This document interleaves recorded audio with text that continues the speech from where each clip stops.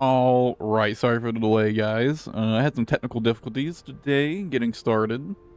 Kind of weird, but you know, suddenly was a weird issue, but not a big deal. Um, the moment. All right. Let's get started. Hope everybody's doing well today. I'm feeling pretty good. I had breakfast today. Can you believe that shit? I do have to stress that that is an abnormal thing for me, tending to eat breakfast. Plan for the day. Like the title says, going to finish up the freyna build. Specifically the Venom injection freyna build. Technically, I still need another catalyst for this build, but I'm not really all that worried about it right now. I don't really need like a maxed MP collector on this build. So I'm just really not that worried about it. So I'd rather go ahead and start working on this build. Although that said, not actually sure what I want to do with it. Right?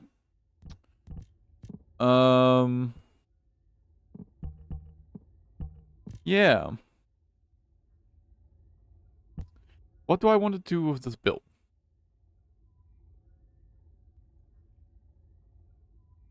Well, maximize conservation is an obvious one. Cooldown reduction. We need the survivability, so we got increased shield overwhelming. Is that a battle of stamina? I'd probably be better off using HP conversion.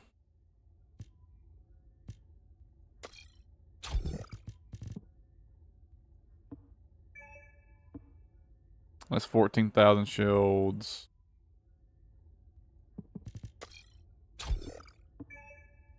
That's 13,000 shields. What about HP amplification? 13,000. Okay. So HP conversion is my best option for survivability there.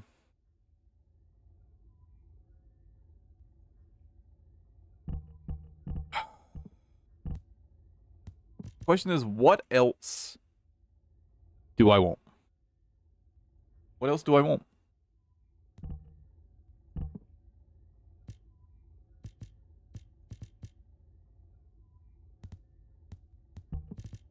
Toxic Master is a pretty obvious one. The pair of Toxic Amplification to get more damage out of Venom Baptism. The question is, what else do I want? I feel like... I mean, considering that I will be regenerating 5% of shields per second, this is probably enough shields. Right? Especially combined with the inversion reinforcement shield recovery.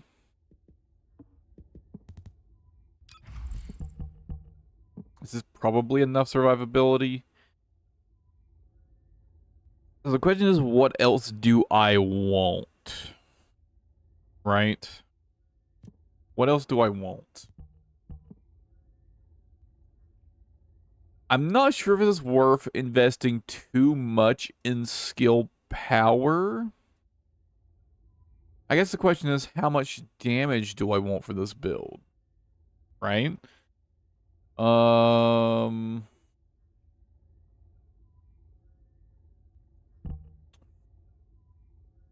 Yeah, I kind of want as much as I can get.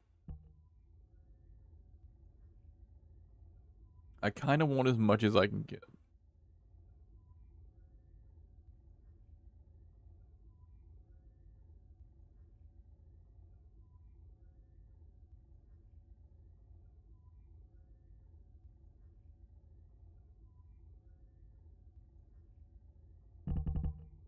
I also think I want both cooldown mod. I think I want both cooldown mod.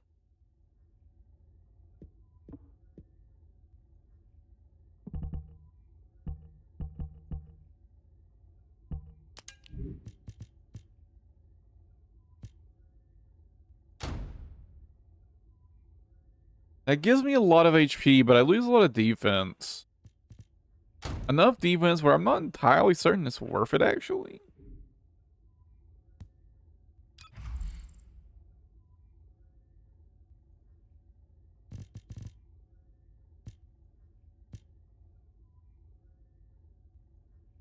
Yeah, I think I want both cooldown mods.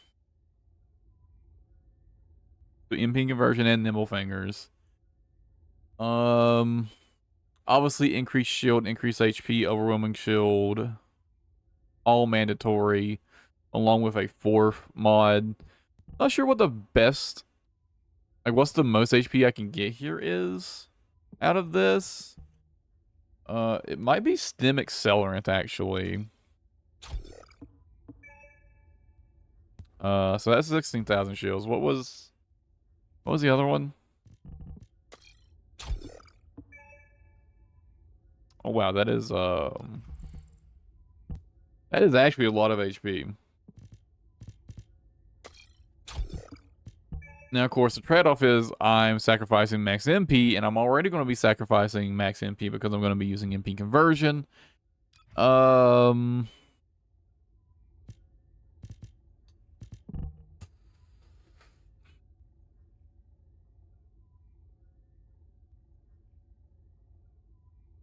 I guess the question is, how well can I offset that MP cost, right? I'm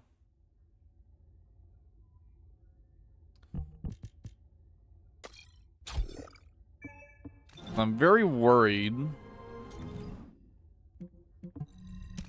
that with this much minus max MP, I'm just simply not going to have enough MP regen to sustain for very long. 실험실에 입장하시겠습니까? Not to mention the fact that if I'm taking damage, I'm not regenning, so, you know. There's also that to keep in mind.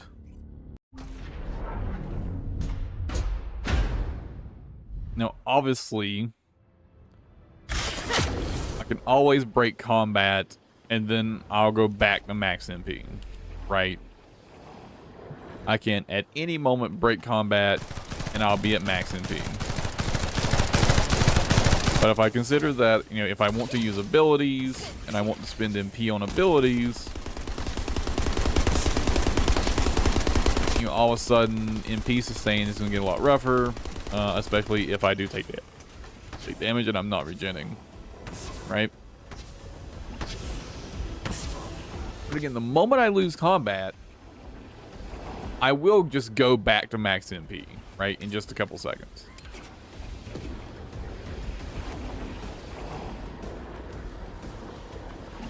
Like, anytime I start getting low MP, I can always just kind of make sure I can always just go break combat, right?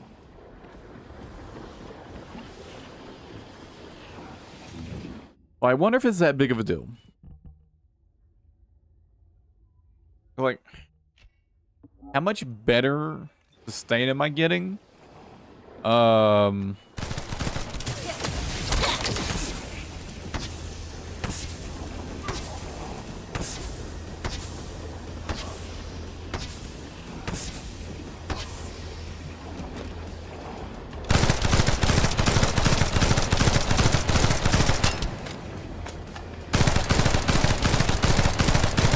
So even with this, I am slightly draining.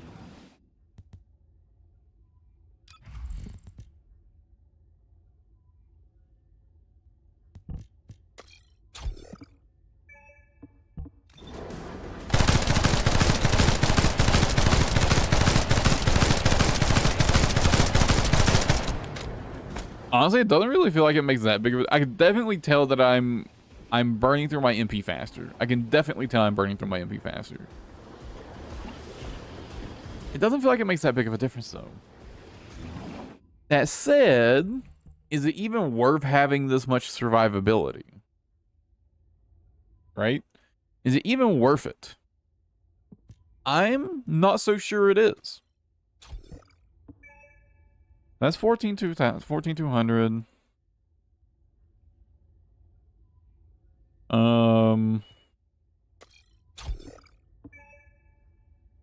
That's 13,500.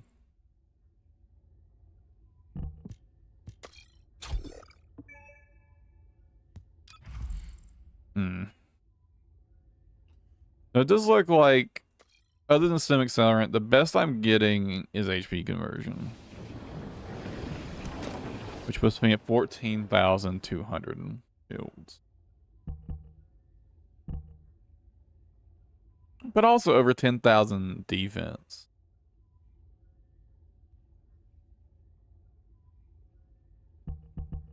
Now I could switch off of this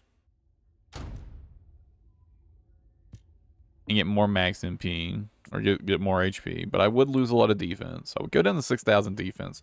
How much how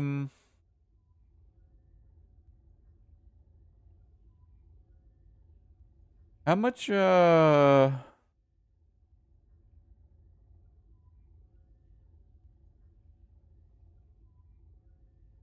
much damage reduction is 6,000 defense?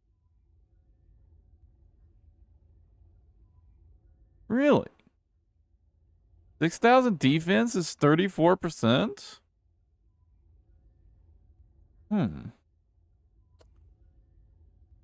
In that case, so that's 22,000 effective health, or 22,700. Oh wait, that's the wrong defense value. That's 24,000 effective health. And this, where is it?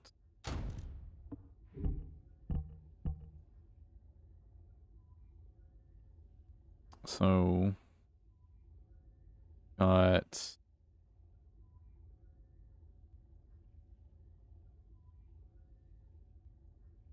the effective health is actually almost exactly the same.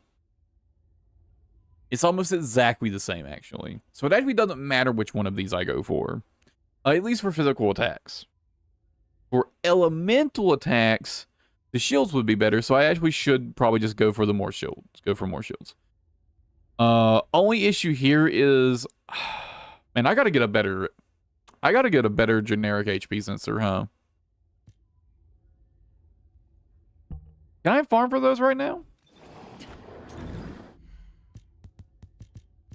Are sensors available at the moment? They are. I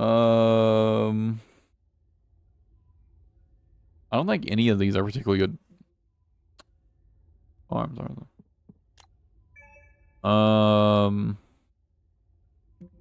Wait, isn't this a good one? Hold on, like, is this the mission I'm thinking of? If this is the mission I'm thinking of, this mission's pretty good.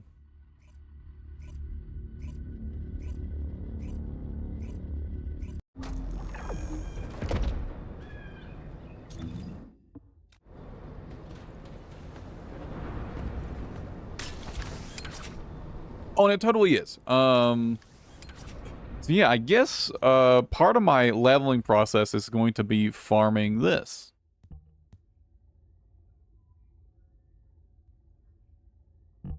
Let me go this back on.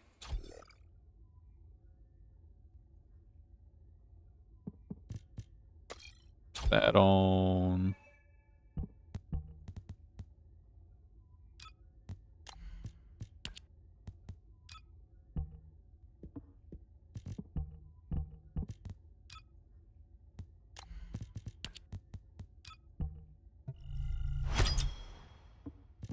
That. Switch to this. All right. And I know this isn't super effective leveling, but I kind of need to, but since I need to farm this anyways, it is what it is.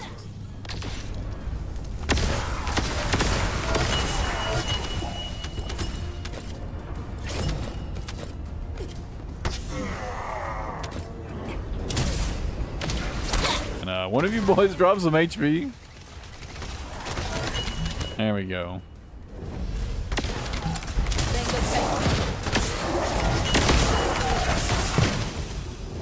And luckily, this mission should mostly clear itself, right?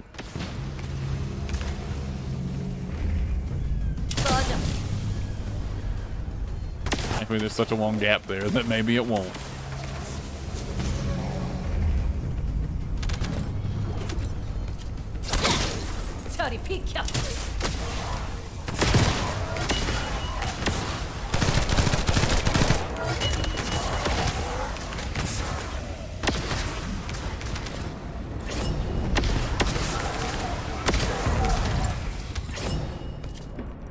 When toxic phase reactors drop here, that's not very useful.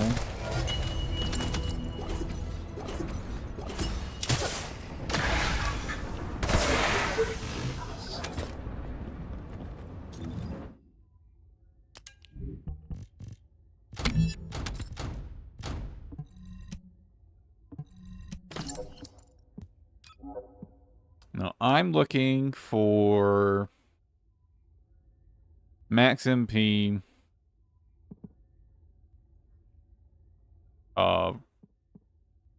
Honestly, pretty much gold or higher. I'll leave it at that just in case it's on like the cusp of being gold.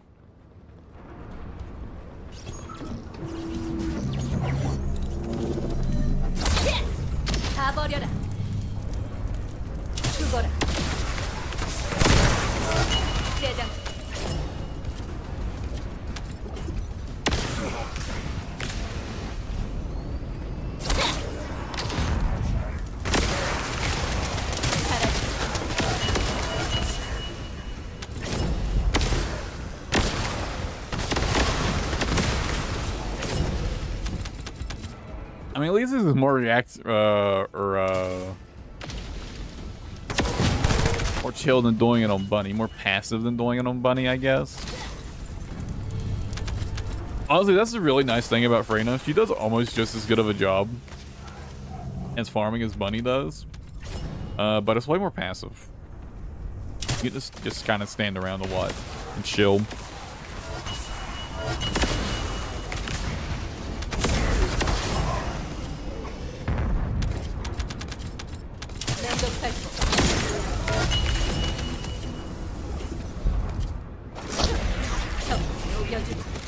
They'll probably shoot me and fucking poison themselves. I guess it's supply coins for something.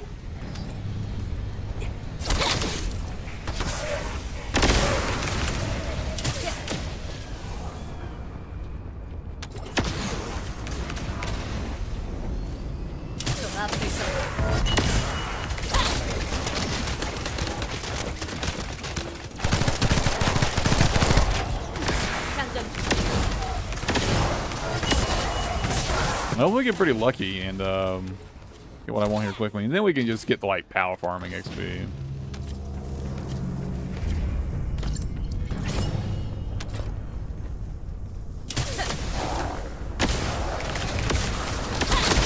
But, I mean, this will be good for all of my shield builds, though, so you know, it's worth it to farm for it.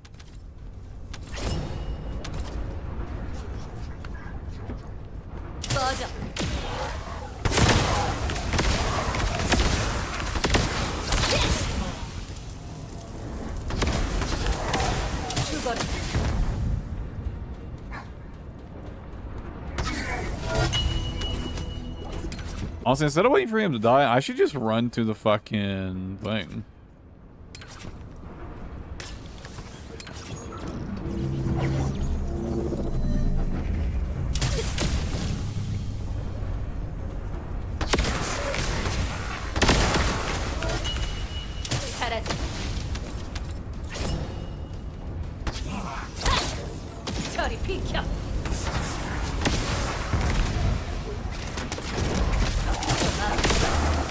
I can get set up and save some time by doing that.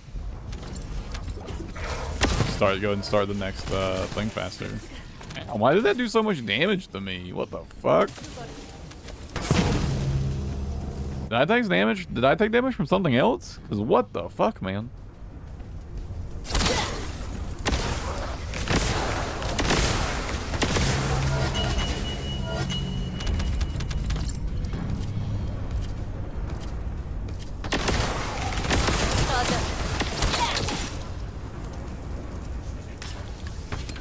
think it'll spawn.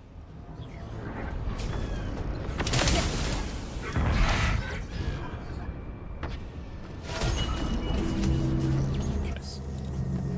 Efficiency.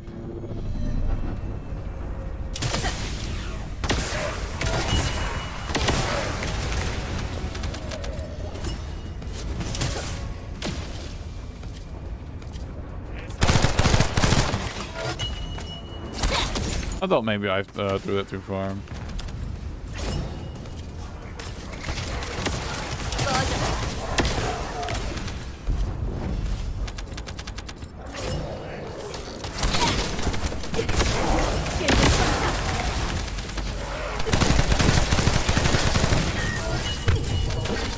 Jesus Christ, those orbs hurt so much.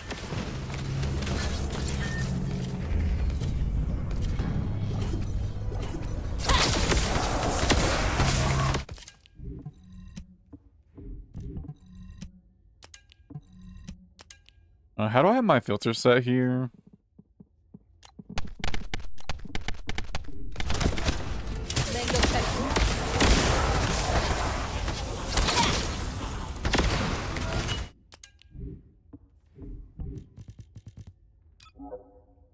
I'll just do my normal, show me all the Wump of Gold Colossus stats.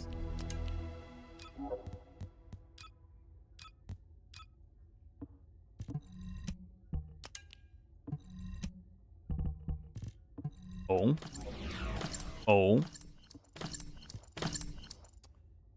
What is defense? Oh. It's such a damn good roll. Why would it have to be a defense sensor?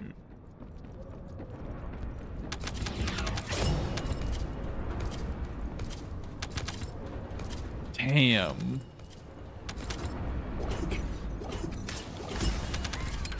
I mean, that also happens to the part that has like the bad defense main stat, so it's not even useful. It's not even useful.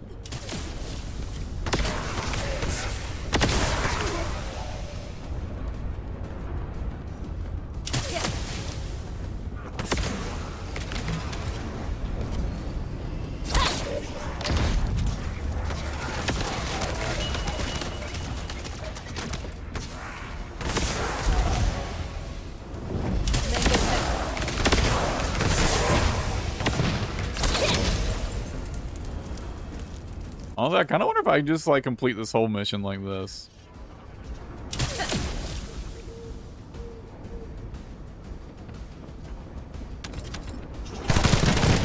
So those guys won't run up. Yeah. That's a shame.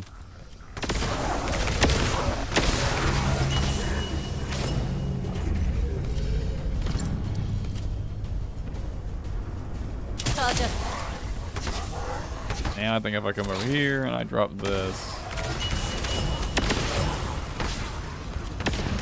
that should be good.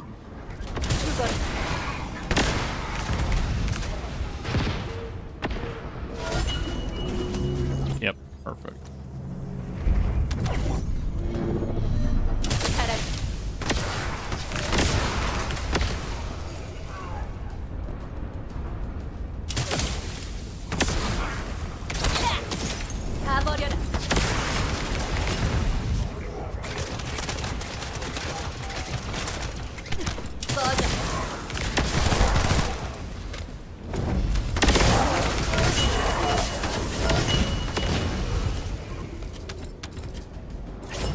Well, I wonder if I can do it from here. Okay, no, unless they see you, they just kind of run up to that corner, huh? Oh, maybe from here then? This should work, right?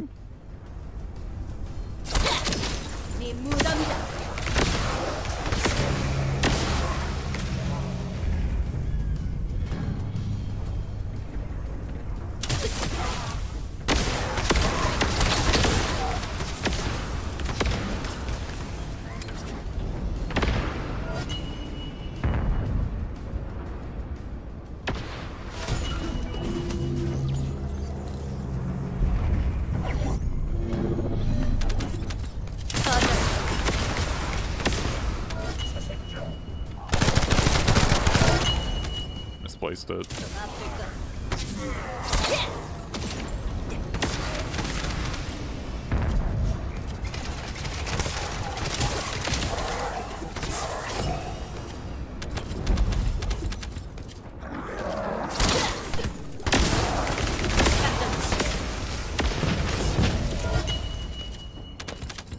Honestly, some measure cooldown would probably go a long way here.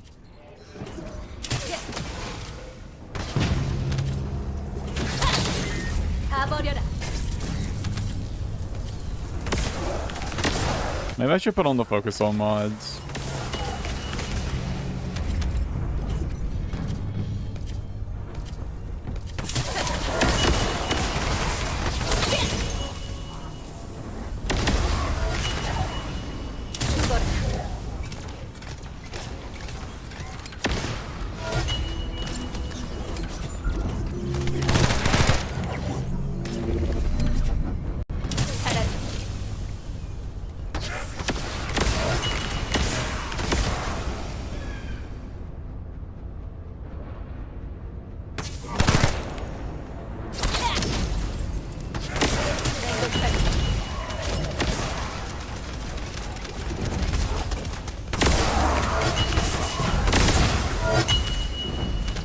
That worked out pretty well.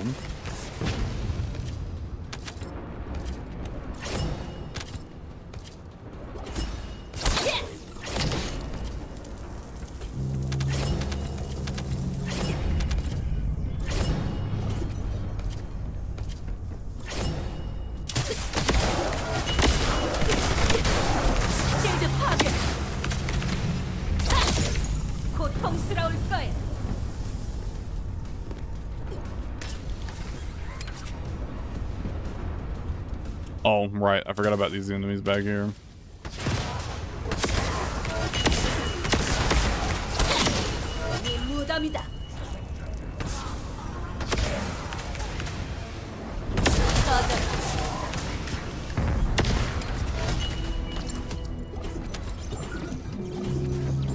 That feels a little faster.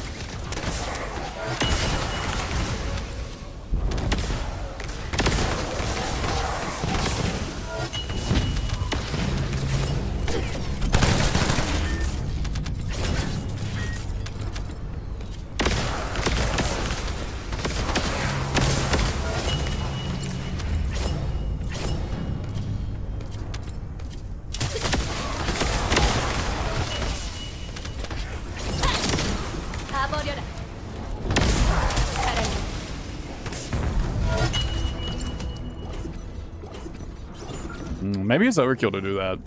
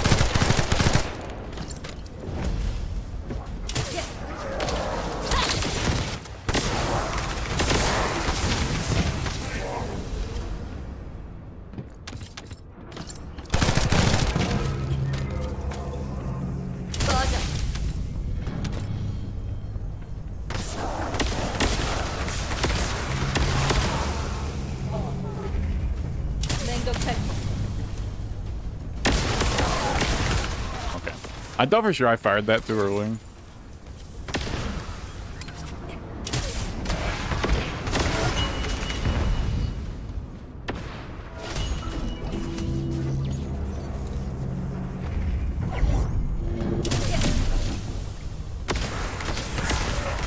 Okay, see, these have slightly different potential spawn spots. They can spawn back here, which fucks up my start.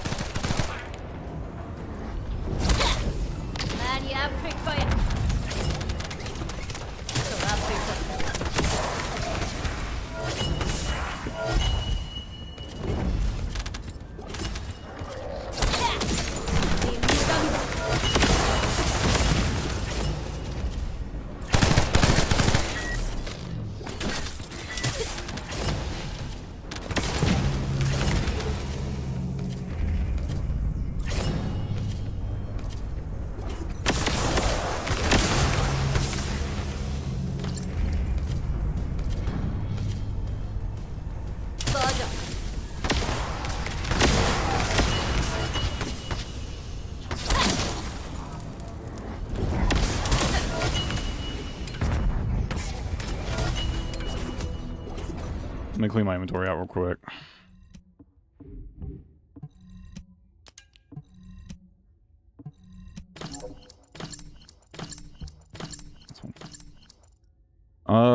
Yeah, there's really no reason for me to keep this.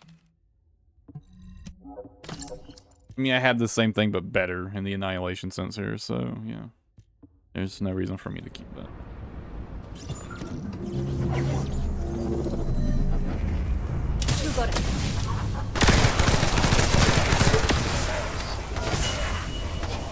I fucked up my initial placement, so this actually kind of helped me out.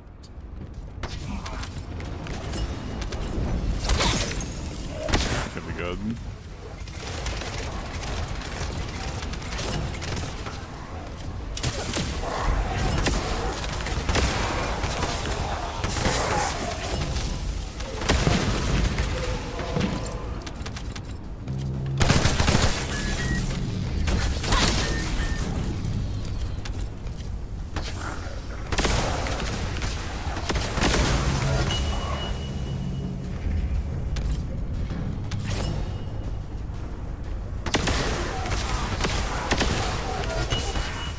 Well, if those are spawned, then the elite should spawn again.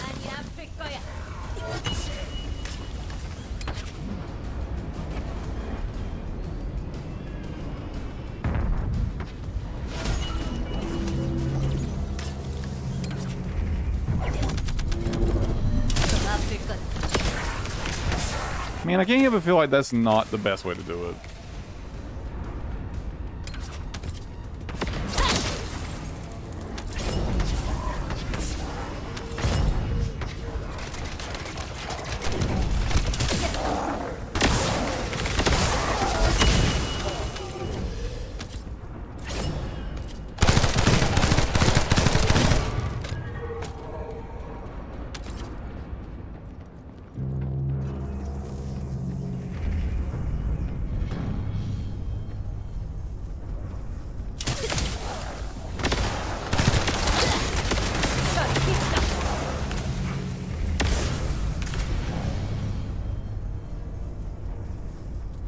Oh, I forgot about these guys.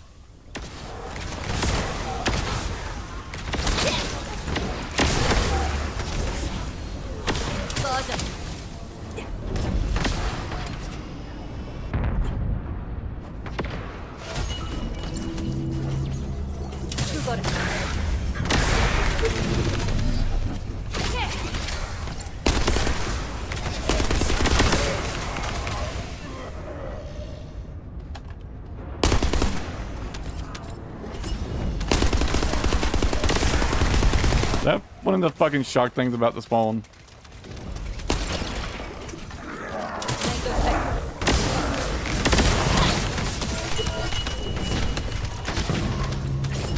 So those things have been obliterating me. I don't know if the shock orbs just do more damage than the other ones or what.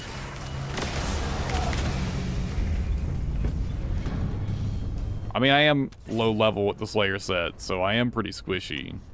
But still.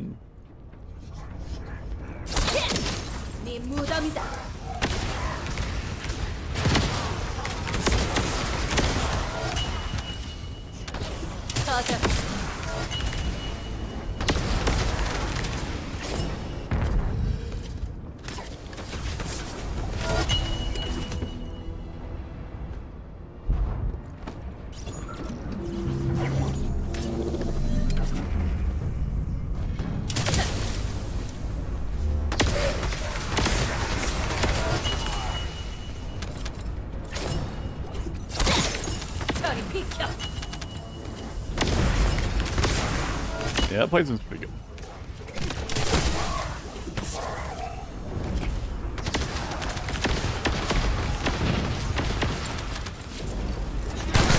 Fucking orbs.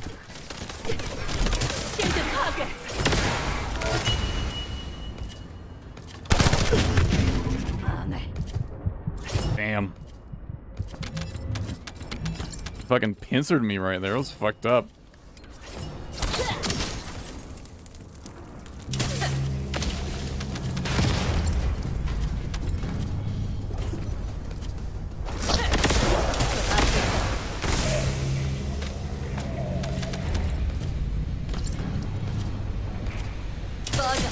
You know, I didn't even check if I had the parts or the blueprints to start another Frostwatcher. Oh, I didn't, so I should probably go farm Deathstalker a little bit later.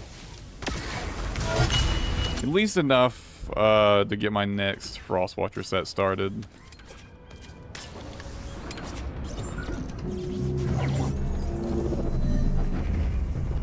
I swear, man, if I could just have slightly better luck with my fucking Deathstalker drops, it would be so fucking nice. Dropping a lot of shit up here.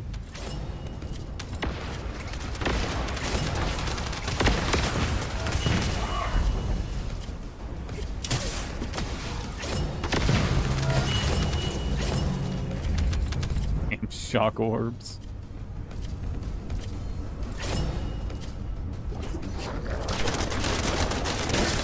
It does only do damage when they spawn. I just wanted to see how much damage it did, but does it just do a burst of damage when they spawn? Is that why they hurt so much? I guess that's understandable. The fire orbs do a dot. The shock orbs just do a single burst. I guess that does make sense.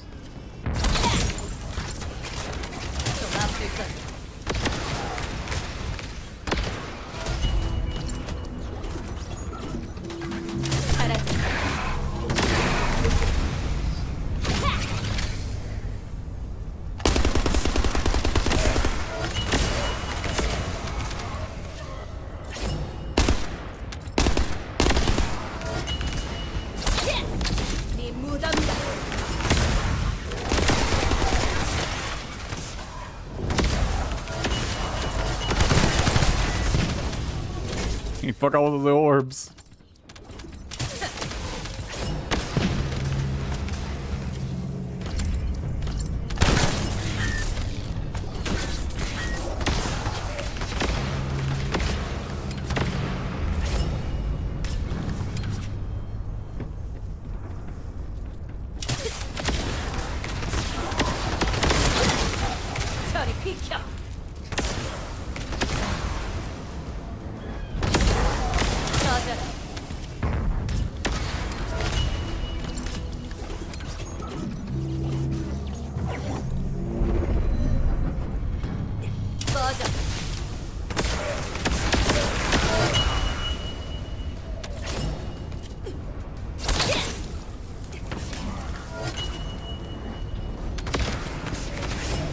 Second there, I thought it wasn't going to reach him. Almost like phase, huh? I mean, obviously, there's no one that uses that right now.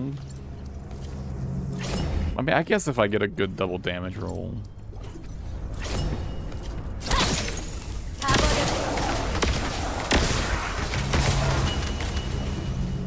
I really need to go through, especially now that they are. Oh, by the way, if you guys didn't see it in the hotfix patch notes from yesterday, they did finally talk about the reactor changes that are coming up.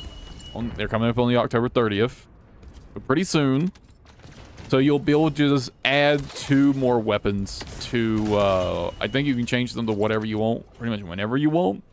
Maybe you got to do it at a kiosk in Albion or something, but it seems like, from the way it's worded, you'll just be able to change, you'll be able to add 2 extra weapons to a reactor, and you can change those to whatever you want. Freely. Is how it reads.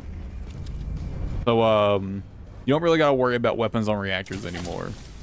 You just gotta worry about the rolls.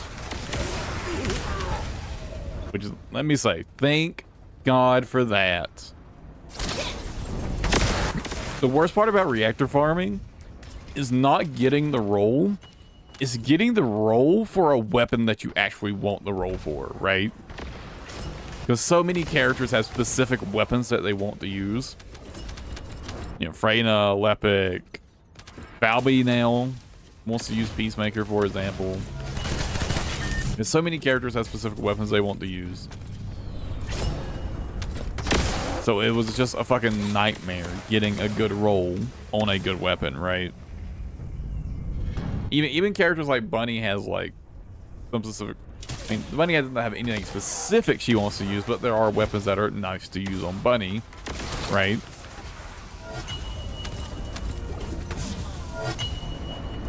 So from now on, these like generic spawn spots that they added are going to be actually really, really nice and be a really good way to farm.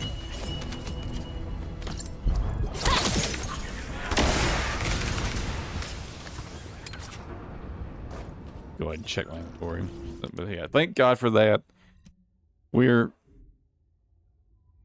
not free from reactor grinding, but it's not going to be nearly as bad. At least we won't have to worry about the weapon on the reactor anymore. And farming.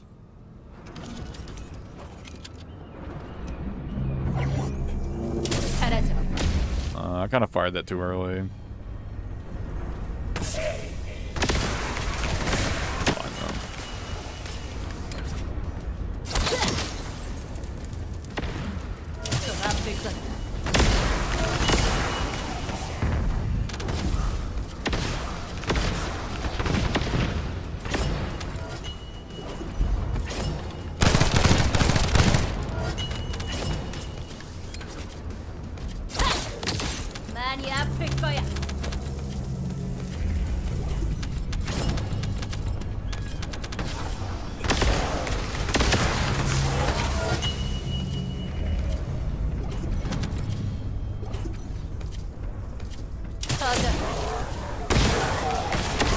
Honestly, I was really just hoping they were just gonna let us reroll reactors. Hopefully they still will do that eventually.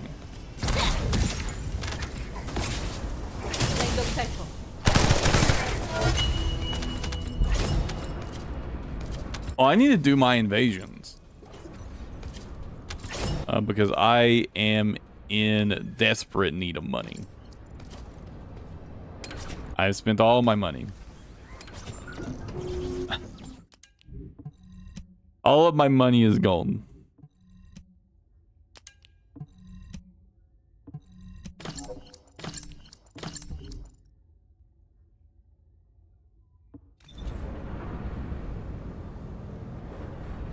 Well, let's take a short break from this.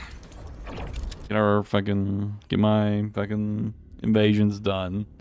Get a little bit of cash.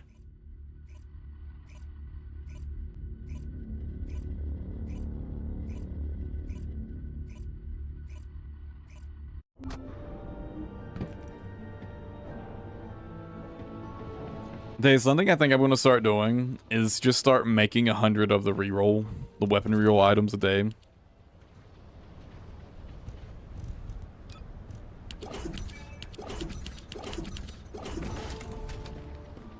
Because if you guys missed it, yesterday I started working on rerolling mine during Legacy.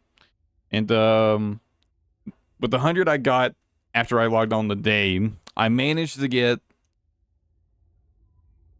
a solid couple substats, right? I still kind of want to reroll that to get like gold crit damage and like preferably, I think gold firearm attack is better than weak point damage on Enduring Legacy. I'm pretty sure about that. I would still like to reroll that a bit.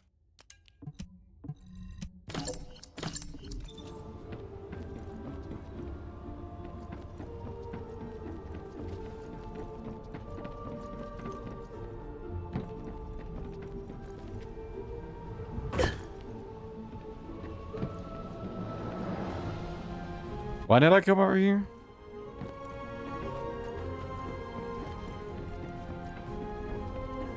I don't think there was a reason. Because I came back to Albion to do my invasion.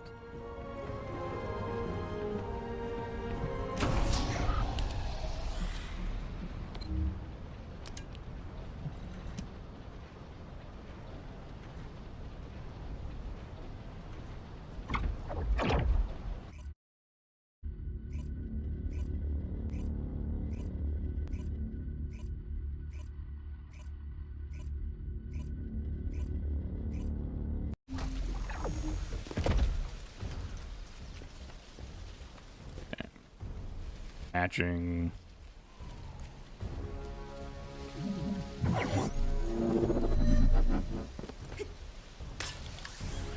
계승자. Come on. 블러스 기술로 개조한 성각자 병기로 역배열 에너지를 발생하고 있어요. 그걸로 관문을 방어하고 있군요. 병기 Circle, square, X. Okay. 바닥에 있는 구조물에서 아르케를 끌어와 방출하고 있던 거예요. 계승자, 내가 병기 내부에 저장된 아르케 향기를 표시할게요. 당신의 아르케로 에너지 연계를 차단할 수 있어요.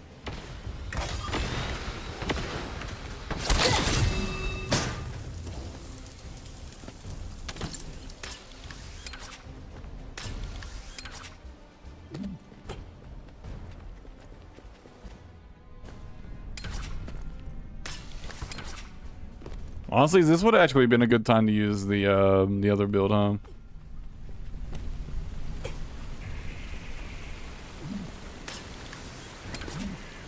Like square, circle.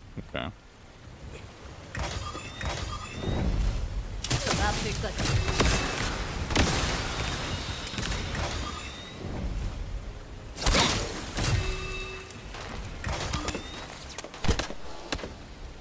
사라져.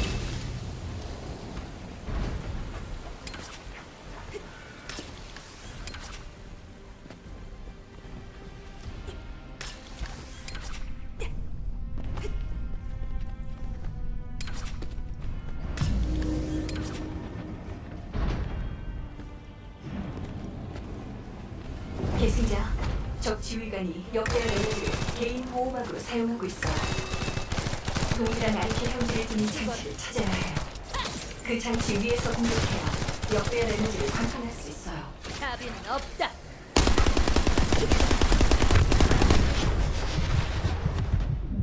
Why did I stand right in front of him like a fucking idiot?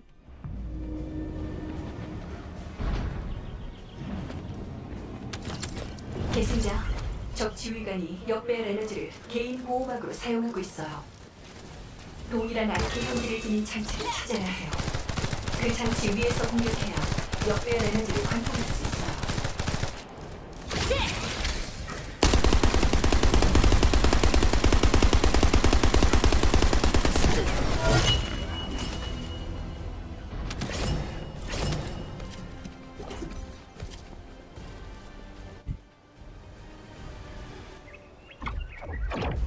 Alright, well, let's not do that again.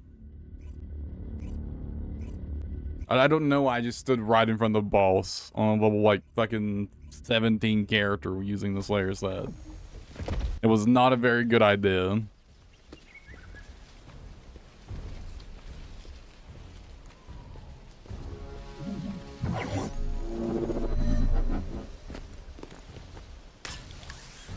계승자, Triangle X 적들이 발로스 squared. 기술로 개조한 성각자 병기로 Okay. 역배열 에너지를 방출하고 있어요. 그걸로 관문을 방어하고 있군요. 병기 내부에는 Shit, I kind of forgot which ones it was. 아르케를 끌어와 방출하고 I think it was this one? And maybe this one? 내가 병기 내부에 저장된 아르케 형질을 표시할게요. Yep. 당신의 아르케로 에너지 연결을 차단할 수 있어요.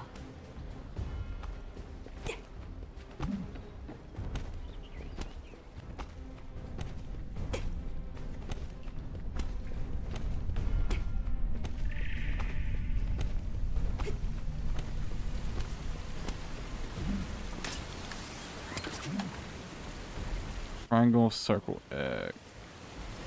Okay. 맹독할 거.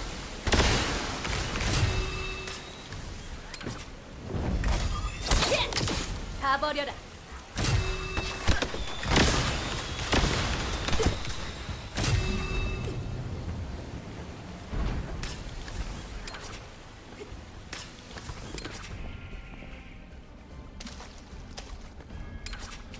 What? There we go.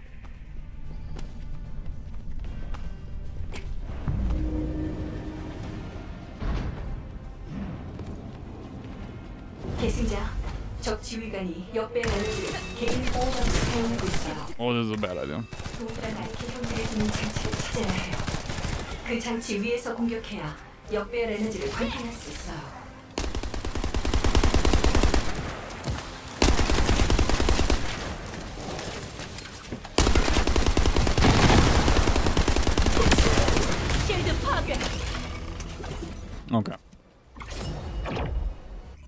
That was kind of a disaster. That did not go well.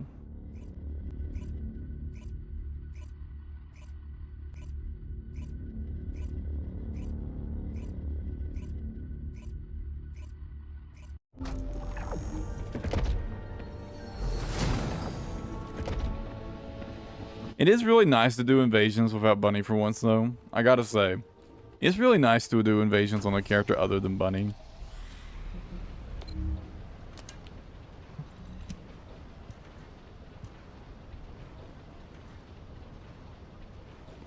I guess I just got so used to running these on Bunny that it's just refreshing to do them on a different character.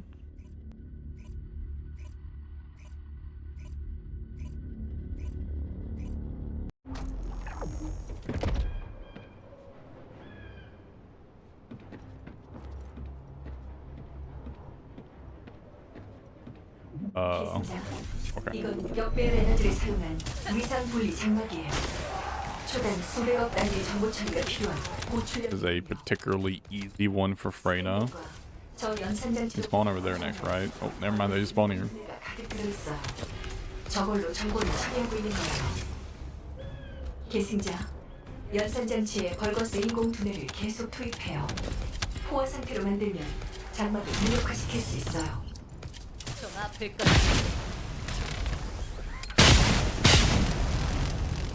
Kind of weird that you can poison those, but you know, I'll take it. Well, I guess I'm not poisoning them. I'm applying the dot, right? It does. I don't know. It just feels weird to me that you can apply the dot to the door.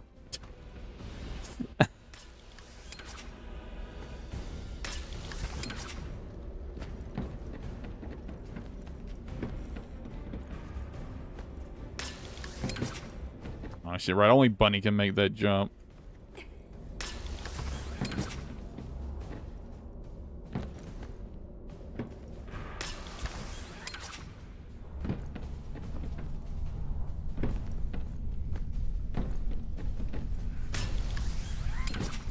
That's such an annoying to traverse in area to. That's such an annoying area to traverse in reverse.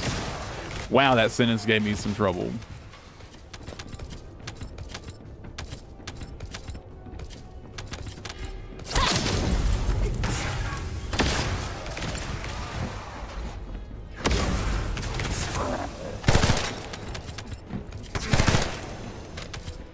I wonder if that guy got poisoned or not.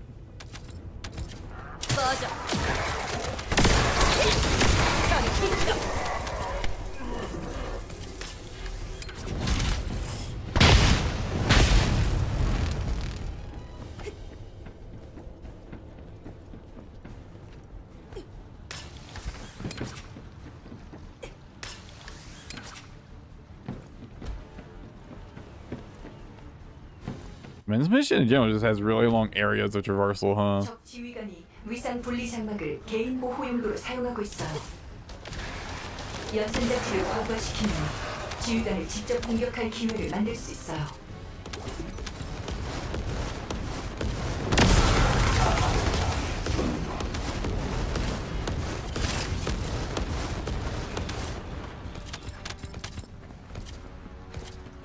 Them already got it.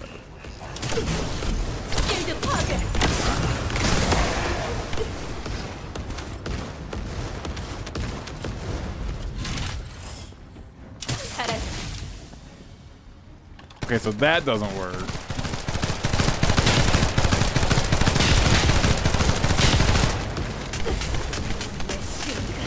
And the second I killed the thing, you start beaming me? That's fucked up, man.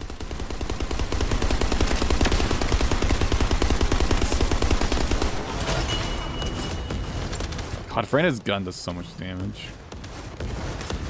Freyna's gun really just does an absurd amount of damage.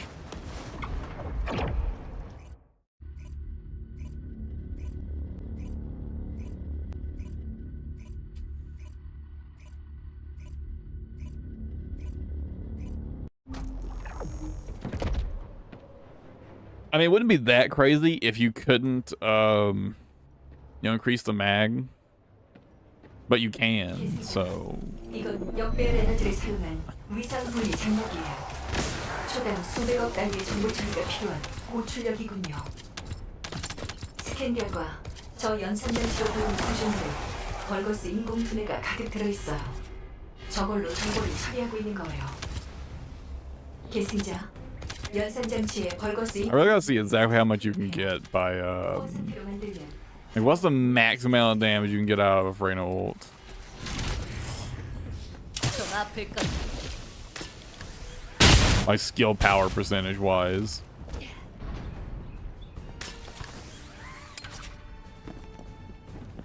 Honestly, do I have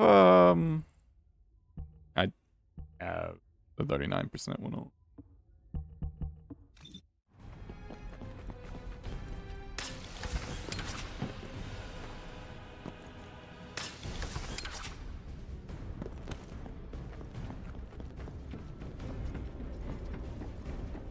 끝장을 내주마. This is at 94. Okay. I was wondering how many extra shots I got out of the Slayer set. Gives you 4 extra slots. 4 extra shots. Fuck, dude.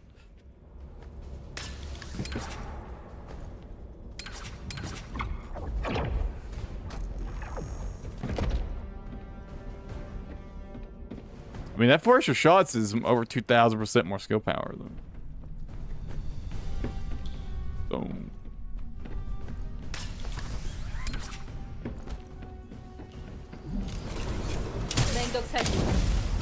Not even including the fact that it actually does give you a skill power bonus, right?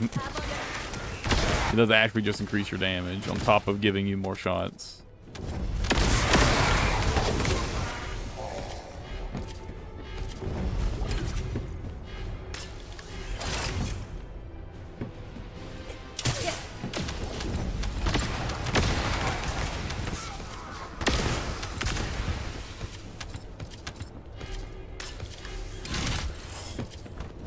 사라져.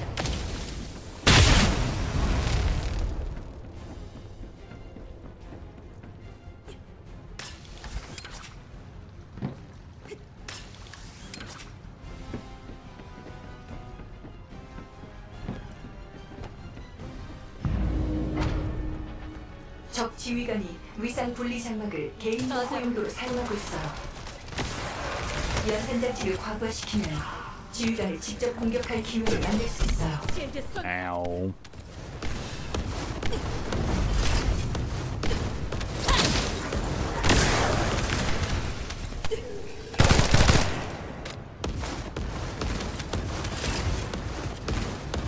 One more.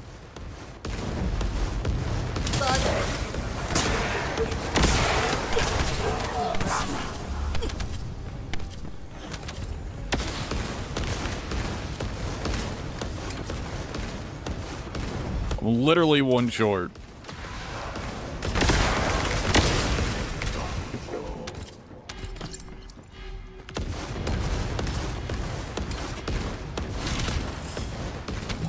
If I can do this. 많이 아플 거야. Anyway, it does work.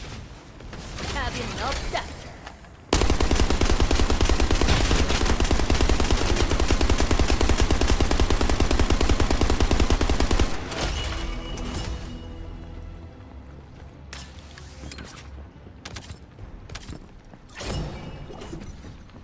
That's quite a bit faster than shooting them manually.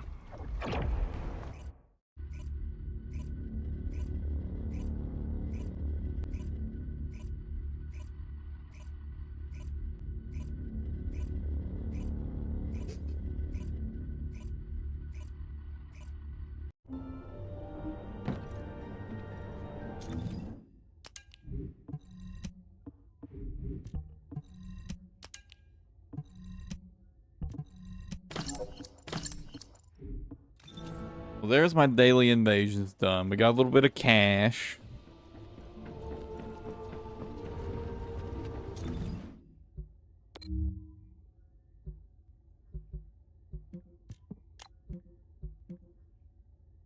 Just back to farming, I guess.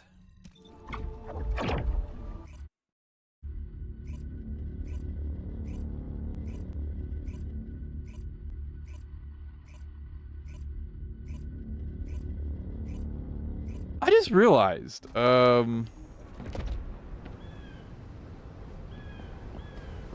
Do you get no XP in invasions, or is it just very little XP? I started those at level 18, right?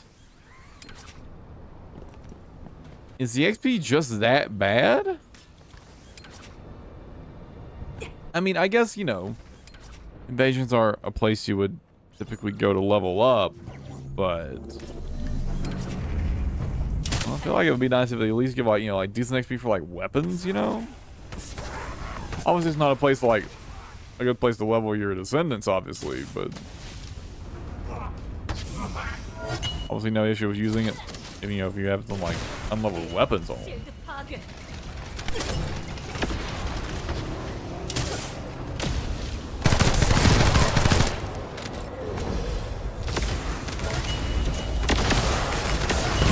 Hey, watch those fucking bombs.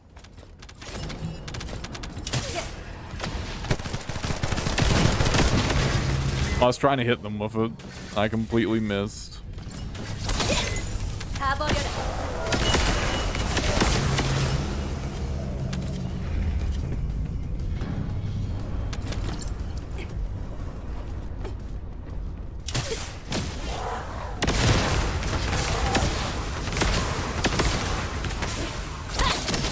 네 무덤이다.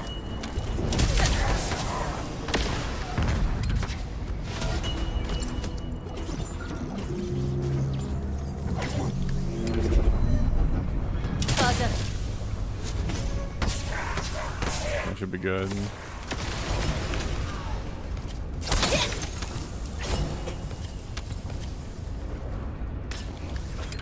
좀 아플 거다. It was, in fact, not good. 죽어라. 다 버려라.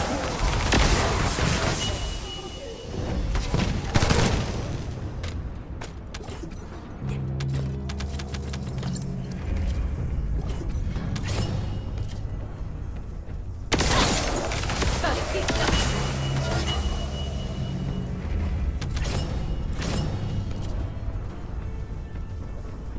꺼져.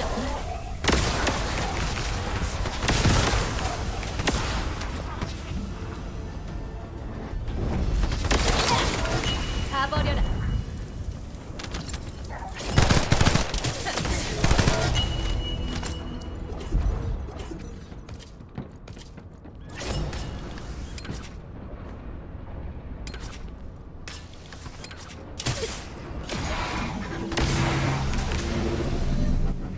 By the way, you know, I kind of want to rant about this for a minute. You guys know I play Overwatch quite a bit. Well, I've been playing quite a bit. At least the past, like, you know, weeks. A new patch came out, like, yesterday, I think. Where one of the characters from Matra, kind of his whole deal was that he's got two forms. He's got like a standard form where he pokes from a distance, and he's got another form where he gets tankier and he punches things, right? And kind of his main thing was that he could punch through shields. So it's kind of his main gimmick, right? He can punch through shields to apply pressure. And that was kind of how he managed the pace of a fight, right? 좀 아플 거다. So for some godforsaken reason, who fucking knows why, the fucking balancing team decided he needed a rework. That nobody asked for this, by the way. Literally nobody asked. So for some reason now, he no longer punches through shields, but he does 2.5 times damage to shields. Which, depending on your perspective, that's either really bad or maybe not that bad. And, you know, and my first thought was, okay, it's probably not that bad, right? It makes them worse against certain shield tanks, but better against others. So, you know, there's like some downsides, but there's also some upsides.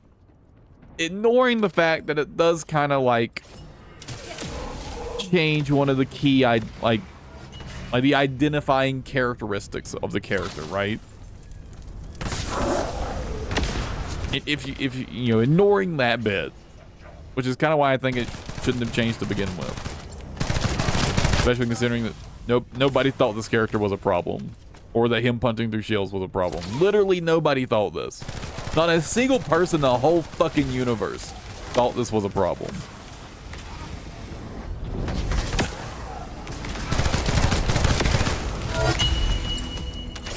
But I actually spent some time last night playing a little OverWatch and seeing how the changes felt. And I've come to the conclusion that they're fucking awful. And way worse than people think. Not necessarily because his matchups against certain tanks are better or worse, or that even that it changes his defining characteristics. The big issue is that he really struggles to apply pressure through shields now. And this has a couple ramifications, because he can't damage past shields anymore, right? With his punches. There's kind of two big issues here. One, you're not applying pressure through a shield. So anyone standing behind a shield is free to just shoot at you. And they're not worried about you, right? They know you're going to get through that shield quickly, but there's so much burst damage in Overwatch that there's a very good likelihood that you'll just get fucking blasted while you attempt to destroy that shield, right? If you're not getting like full pocketed by both the ports, right? So actually just standing there and breaking shields isn't quite as easy as you might expect it to be. Honestly, my thought was every time I see a shield, I'm just gonna fucking blast it, right? And it's just gonna disappear. Was my like thought process. But I felt that people quickly got pretty used to like, oh, the Rams in punch form, just shoot him. I'm behind the shield, just shoot him.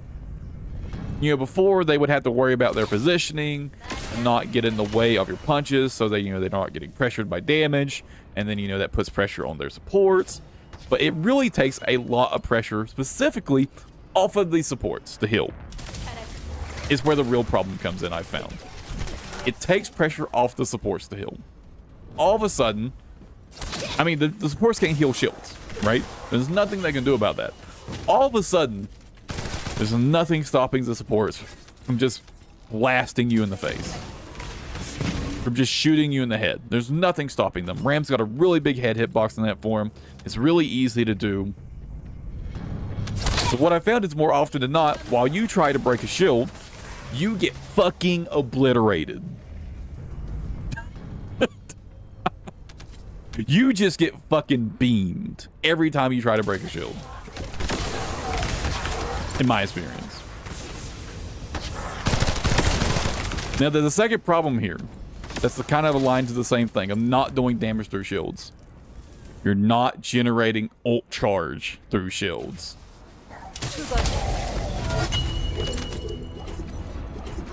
And this actually really sucks for Ram, because one of his like kind of more reliable ways to generate ult charge, push like just punch the tank, right? Just punch the tank, get some ult charge. You probably won't kill them, but you'll get some ult charge, right?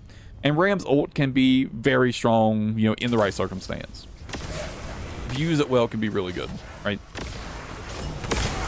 But now, it's harder to get your ult. It's quite a bit harder to get your ult, actually.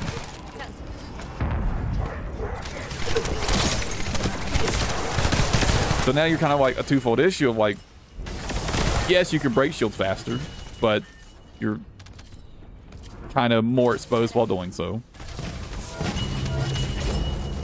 And you don't generate ult charge as quickly. Shields. Right?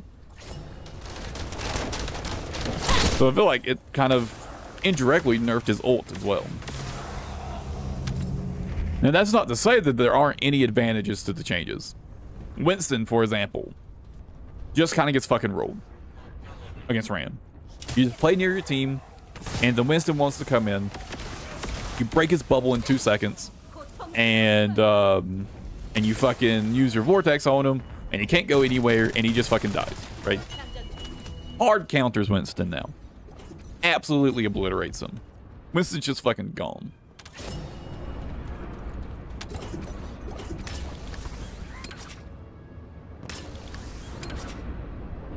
Honestly, it doesn't really change the matchup against Sigma that much. Unless the Sigma's really, really bad. But at that point, who cares? It's not really a character matchup, it's just a player matchup. The player is just bad at Sigma.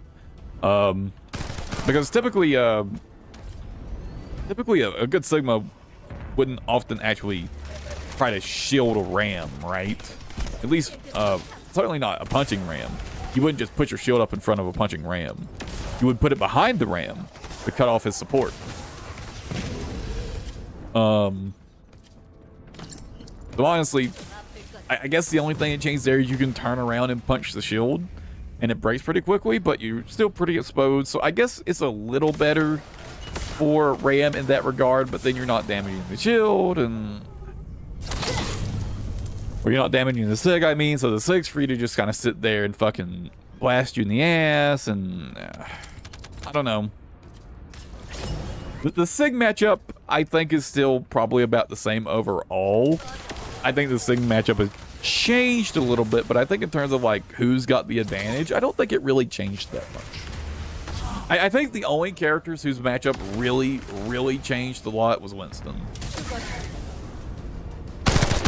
I think you just obliterate Winston now. Winston just fucking evaporates as long as you play near your team. Winston can't do anything. Which I don't think is necessarily good.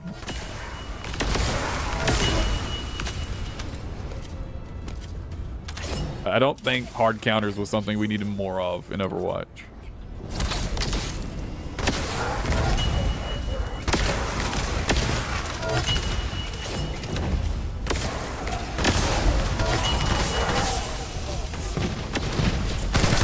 I also don't think the matchup against Reinhardt, I feel like a lot of people are talking about how Ryan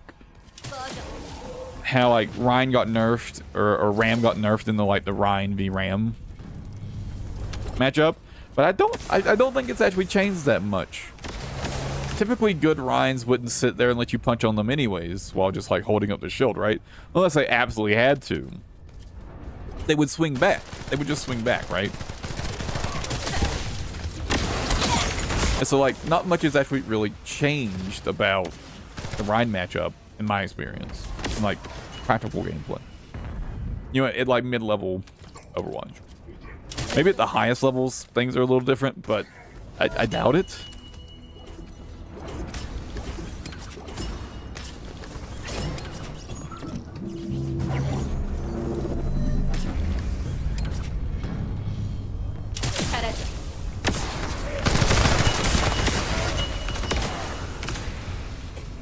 But yeah, I think the Ram changes are really bad. I think the Ram changes are really bad.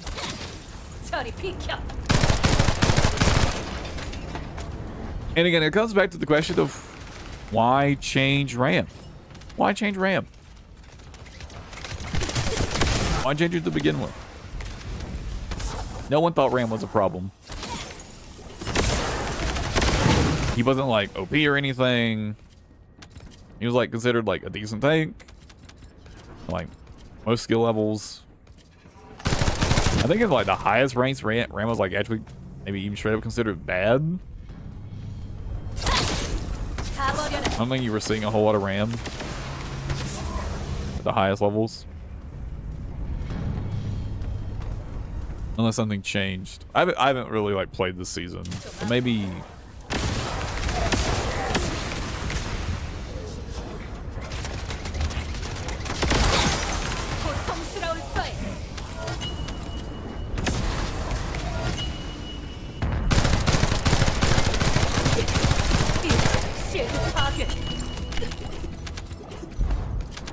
and you know, the only thing I can think of is like, what was the main purpose of this change?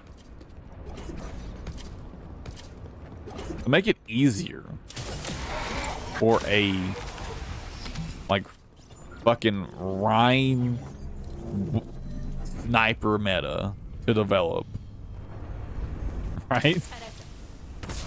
Which, considering that the mythic skin for this season is Widowmaker, a sniper, it does kind of make sense. If they're trying to like push the game towards a fucking sniper meta, I feel like it kind of makes a bit of sense.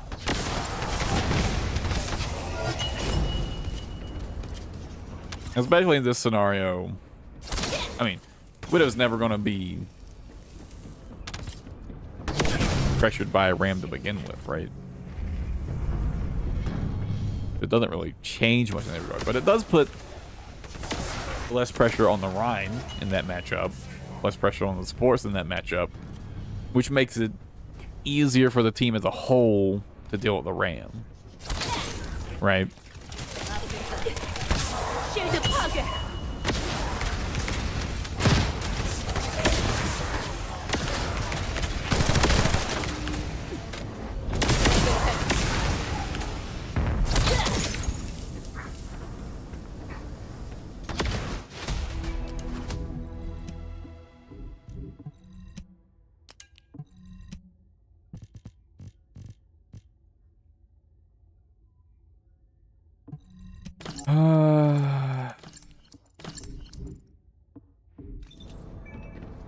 I was really hoping I would get lucky and this wouldn't take that long. But we could be here a while. 터져라.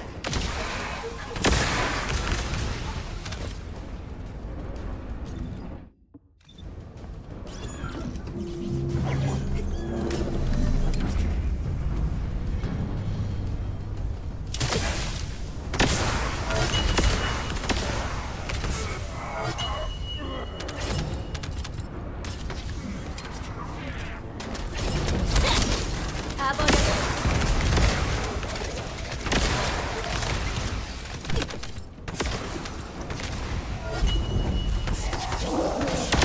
I kind of really need to go get a drink. For some reason, my throat's really dry already. I had something to drink right before the stream, but my throat's obscenely dry for some reason. Oh, is that on top of the roof? Oh, back here.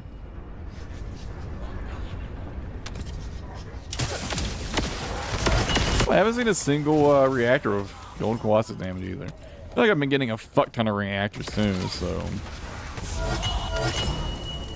I'm surprised I haven't even gotten one Gold Colossus reactor yet.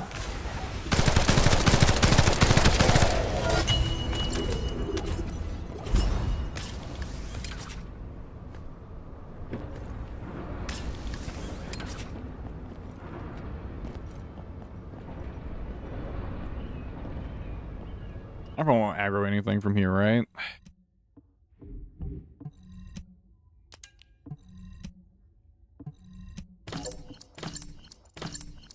Alright, guys. I'll be back in just a minute. Go grab a drink. And, yeah, I'll be right back. I can, there we go.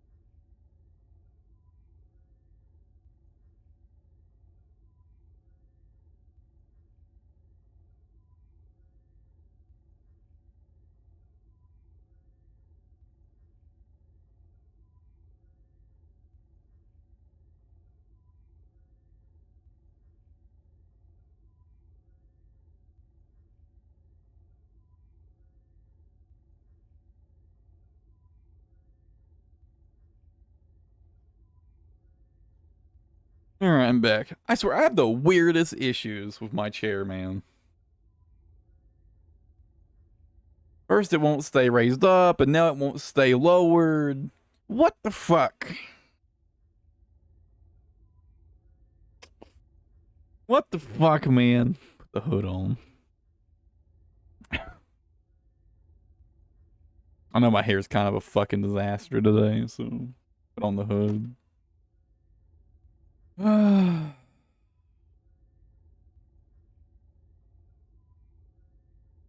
does this even happen? How does the chair, like... What the fuck is wrong with the hydraulics on my chair that it starts raising itself?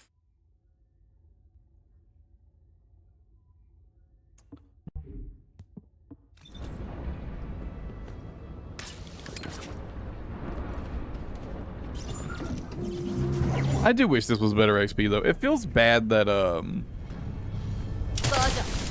it feels like you can't efficiently farm for like more than one thing at a time in this game. Right? So I can't like realistically farm for good XP and drops at the same time. I mean, I guess you could farm XP and like amorphous codes at the same time, but you know, about it.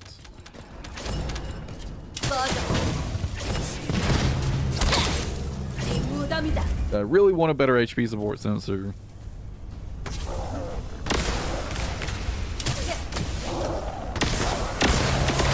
My shield builds.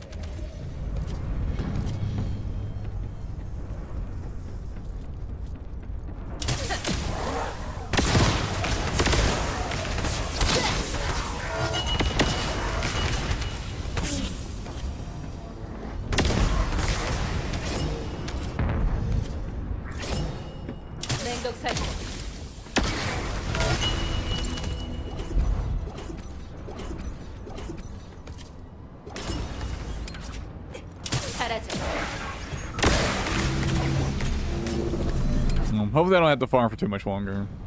And just get lucky, get the roll I need, and I can move on.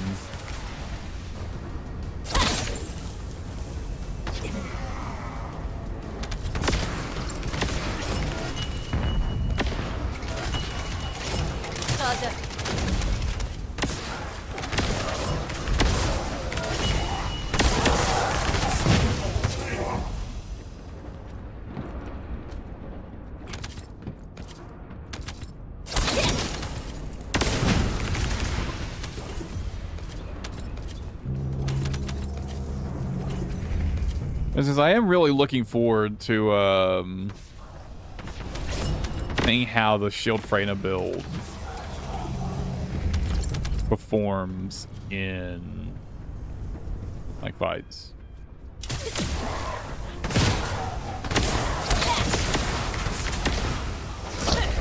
I've seen some people running it, but I'm convinced that they're doing something wrong because they do not a lot of damage. Hell, it feels like I'm always doing like at least half of the boss's HP myself in most fights. Not to say that there aren't times when like the other players have good builds. And I've definitely gotten carried a couple times, especially times where I just fucked up and played really bad. Although I guess that really hasn't happened while I've been playing the Haley build. Dude, the Haley build really surprised me with how good it does as a shield build. Haley really, really caught me off guard with how good she is as a shield character.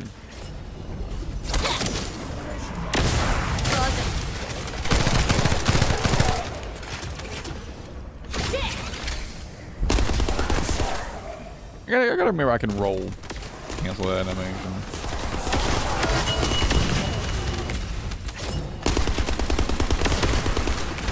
I'll get used to it eventually.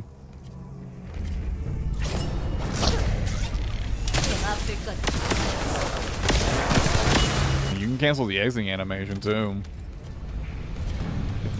Although you can do it by casting abilities.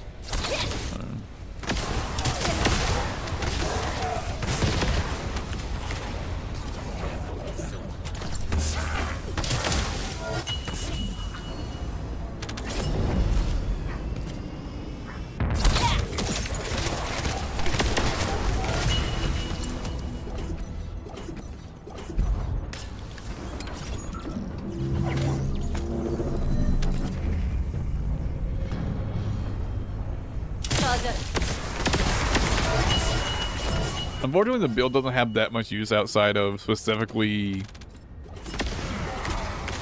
running Venom injection builds. So, I can't really use it right now while I'm leveling and farming. Well, you know, just not enough AoE.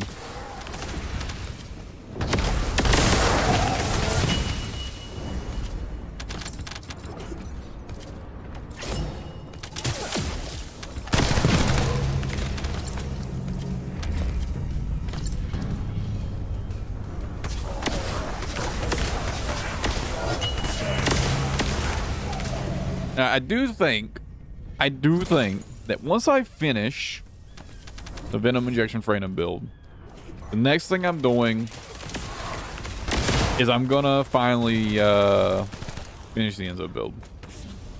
I'm gonna finally finish the Enzo build.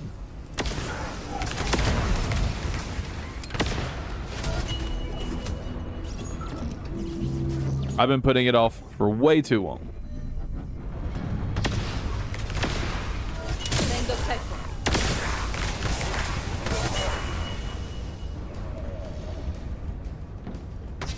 And I know how crazy strong Enzo is, so there really is no reason for me to put it off.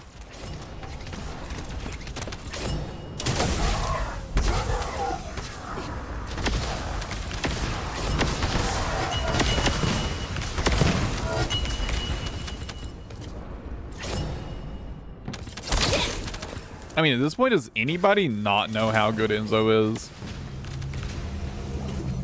I mean, Enzo definitely kind of got slept on by the first few weeks of the game, but I feel like people pretty quickly figured it out. That's fucking insane.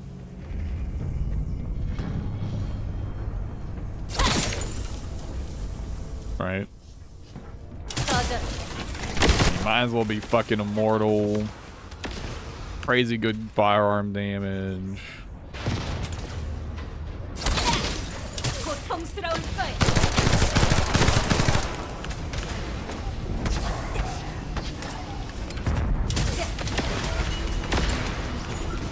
You know, it doesn't have, like, you know, some of the insane burst damage that some of the Descendants have, but he doesn't need it.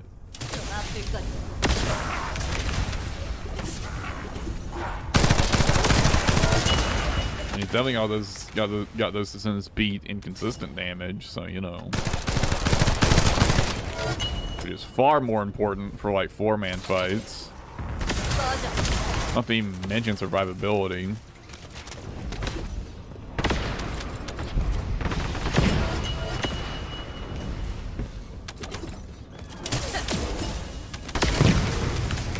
You know, I always kind of like really fucking surprised when I see Enzos go down. It's always a shock. Like, fucking how, bro? Fucking how?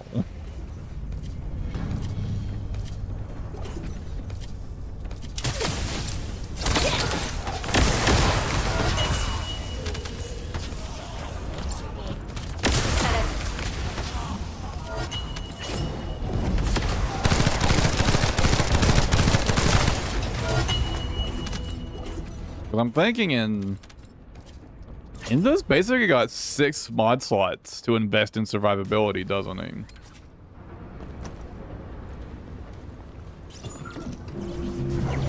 Because you want your duration and you want your cooldown. Right.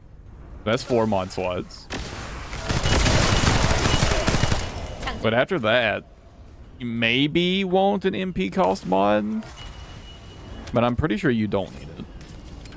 Or you like almost certainly don't need it. As long as you've got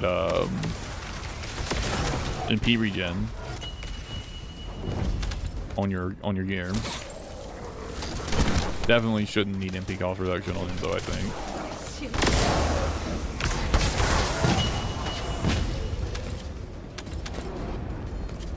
But even if you do run an MP cost, that still leaves you 5 survivability mod slots.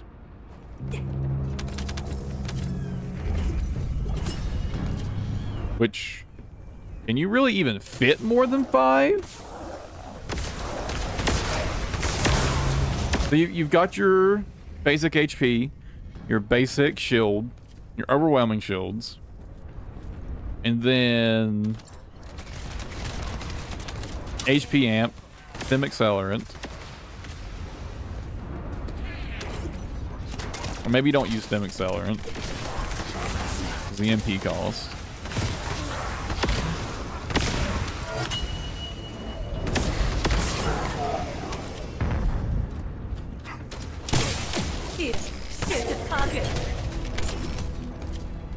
But if you're using MP conversion, or not MP, or maximize conservation, you're probably fine using stim accelerant.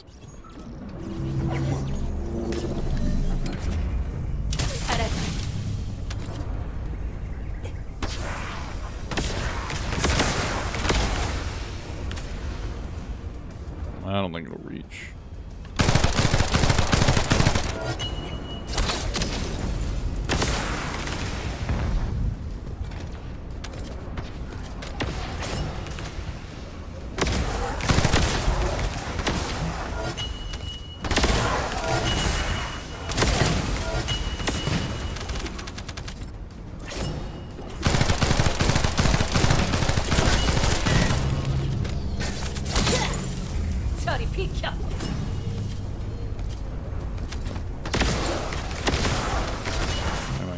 Full.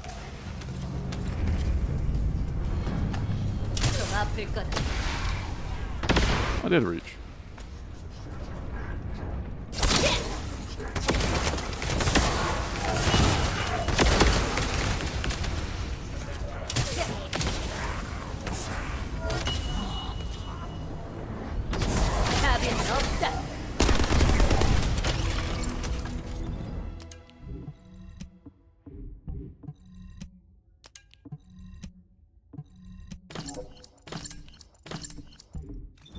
Fucking nothing.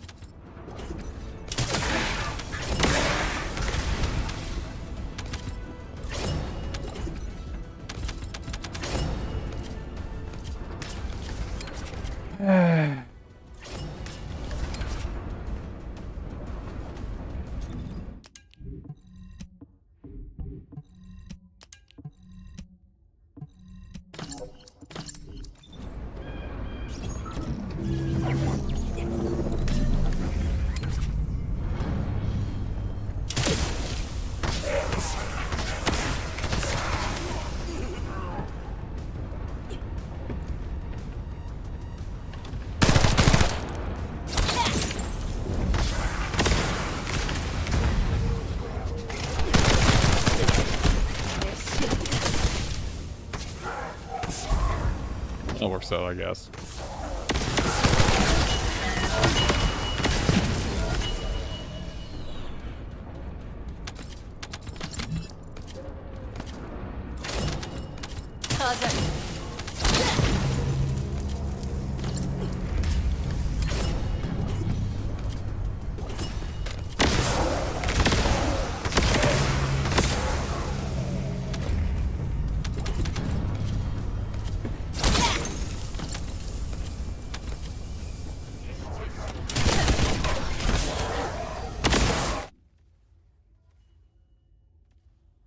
I guess at least I'm also getting a little bit of gold out of this, but I mean, it's not that much.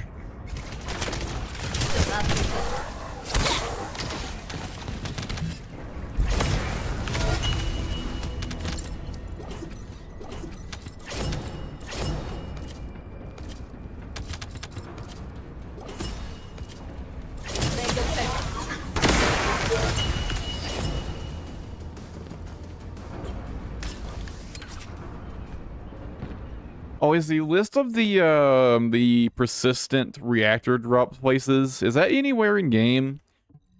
Or do I have to like go fucking look that shit up?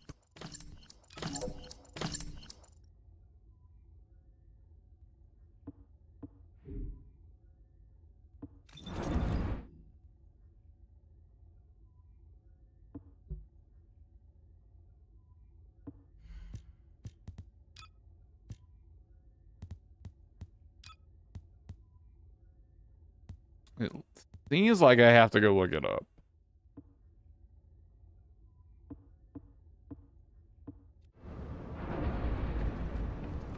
That's annoying.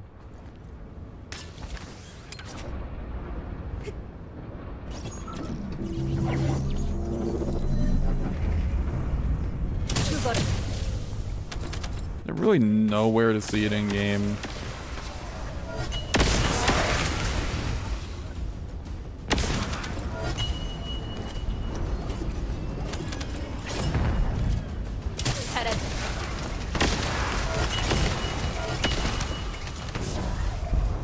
With the reactor changes happening, kind of the key thing to look for going forward is just going to be looking for good farm spots for the element and skill type you want. I'm going to go out on a limb and assume there's not a good farm spot for every single reactor type. So the key is going to be keeping an eye out for good reactors of the type you want. Since the weapons aren't going to matter anymore. Unless, when they say you can add any weapon you want, they mean weapons within the same archetype. But they haven't said that at any point. I don't see any reason to assume it won't just be any ultimate weapon.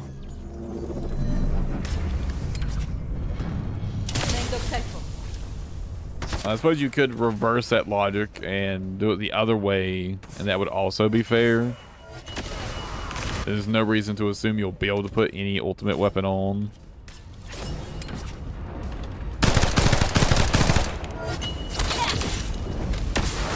That would also be totally fair.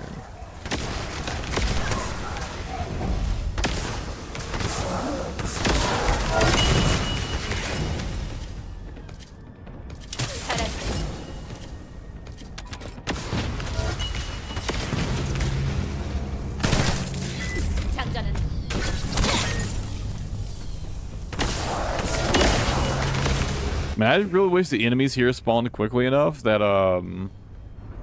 just do like the whole mission by putting down one puddle and just spread for the rest of the mission.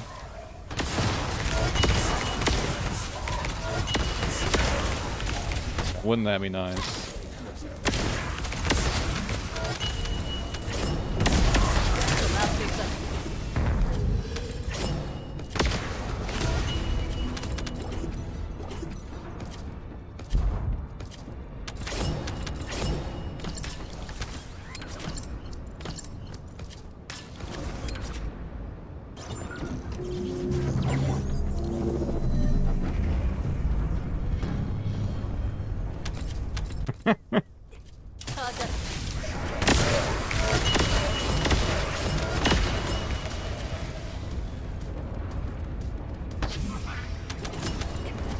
You'll be fine, Brenda.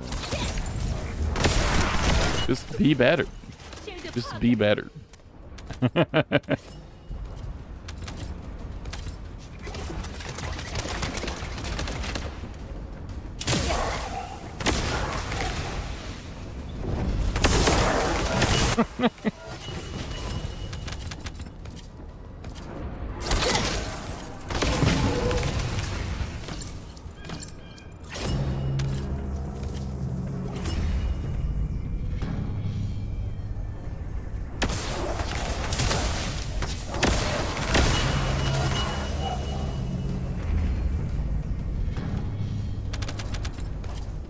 I'm probably have to take a break from farming this for a bit soon because this is fucking mind-numbing.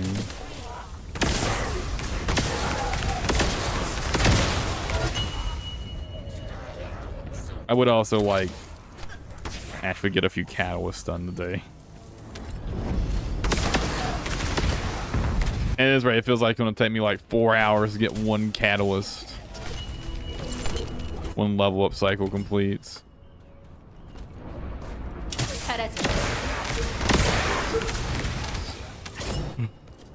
Why don't I just do it now?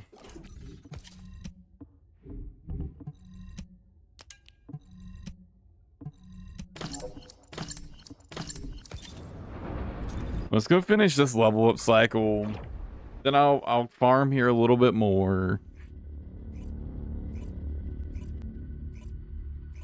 Racing ants and spiders. 5-second reload. Sorry, I was trying to say 9.5 seconds. Damn, so not even a 50% uptime. I mean, it wouldn't even be 50% uptime, including the startup. That's brutal. That's brutal.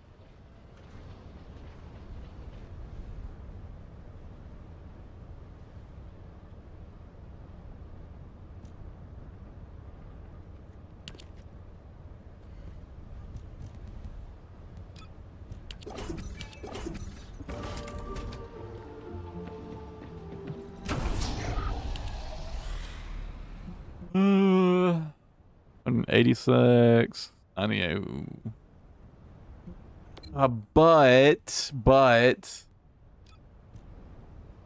this one does give. I will get that one material, murky energy residue, from farming this.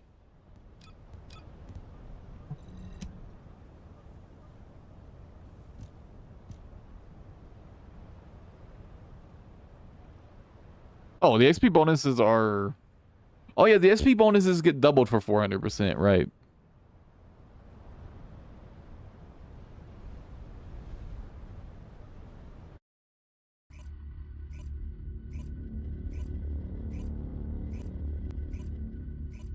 I forgot about that.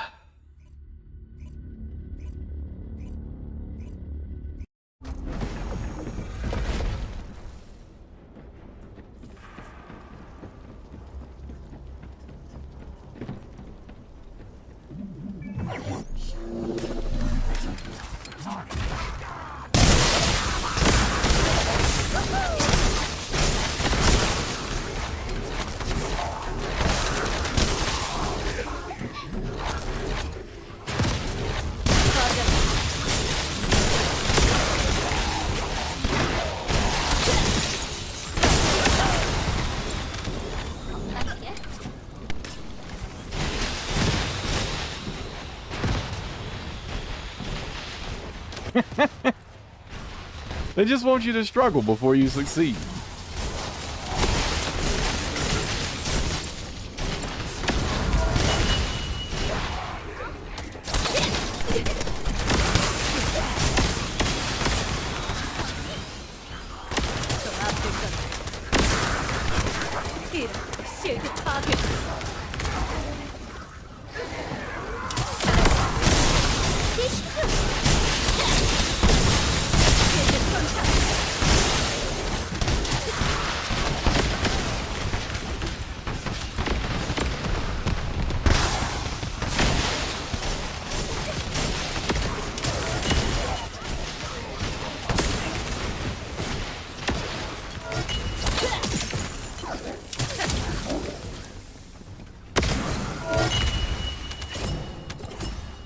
I mean, no, it's like it's like literally most builds in Path of Exile. You know, the early game sucks balls, the mid game sucks fucking ass, and like the beginning to late game is also fucking awful. And then you get like one piece of gear, and all of a sudden builds fucking OP.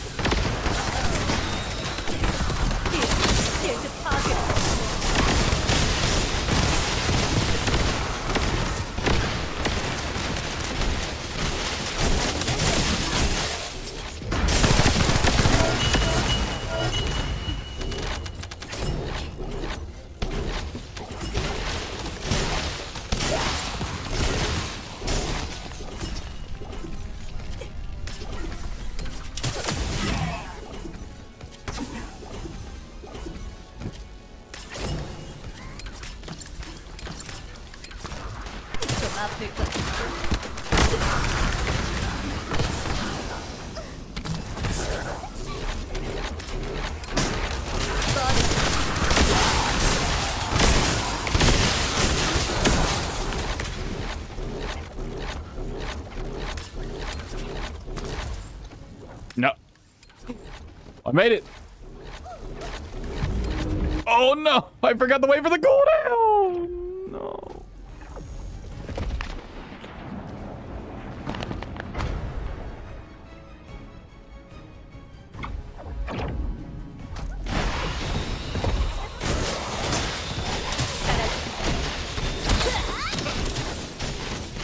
Where's the other boss at? Oh, there he is.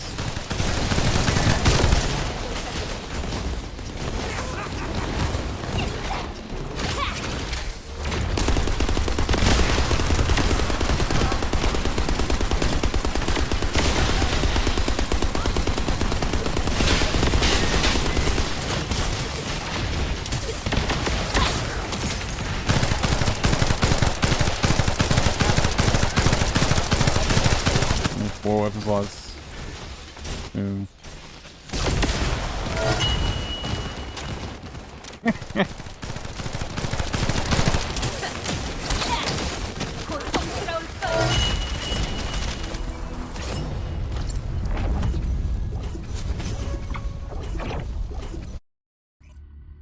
But Brendan, think about all the probably not very good weapons you can carry in those 4 weapon slots.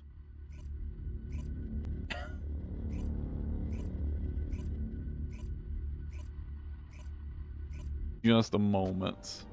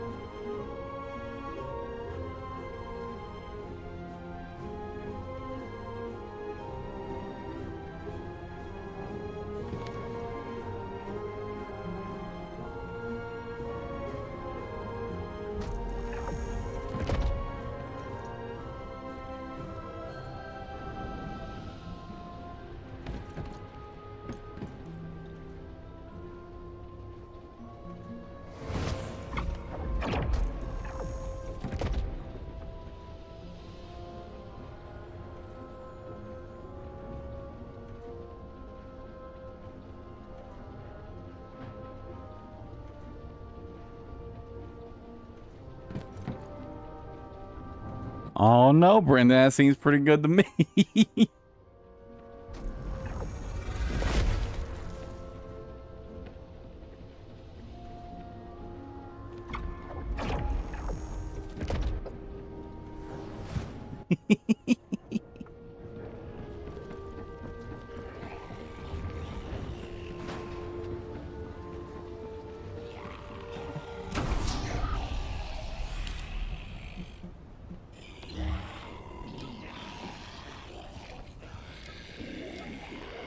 Wow, the XP bonus only goes up a little on this, huh? This is better than I realized then. For XP.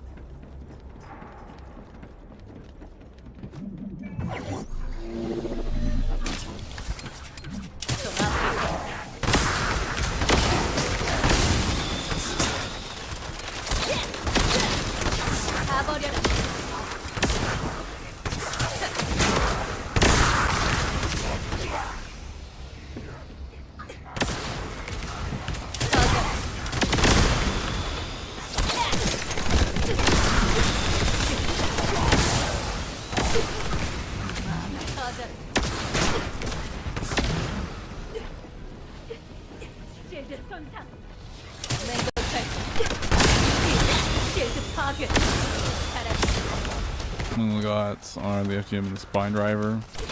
Melee weapon. Does that 40 meter and explodes. And can boost in 3-second reload. That's not bad.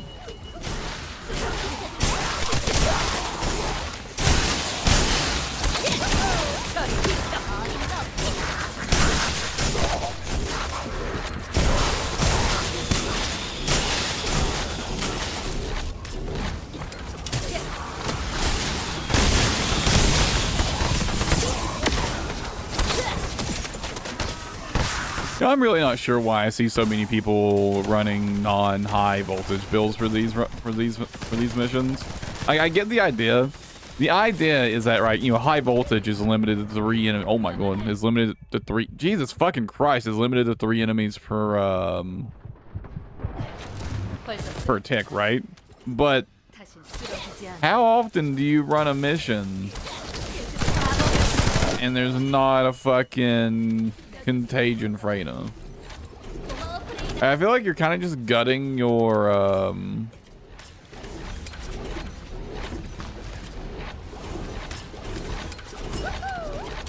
I feel like you're kind of just gutting your elite and boss damage for no reason.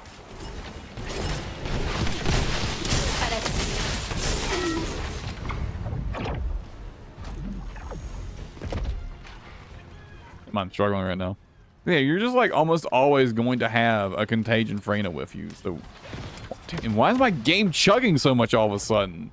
Fuck! What the hell? Like, I'm not even in the room with them. Why is my game lagging?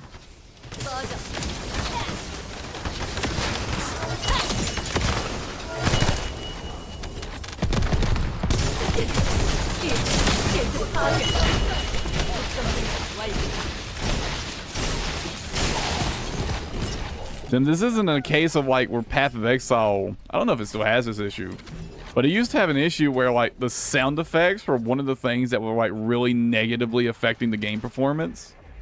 So like if you wanted your game to run better, one of the things you would do a lot of the time is just like go into the game's INI files and disable the audio effects, and your game would run much better. I don't know if that's still a problem. Maybe they fixed that. I wonder if that's the case here.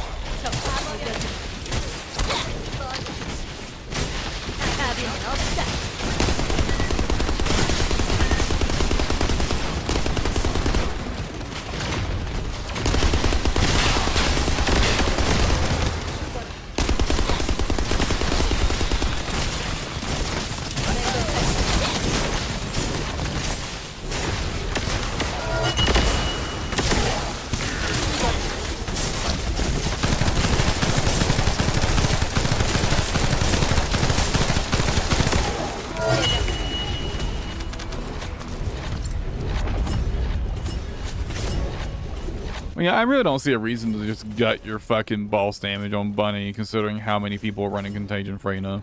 I feel like probably like one YouTuber made a video like best Bunny 400% dungeon build OP. It's like a bunch of people just copy paste that shit without really thinking about it.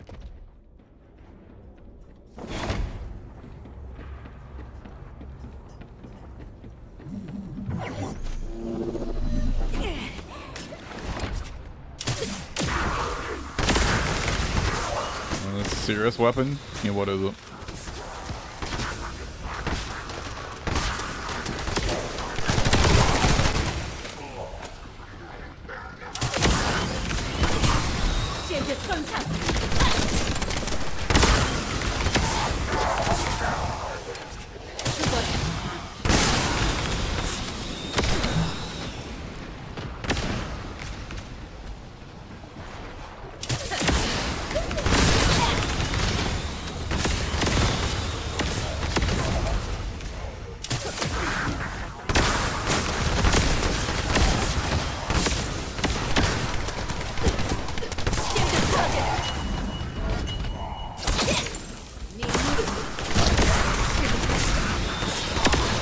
Through.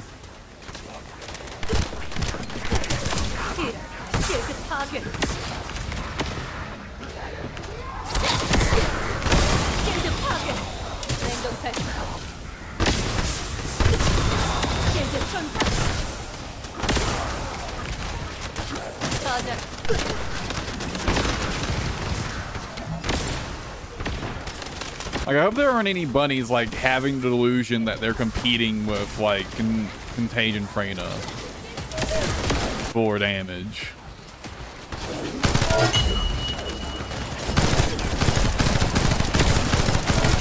Or that they're even in the same fucking universe. Well, I got bad fucking news for them.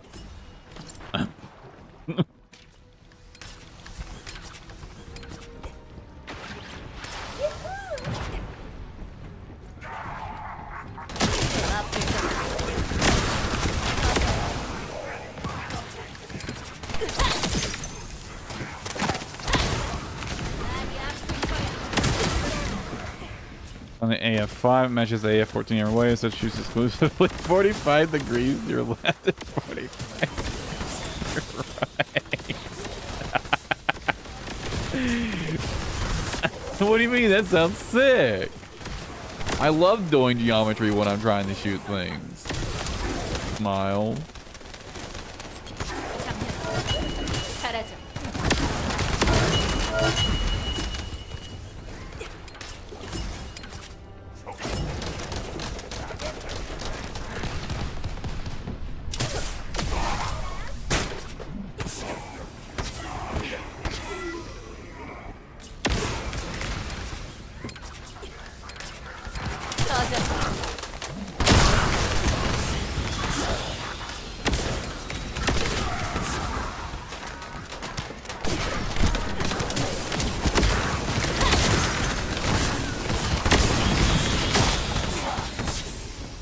Is that even geometry? Is that the right fucking word for that?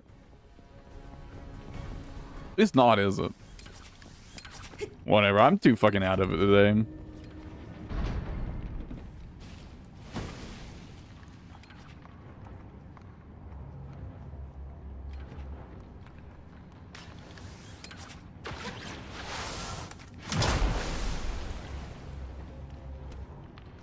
아플 거다. 죽어라.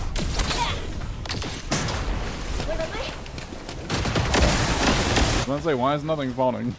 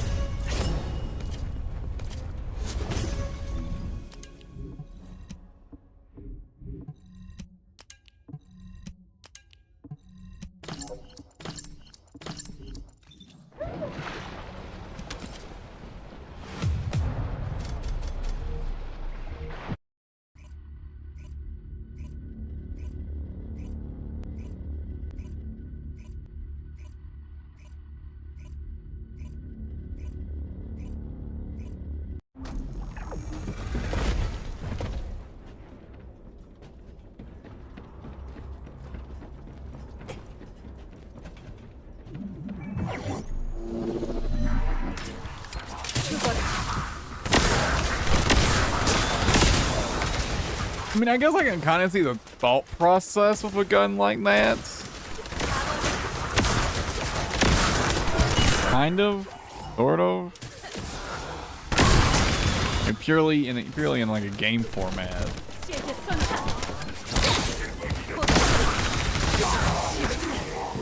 Is that it would let you like shoot more than one enemy at a time in like a crowd. But of course, the most concerning enemy is always the one directly in front of you, right?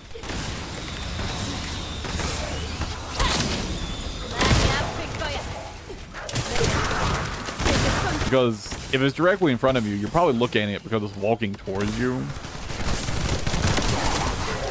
I assume this applies in EDF as well. Considering, you know, just kind of most games work like this.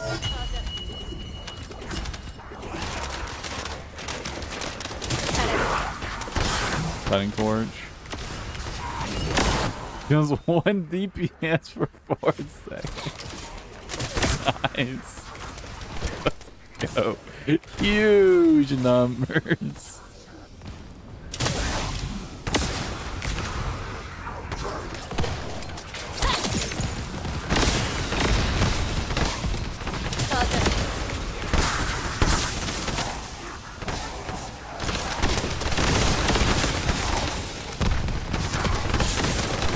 Look away, look away.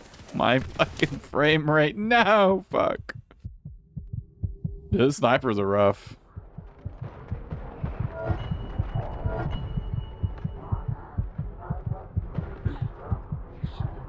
Those snipers slap. Dude, they're not even gonna... I'm not even fucking trying to res me.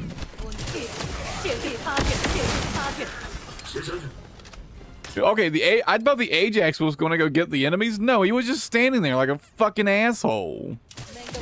Being fucking useless.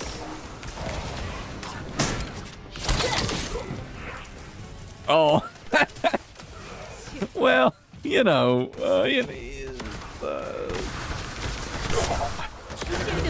okay, but what if you want like the 90-degree cone, but you want to do concentrated damage?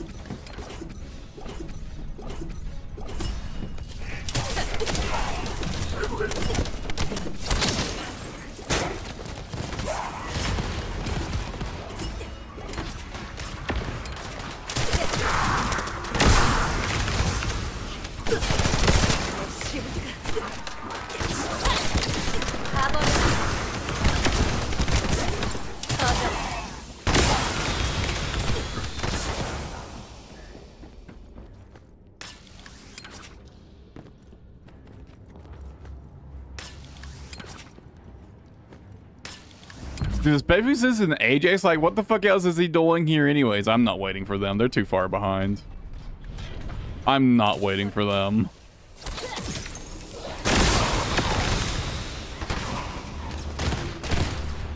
I mean, fucking, this situation is an Ajax. It's kind of your whole fucking job. What the fuck else are you gonna do? Nothing?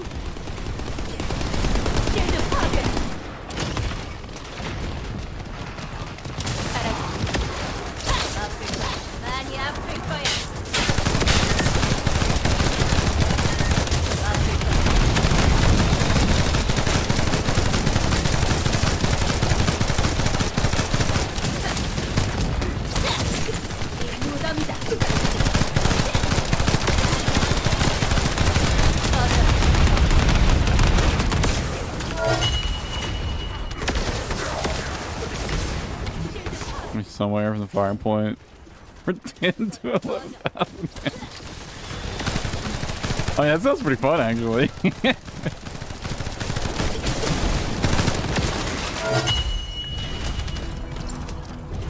I mean, yeah, it's a big gamba every single time, but sounds pretty fun.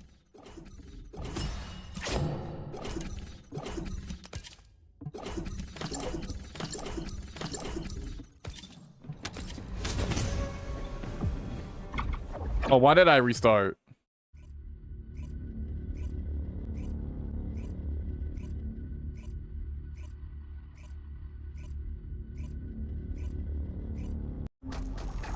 Eh, they've got 2 freynas. They'll be fine. They'll be fine.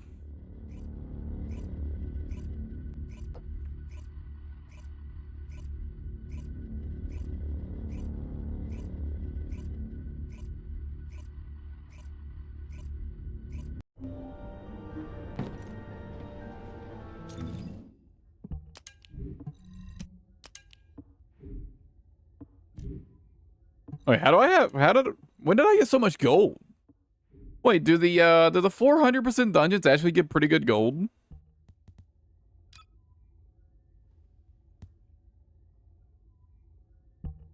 Yeah, that's fine, Brendan. We like a little gamba. We like a little gamba.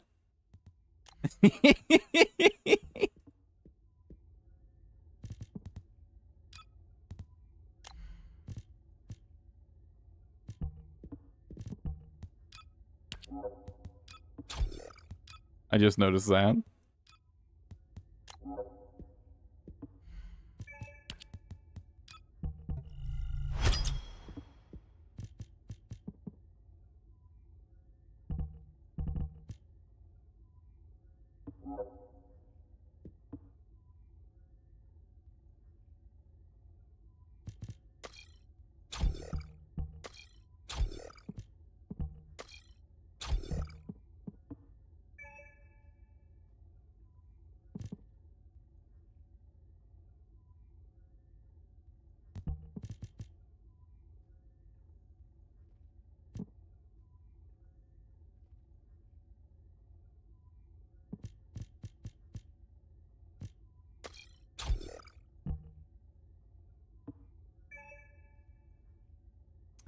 Six seconds off the cooldown for using that, huh?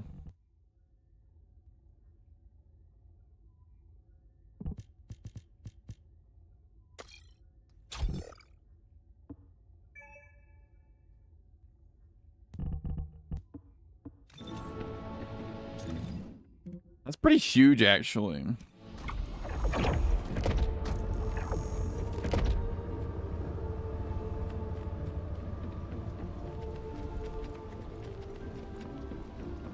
Maybe I'll do double focus. 어쩌면 매지스터야말로 진짜 인류의 희망 아니겠니? Because I suspect with this build, I'm probably going to end up not using my 1 and 3 all that often. Right? So I probably just want as much cooldown as I can get, even if it means sacrificing a little damage. To just get as much cooldown on this as possible, right?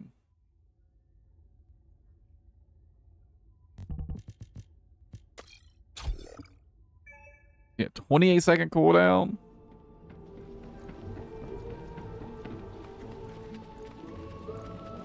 반가워요. 모듈 때문에 오셨죠?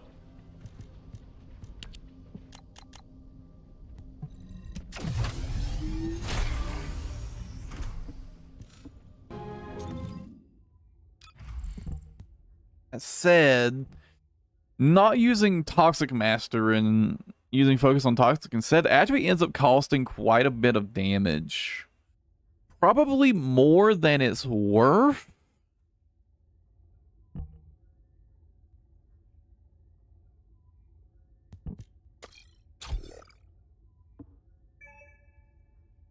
For just not even a full 7 extra seconds.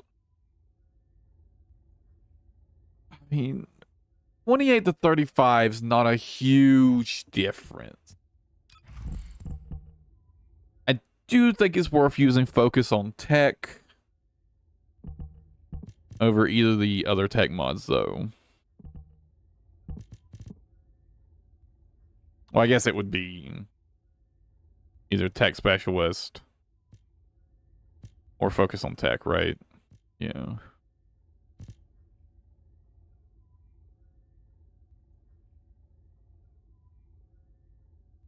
I forget that this is a fucking paddle mod.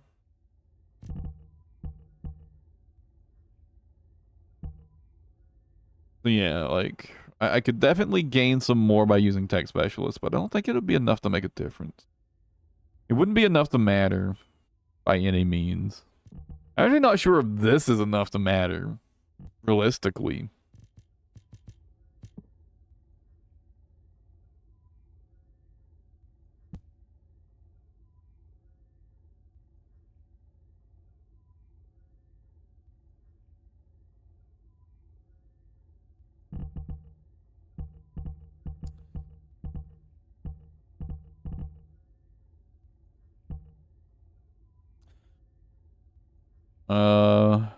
Firecracker when max becomes an airstrike bar for damage that you can throw at 10 meters.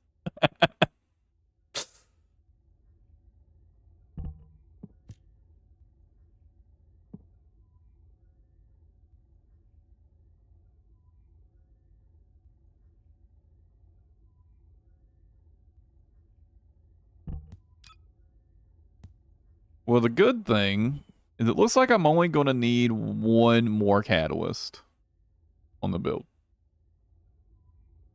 I'm going to need one more impolarity, and that's it.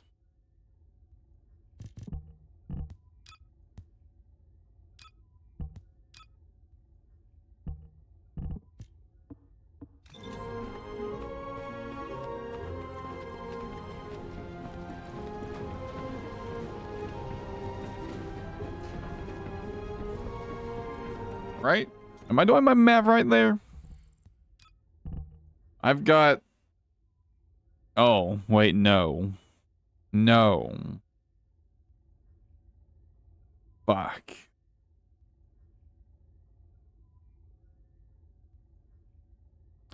No, I'm gonna need 2 more catalysts. Right? Yeah, I'm gonna be 1 short.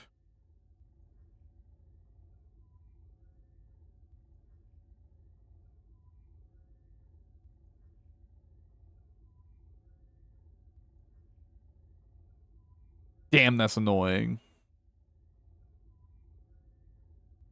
That's so fucking annoying.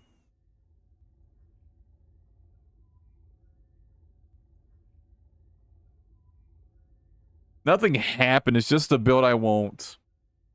I'm 1 module capacity away from only needing 1 more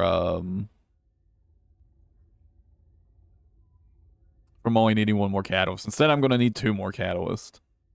I'm making a Venom injection build, so just like a standard...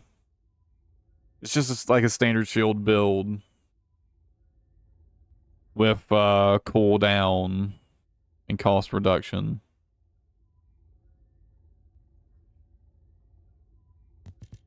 Pretty simple. There's not really much to talk about with it. Oh, yeah, I've got them. I've got them. I'm just annoyed that I'm going to have to level my freyna up 2 more times. That's all.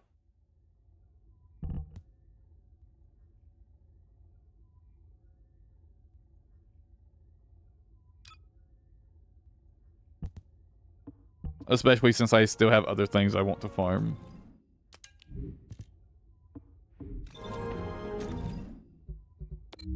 Because I still want to farm for a better...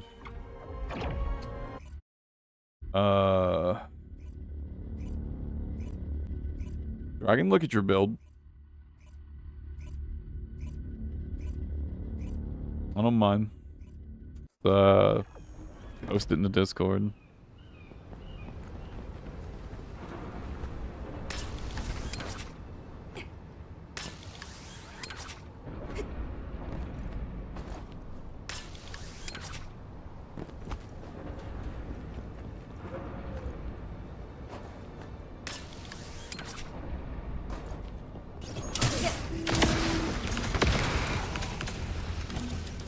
Your build's probably fine.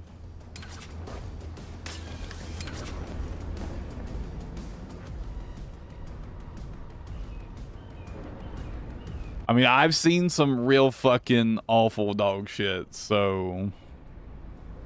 It'll have to be something really special for me to call it garbage.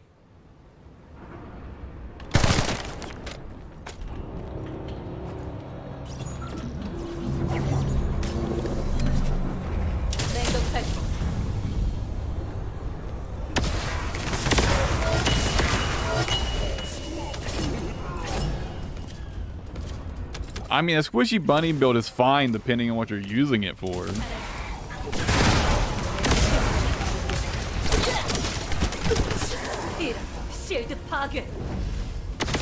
Like, context is key.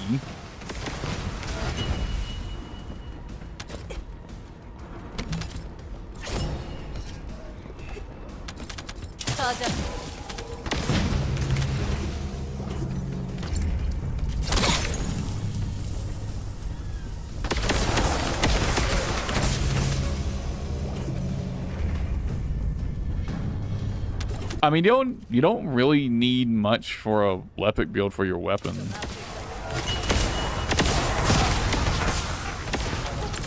Weapons don't matter much for Lepic.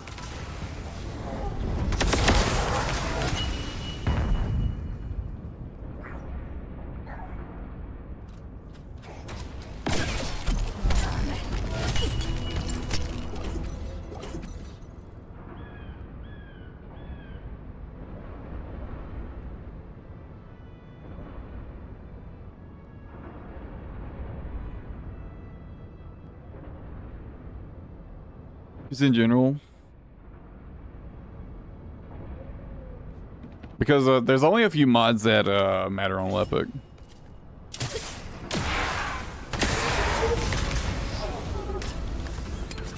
Now, the important thing with Lepic is your reactor. Which, that said, I was about to say you need an impact weapon reactor, but that's not going to matter starting on the 30th. I guess I'll talk about it again for anybody who has missed the news. They mentioned in the patch notes of yesterday's hotfix that on October 30th, we're going to be able to add secondary and third weapons to ultimate reactors, and we'll be able to change and mess with them as much as we want. So, weapon reactor, like, mounting requirements are like kind of effectively disappearing. I mean, you'll still have to have a matching weapon equipped, right? But you'll be able to put whatever weapons you want on reactors now. In the second half of your message.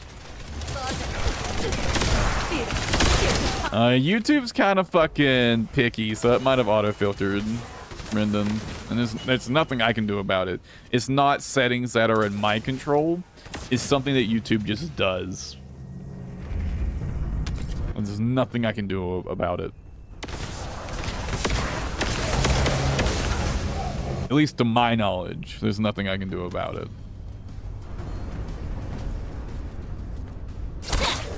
고통스러울 거야.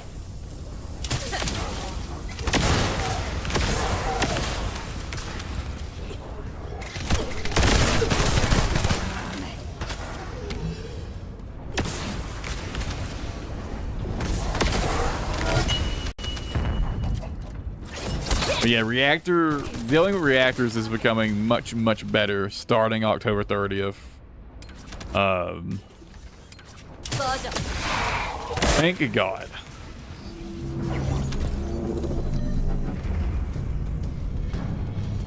So at least now you don't have to look for a god roll on the weapon you want. You can just look for a god roll. Which is already pretty fucking rough, right? That's already pretty fucking rough, so.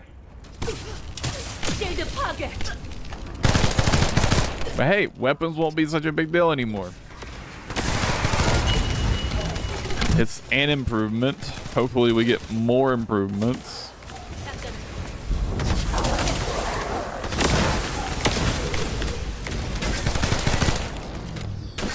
Also, and add build?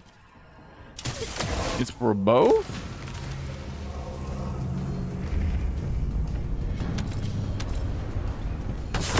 Wait, are you using the same mod setup for both? Or did you send both builds? Wait, you do know that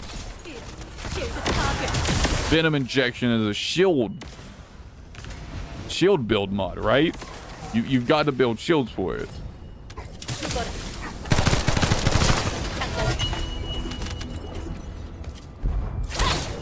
Or rather, you want the build. Are you building shields on regular freyna?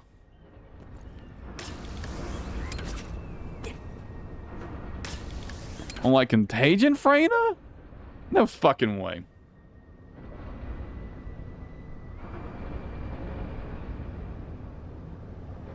You're going to have so little survivability.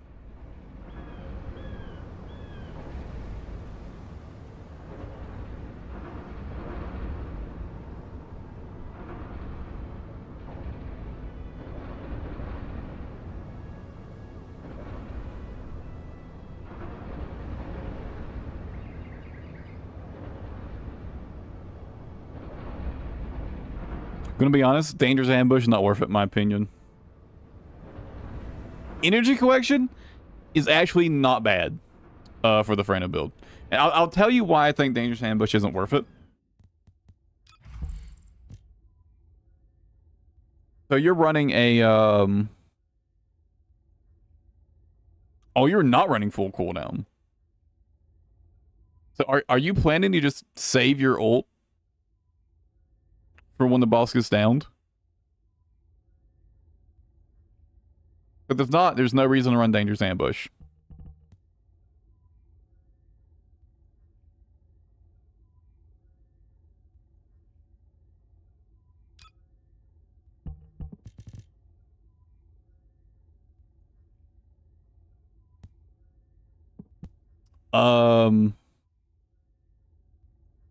Because look, if you run like both cooldown mods and wanted to focus on you run focus on tech, you've got a 35-second cooldown in your ult.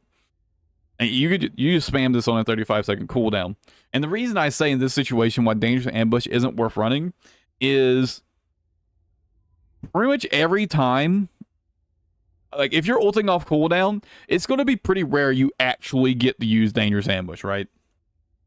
It's going to be pretty rare you use Dangerous Ambush at all. That is going to be active. But you're going to get a lot of damage uptime, right? I'm going to be frank with you. Outside of solo Colossus fights, Dangerous Ambush isn't very good. In my opinion. Obviously, if the boss isn't targeting you, you do still get the 24% skill power bonus, right? If the boss isn't targeting you, you do still get the skill power bonus, which isn't bad by any means. So if you just want to use that as a filler mod to get extra damage, obviously it's not consistent, but it's decent damage whenever the boss isn't targeting you. But you're very, very rarely going to actually get the 50% damage boost, right? So as a filler mod, is not bad. That said, in my opinion, I don't think you've really got room for a filler mod on a Venom injection build, to be honest. If you're going full shields like I am, and to keep in mind, I'm designing this build to be able to fight the new boss. Right? I'm designing this build to be able to fight the new boss. Because this is my bossing build, so I want it to be able to do every boss. HP builds fucking suck on Deathstalker. So you need really good shields. You need really good shields.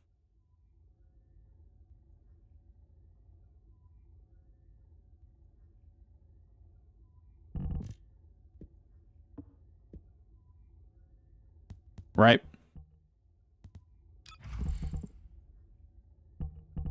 So in my opinion, if you're planning to use this as the bossing build, unless you just don't want to be able to use it on Deathstalker, which is fair, she's not the best character for Deathstalker, but if you want to be able to use freyna on Deathstalker, you have to make a full shield build.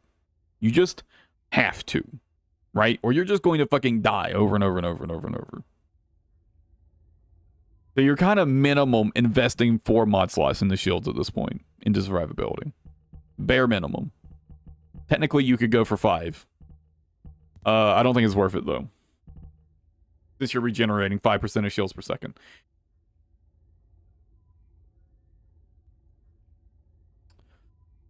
Glay can be all right because you're usually already spending half of your max HP anyways on Glay. Glay kind of comes with Deathstalker's debuff built in. So Glay works out fine for Deathstalker, but Glay's an exception there. Because what Deathstalker does is he gives you a debuff that cuts your max HP in half. Now, I'm not entirely certain how that interacts with Glay. But I'm pretty sure Glay works out pretty alright. Now, if you're not planning to use this character on Deathstalker, I kind of still feel like you should just go for a full shield investment build personally, because she does regenerate 5% of shields per second. You know? And this build has, I think, about 17,000 shields at max level with my proper things on. Yeah, I think I've got about 17,000 shields at max level. So regenerating 5% of that a second is actually insane survivability, right? Like, never die. You have to get one shot or you just don't die. Right?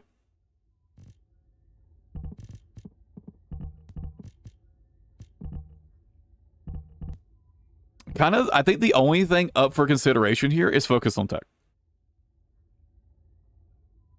You do get a 66% skill power modifier bonus from your buff.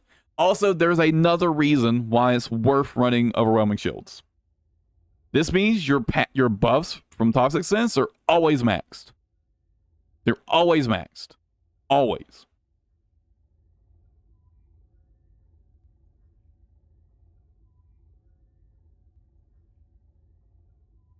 That's another reason I think it's worth running full investment shield build on Venom injection.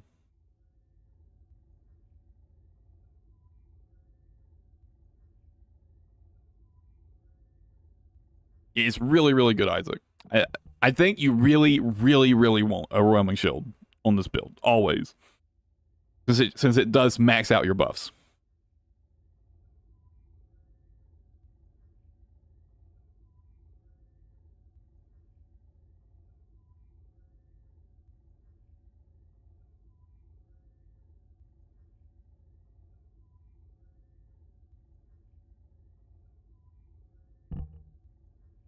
Now, as a contagion build, obviously, what the fuck are you doing with Dangerous Ambush on a contagion build? What the fuck are you doing, right?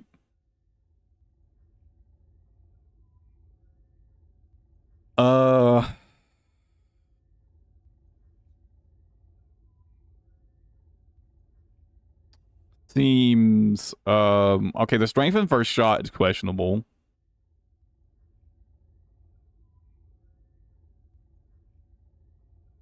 IMO.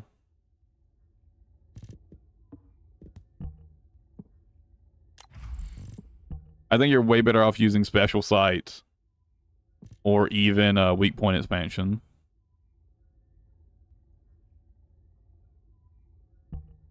Now keep in mind this is a build for Haley, so swap these out for like crit rate and whatnot. And crit rate and fire rate, probably. Well, here's the thing. I don't actually think it's worth running fire rate on sniper rifles. Damage number on the card goes up, right? But how often are you firing at max fire rate with a sniper rifle? Literally never, right? Literally fucking never.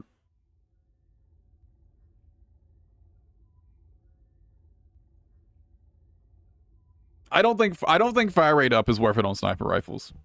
I think it gives you more damage on card, but it's not real. It's fake damage. It's fake damage. It's not real. It doesn't actually do anything for you.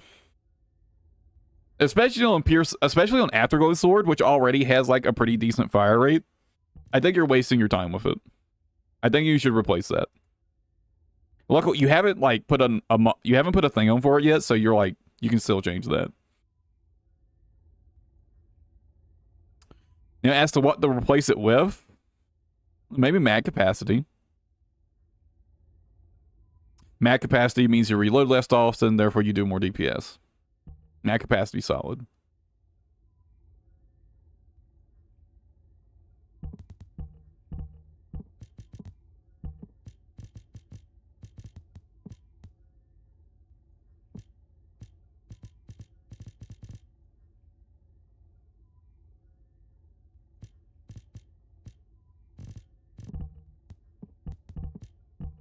Other than that, Seems fine.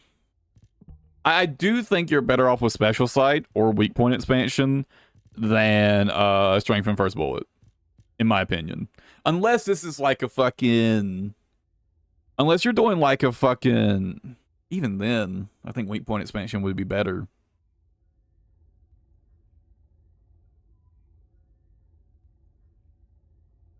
I don't know, I just think Weak Point Expansion is just a better Strength and First Shot, basically.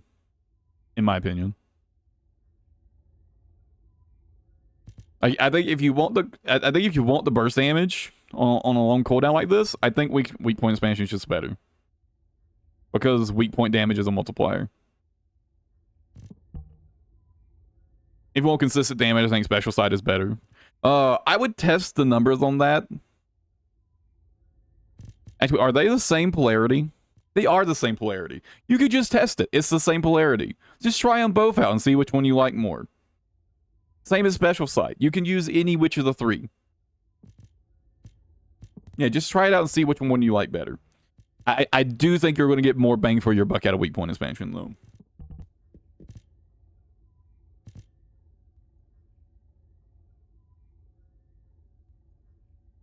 But other than that, seems fine.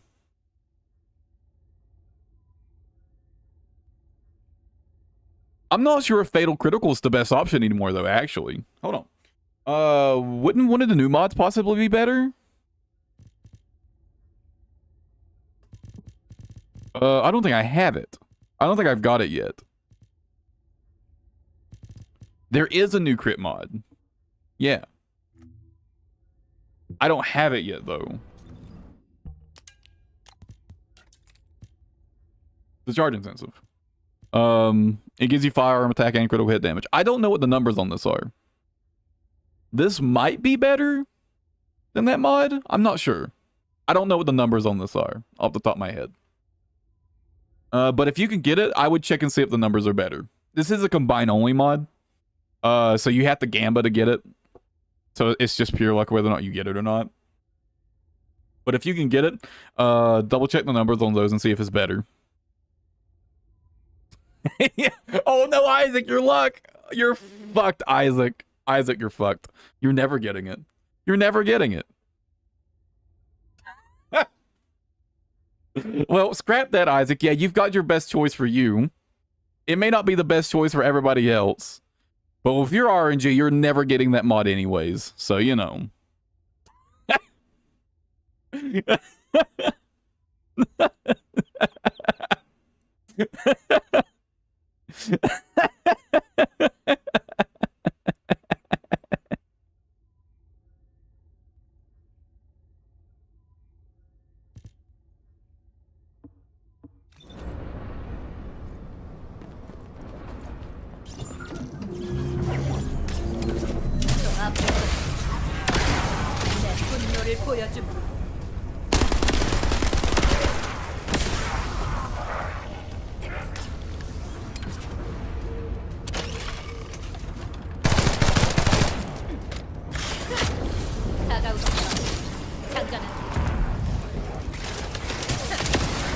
Oh, I've got the wrong shit on. I didn't change my thing back. Oh, by the way, so for your mobbing build, I really think you should you just need to make a separate loadout for your Venom injection build and your contagion build, and get dangerous fucking ambush off of that build. What the fuck are you doing running dangerous ambush on a contagion build? Also, I saw that fucking Onision. Didn't he go to prison? I thought he went to prison.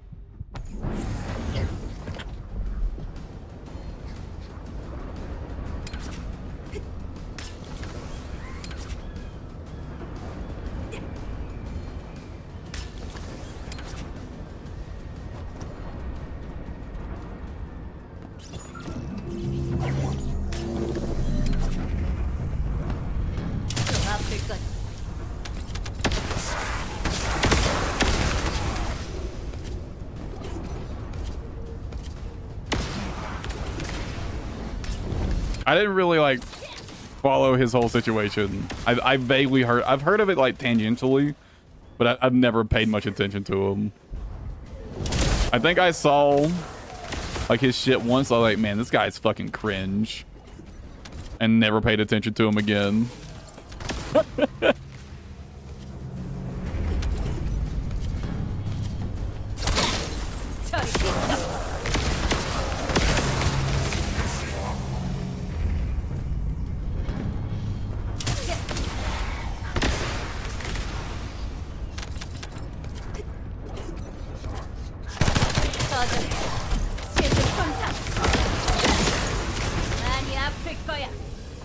Maybe back online, right? Another book.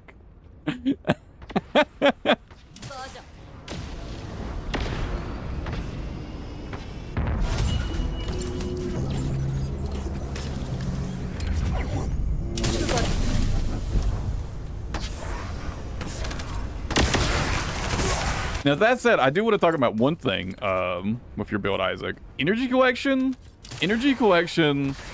for honestly either build is honestly not a bad idea. I'm not sure how it works out for Venom injection, because Venom injection is actually kind of unique in terms of the toggled abilities. As far as I'm aware, it's the only toggled ability that allows you to still regenerate mana. So, assuming you can, you know, not take damage for a bit, energy collection actually might be really, really good for maintaining your MP.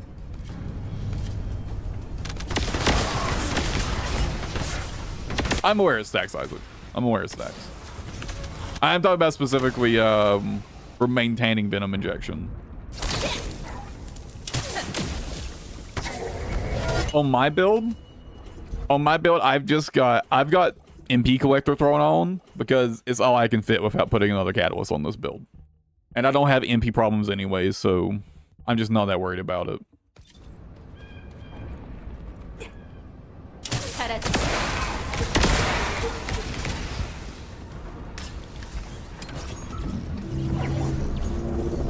Oh, make sure you combine purple weapon mods. Preferably as the same polarity type. It's supposed to make it more likely that you get the thing that you get like a matching thing. It seems kind of suspect to me though. It never seemed to work for me like that.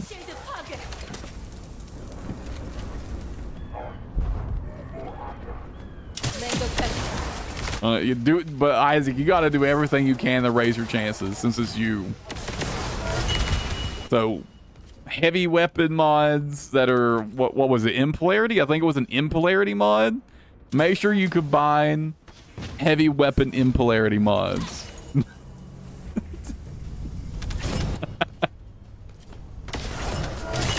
me double check. Was it impolarity? Yeah. They're impolarity. The worst part, Isaac, there's three versions of it, one for each weapon type. Not only do you gotta get one, you gotta get one that isn't for shotguns or launchers. Isaac, you are so fucked. You're so fucked.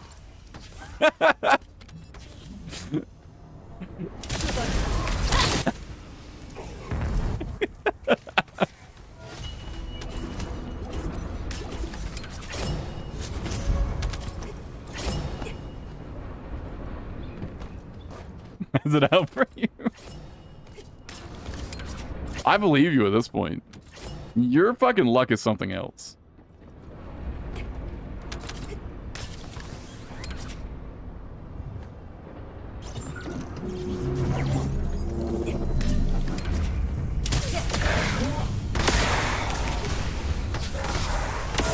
Do you have 552 hours on the game? I wonder how many I have. Honestly, I think I might have more than that.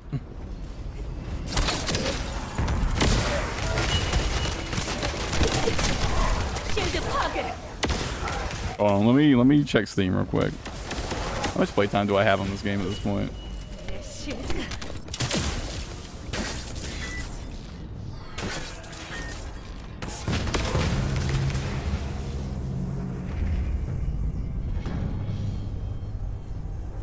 I don't think I want to talk about it. I don't think I want to talk about it. 710. I have 710 hours on this game. Now, to be fair, in my defense, a good chunk of that is probably just me being AFK and leaving the game open.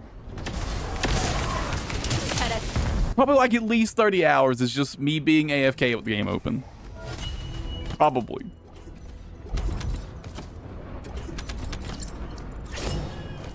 Probably.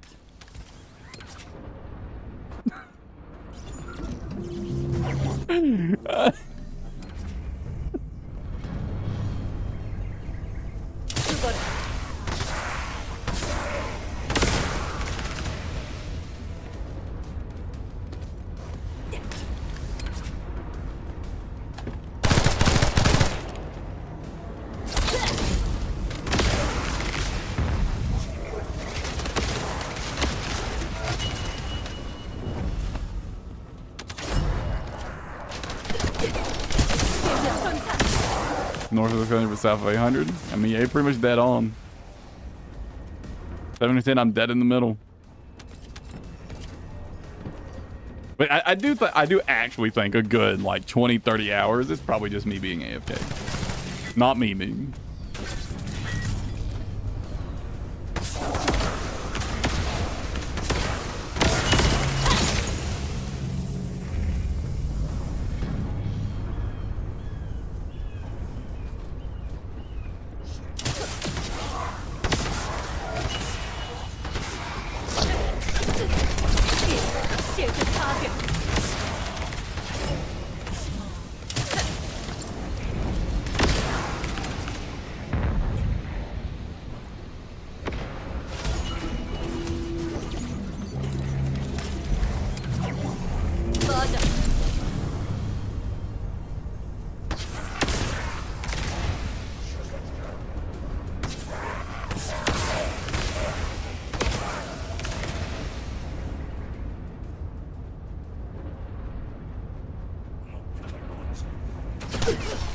실드 손상.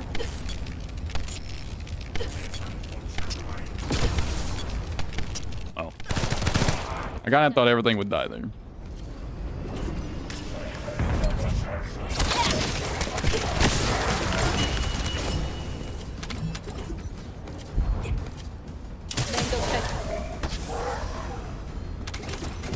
All I can say, Isaac, is never play a gacha game. Never play a gacha game. Don't even consider it.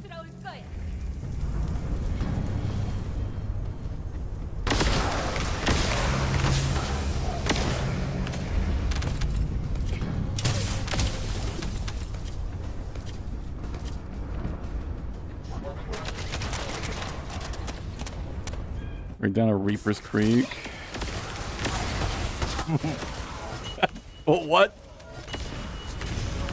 What? I feel like I'm missing some context. Is this some sort of weird Onision fanfic?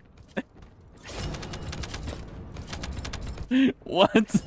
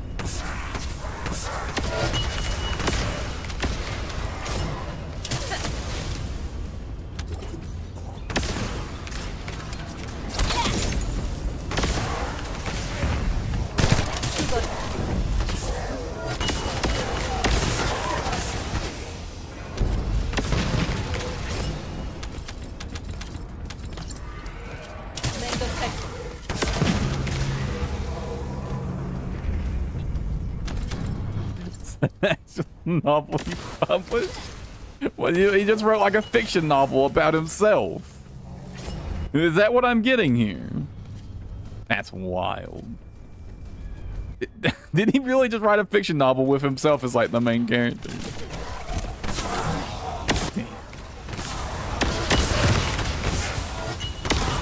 Where he becomes God. That's all right.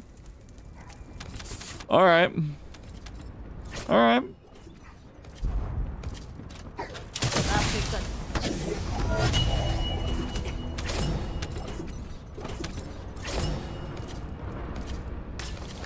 I think someone needs to diagnose that man with terminal cringe.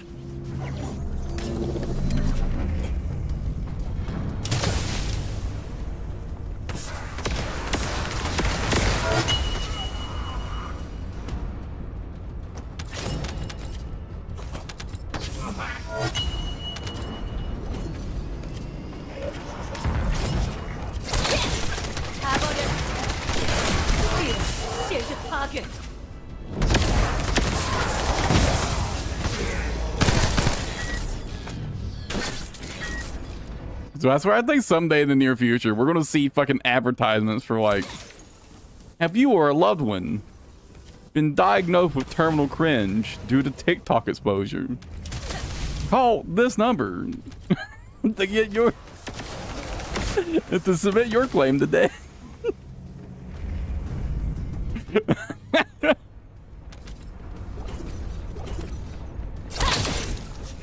Oh my.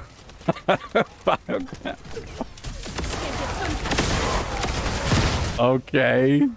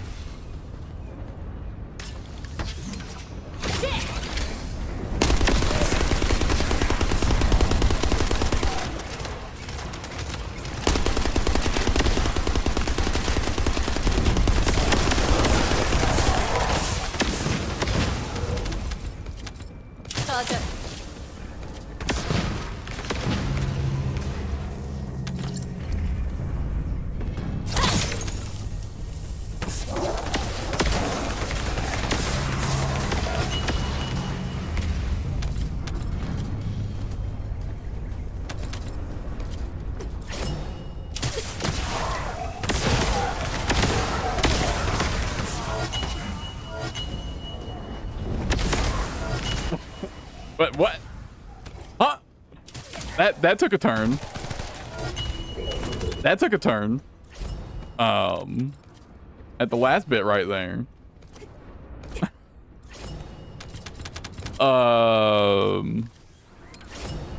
Hey, yo.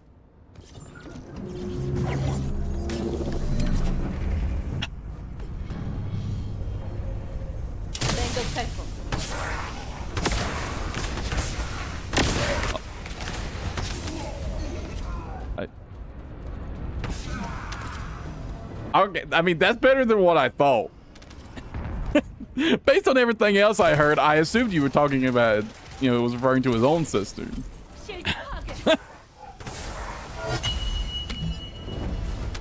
That doesn't make it any weirder, or any less weird, though. Especially the last bit. Dear God.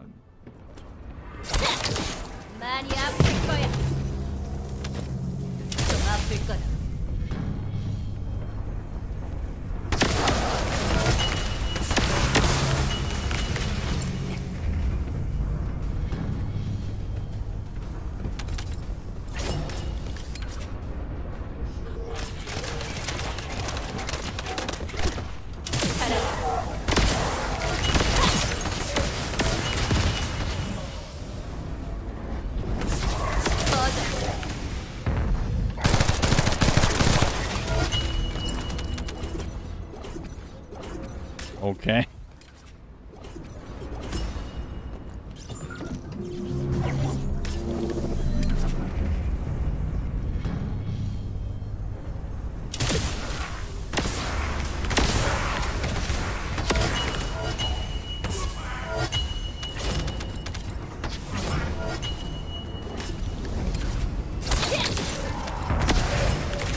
Wrong.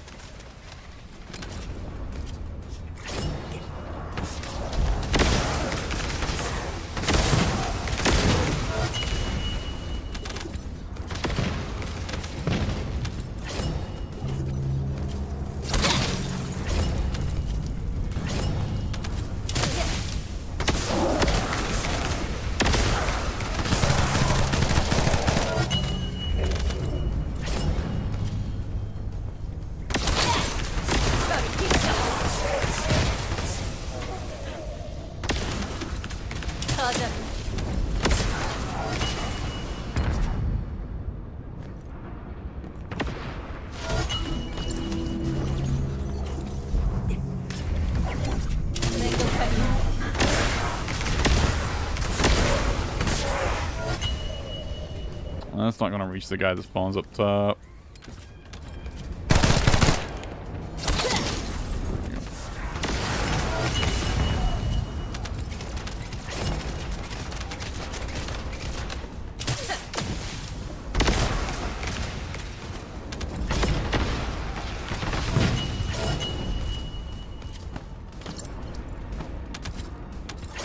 죽어라.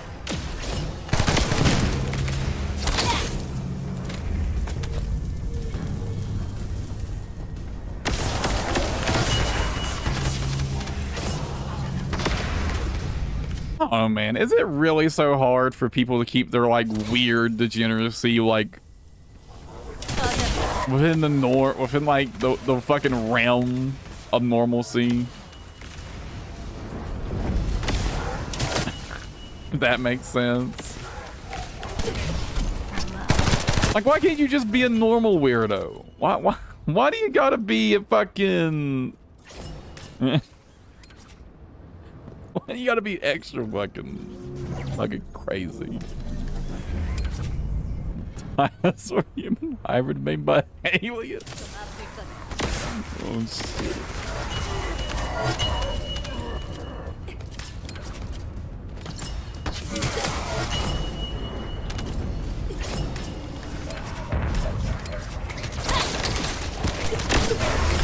실드 파괴.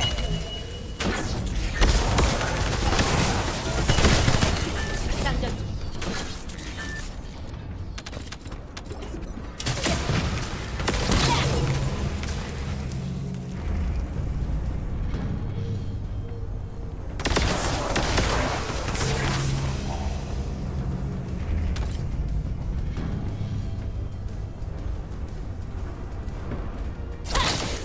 가버려라.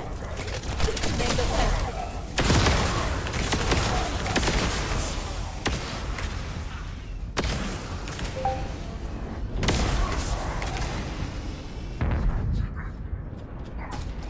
But Isaac, 손상.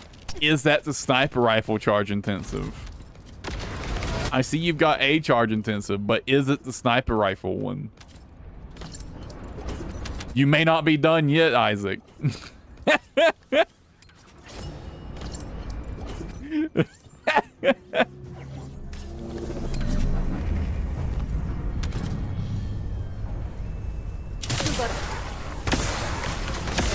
There's actually 3 different versions, Isaac. That's not like a fucking mistake in like the fucking collection page. It wasn't. Isaac.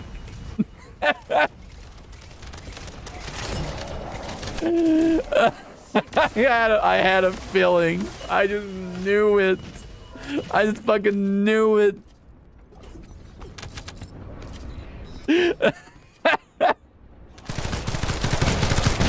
제작.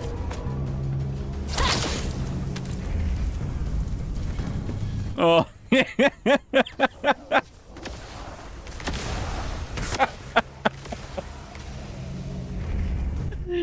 Oh. You thought you'd get off that easy, Isaac? Nah.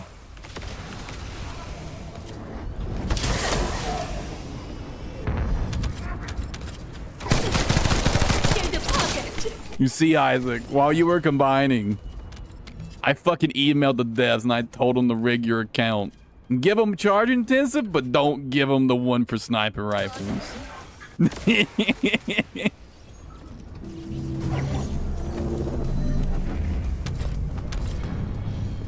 꺼져.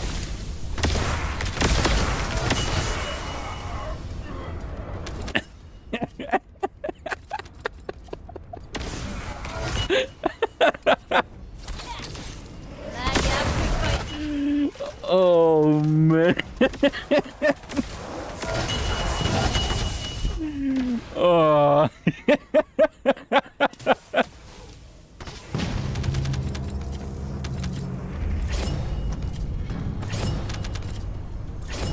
Oh.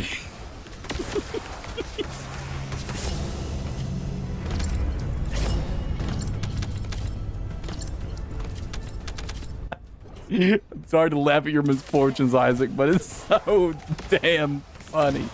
It's so damn funny. 실드 손.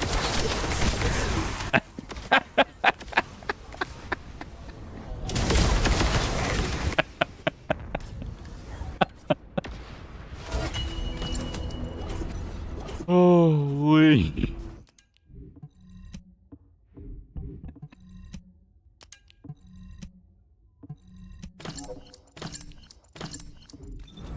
Oh man.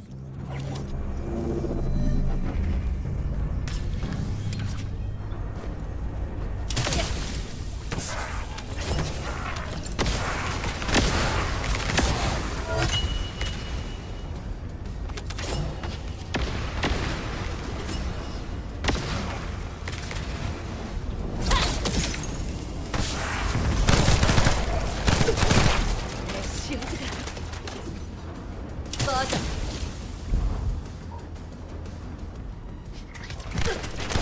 실드 파괴. 좀 아플 거야. Actually, I'm gonna need to go back and clear out my mod space pretty soon myself.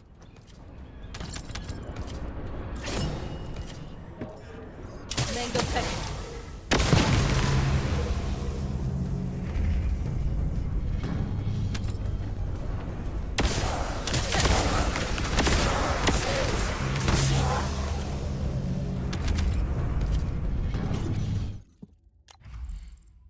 Oh yeah, I'm like basically already full. I'll go do it after this run. 죽어라.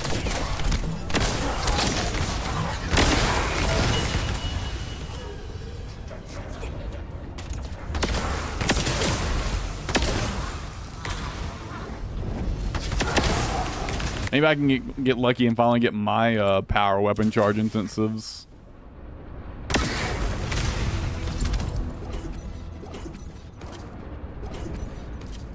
Keeps getting tougher and tougher.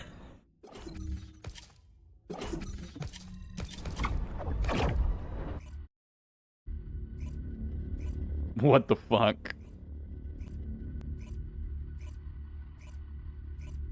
The fact it's only marginally less is concerning.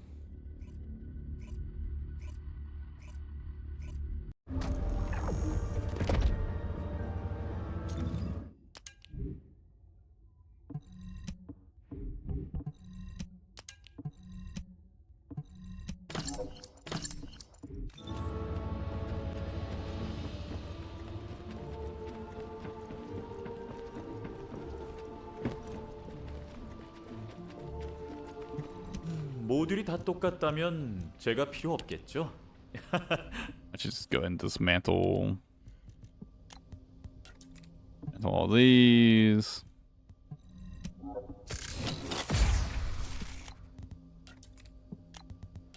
Dismantle all these.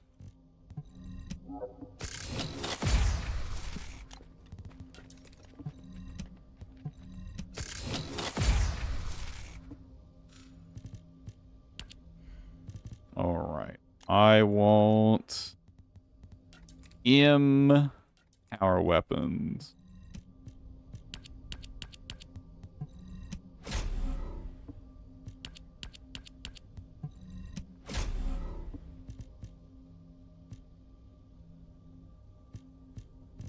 Oh, charge amplification, not charge intensive.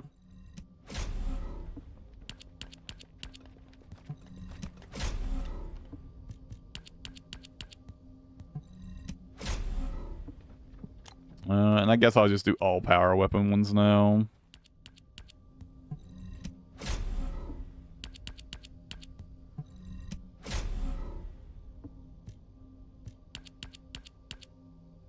Just wants that fan.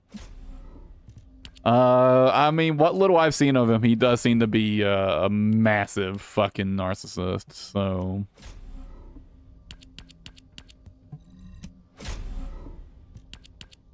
No real surprise there.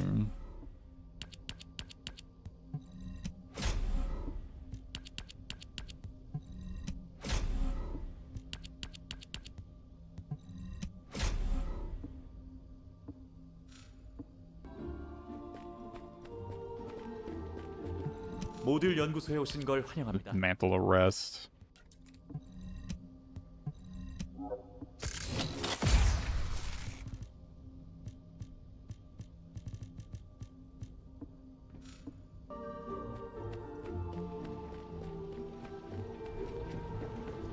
Thesis on it. Every other chapter bad.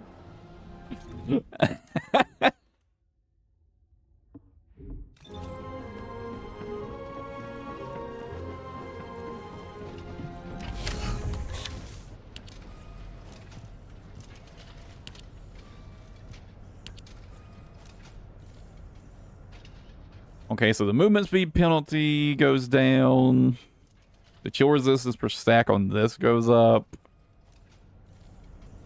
The trigger for this goes up. The duration and the chill skill power goes up. Okay. The duration on this does not go up. Okay. Here's this.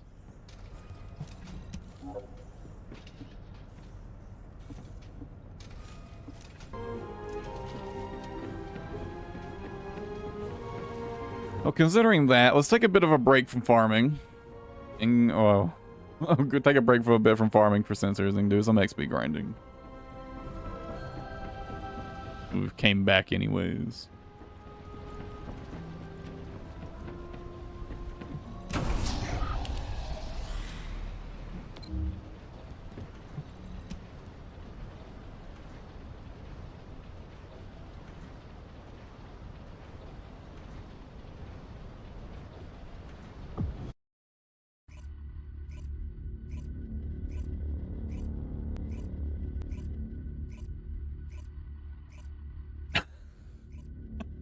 What? What? What? Why Alpha Centauri specifically?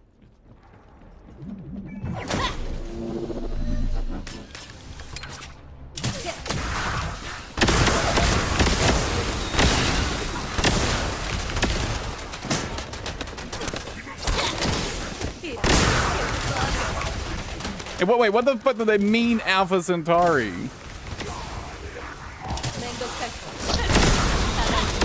Isn't Alpha Centauri a pulsar with absolutely no planets surrounded? Or am I thinking of a different star?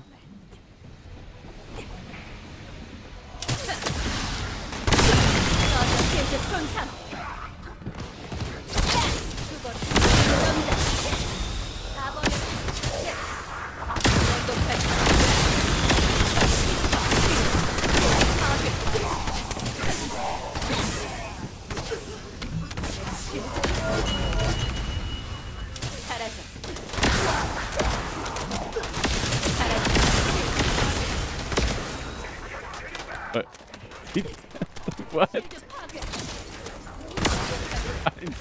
Alright, I guess. Oh, I'm pretty sure Alpha Centauri...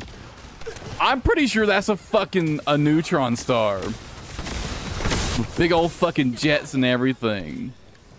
I'm pretty sure there's no fucking planets around it.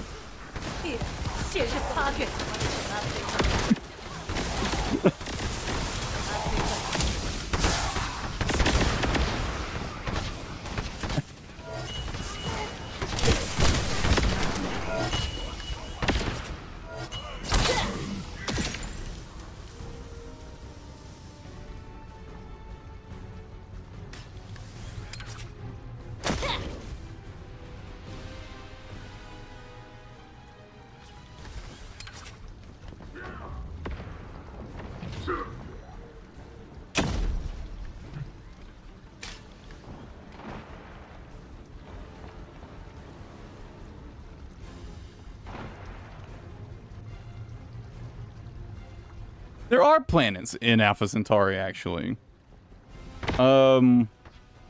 Specifically, like around Centauri C.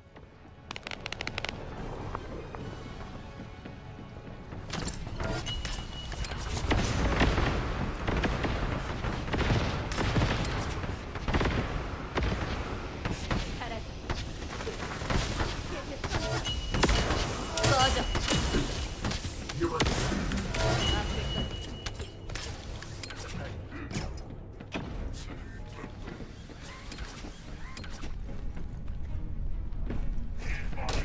I could have swore Alpha Centauri had a fucking pulsar in it.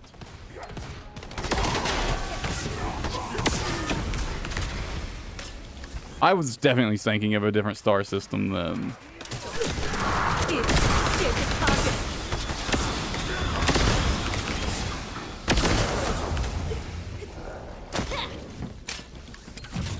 There's definitely a star system nearby our system that's just a pulsar.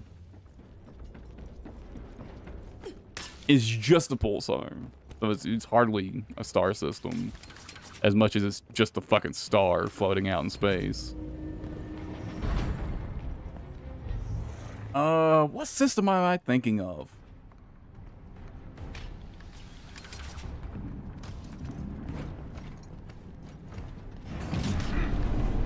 Fuck.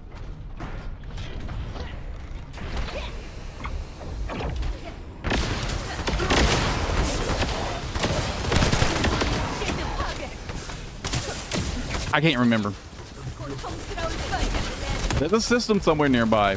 It's got a special name.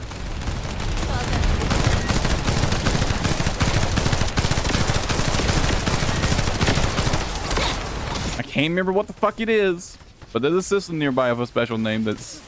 I'm pretty sure it might be 2 pulsars, actually.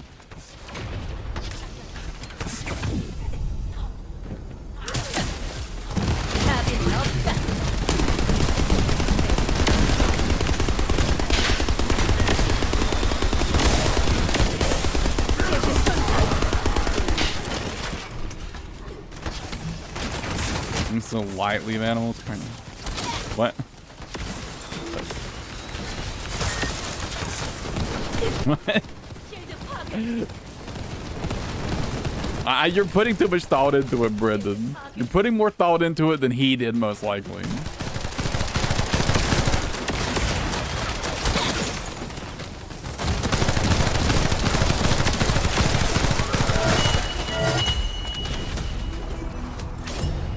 Damn, now it's really gonna bother me.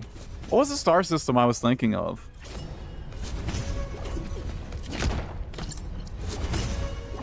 The more I'm thinking about it, the more I'm certain that there is a system near Seoul that consists exclusively of 2 pulsars. And there's nothing else. It's just 2 pulsars.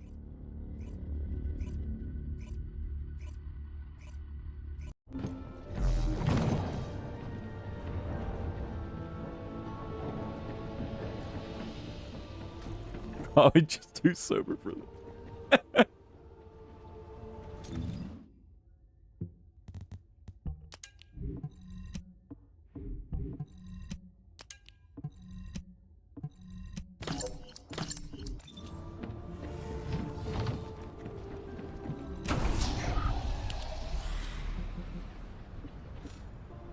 Why did I leave?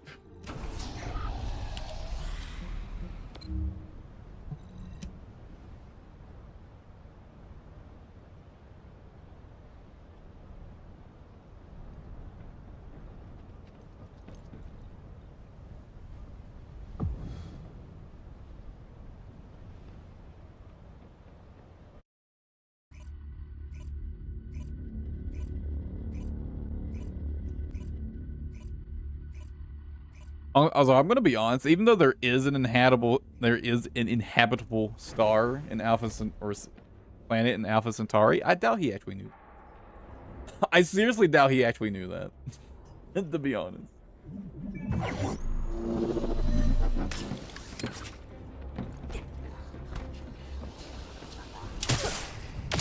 Oh.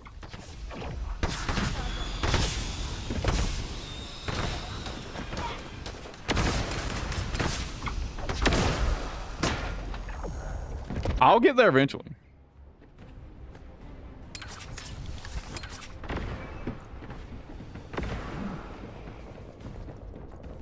Would I say near Soul?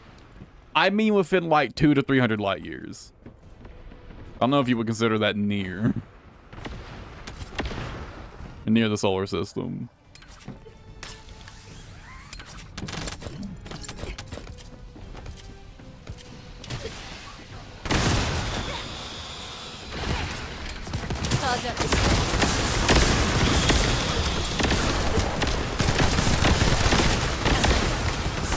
So that's a quote-unquote near.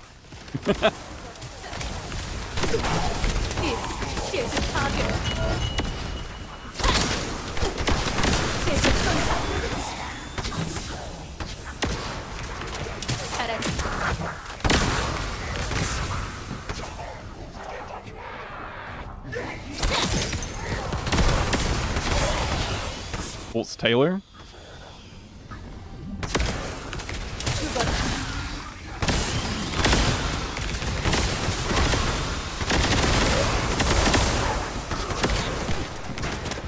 I'm glad I wasn't fucking crazy. I knew there was one.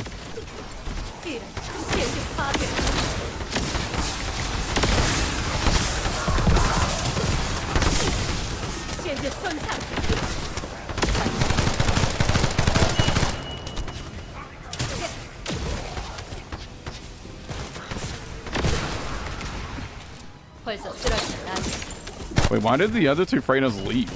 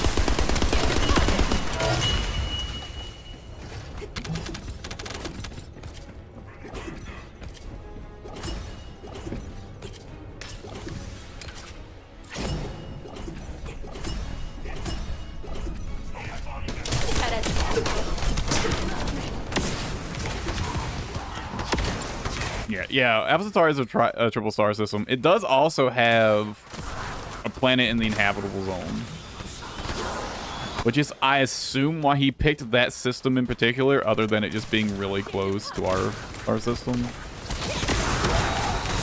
I assume that's why he picked it. Although, I think we only discovered that planet recently.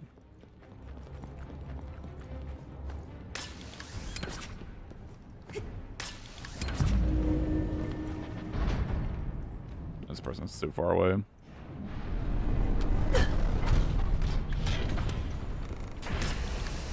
It's specifically orbiting around Centauri C.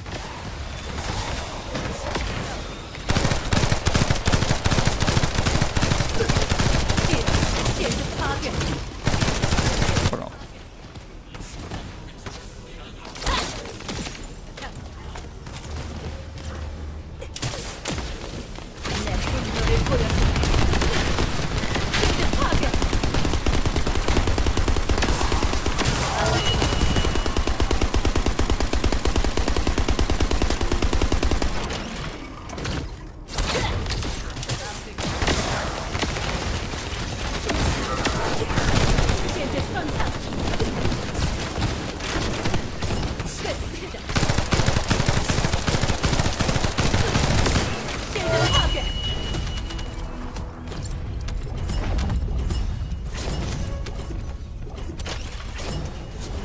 I think it was Centauri CB?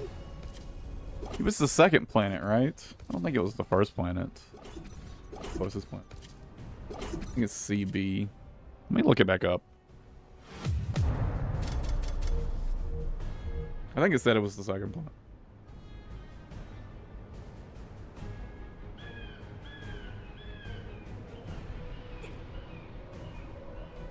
Yeah, CB.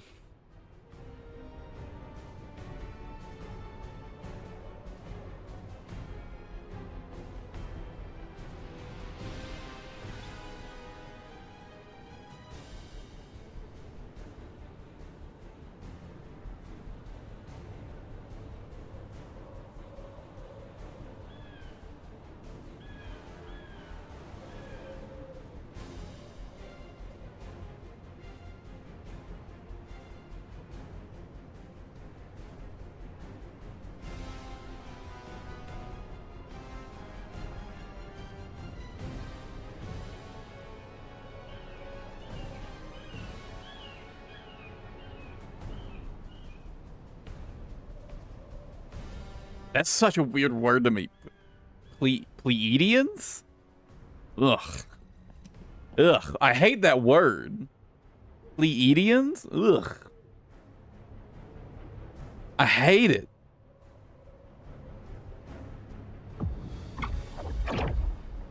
I don't like how that rolls off the tongue.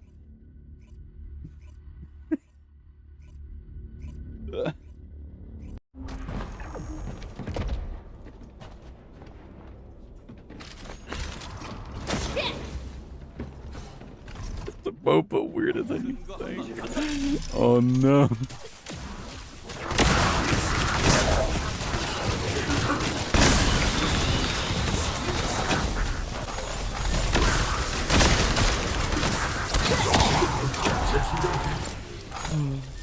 That reminds me, I gotta hop on Elite Dangerous again sometime soon and make another trip out to the Pleiades.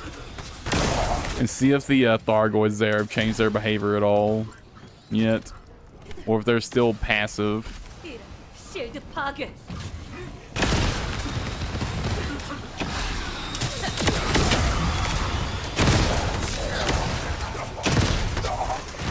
I'm really hoping they do something with that and they don't just... And it's not just that the Thargoids there are just like relics, basically, and they just never bothered updating their behavior. But there's actually a reason that they're, you know, semi-peaceful. And, you know, not kill on sight under most circumstances.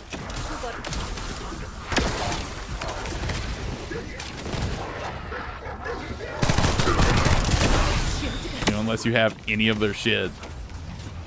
In which case, they become very kill on sight.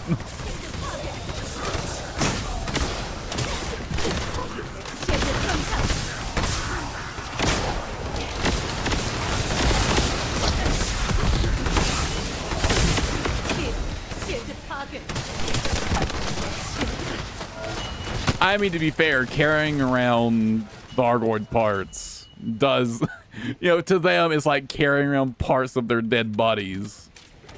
So, you know, understandable why it might upset them a little bit. Just a tiny bit. Oh, no!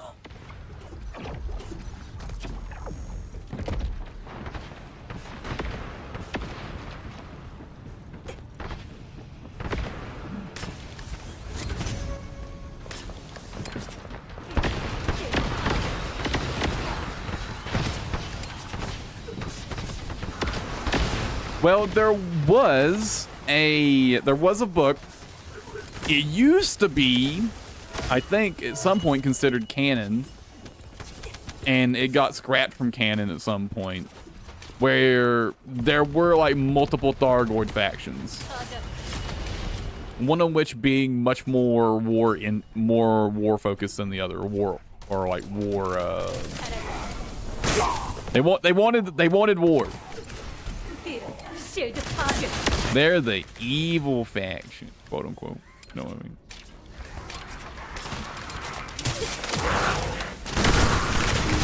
쉴드 파괴.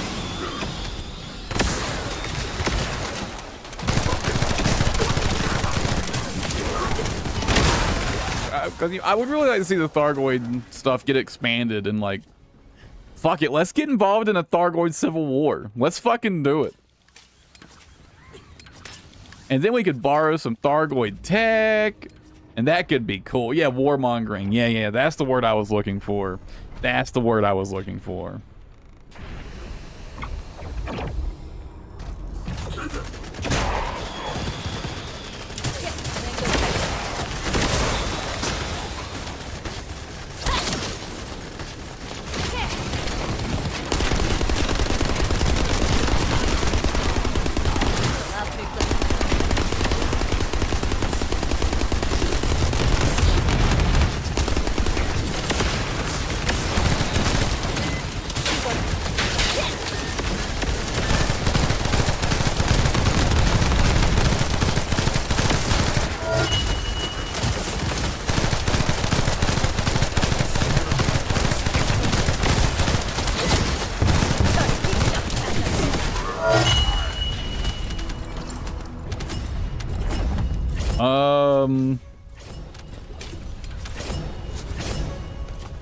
Maybe? I don't really remember. I don't remember too much about that particular story either. I mostly just remember that it existed and there were multiple Thargoid factions. And that one was a warmongering faction.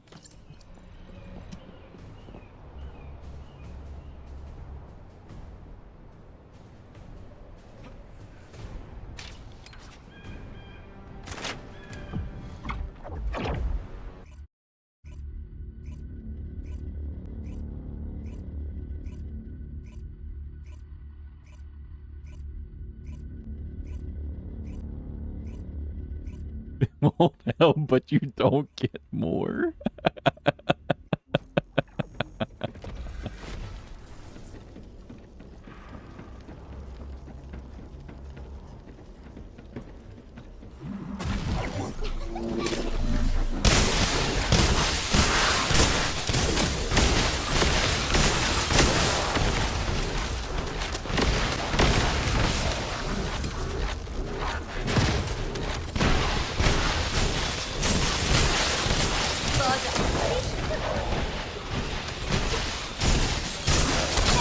I really don't understand the people using non-high voltage bunny for this.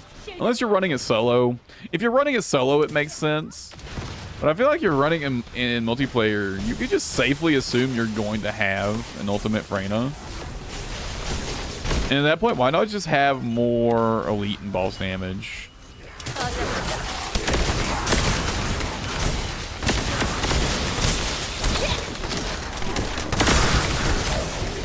Suddenly cruel.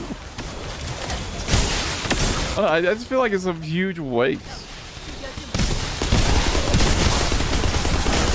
Is like how much damage like high voltage bunny does?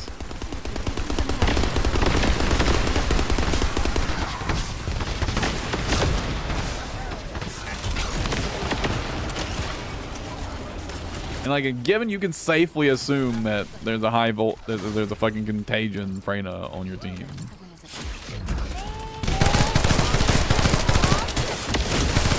It just doesn't feel worth it.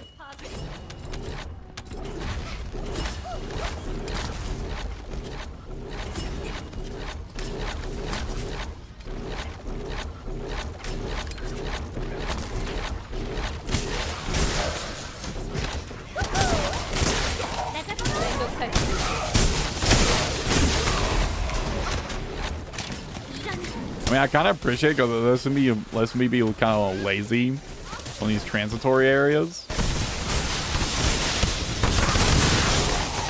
Because I can just let the bunny kill the things in between areas, but...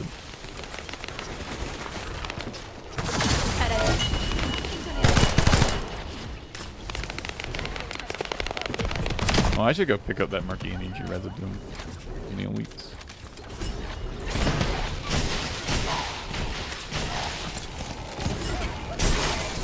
I have not played Sour Blade. I actually haven't even like watched any of it.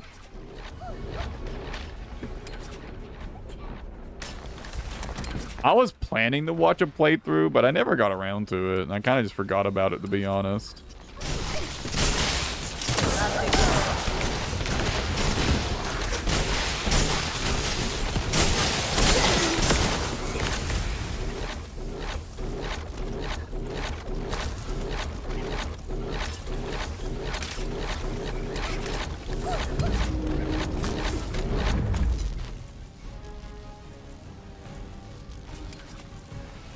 Damn, how far behind is that guy?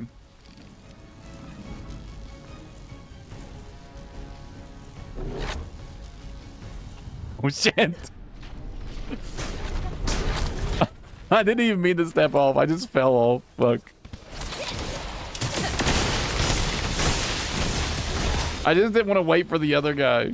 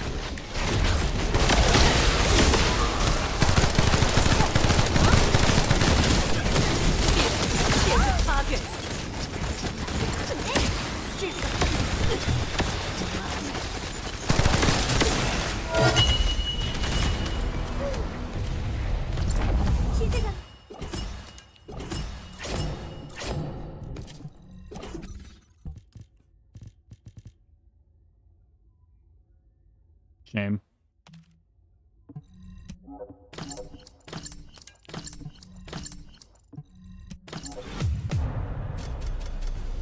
Finally get a fucking Colossus damage one and it's the wrong fucking thing.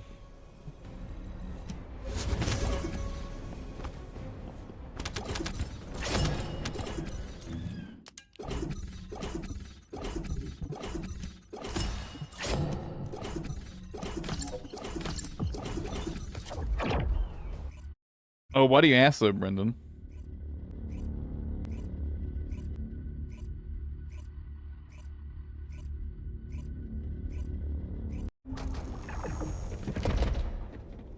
I mean, I've heard it's a good game, but that's about it.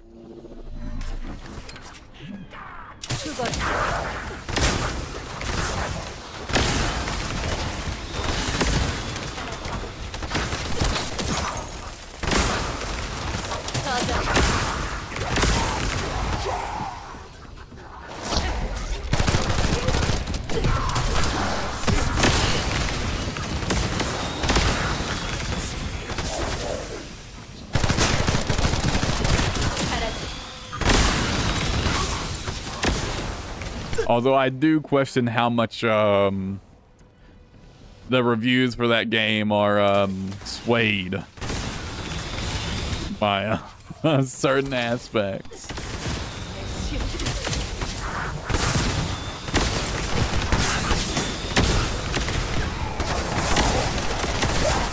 That's the problem with Coomer games.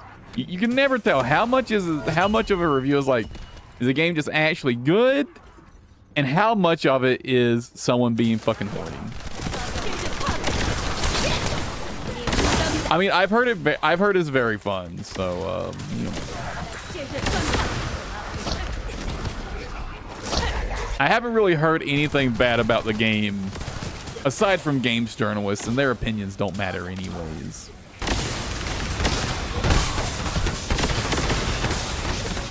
And considering that their opinion is attractive woman bad, you know.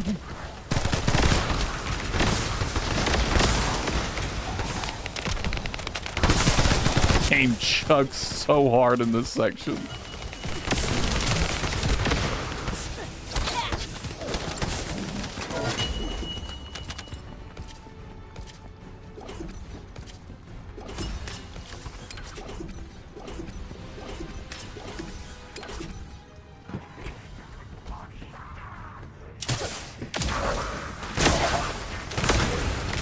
I figure if it's the type of game like, you know, single player action combat game is like usually something you're into, it's probably worth picking up. You know, I'm not much of a single game player these days, so you know, a single player.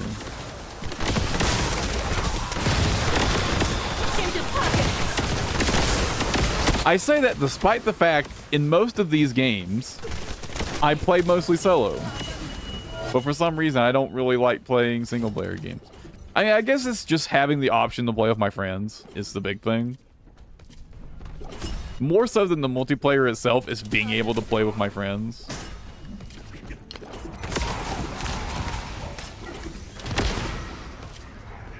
Also being able to play with viewers.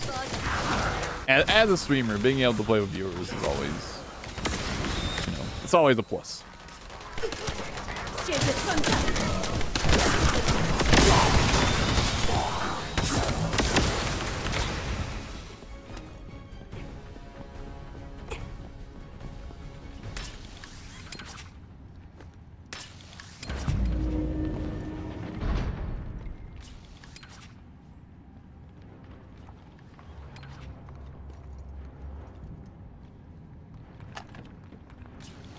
I probably would enjoy EDF.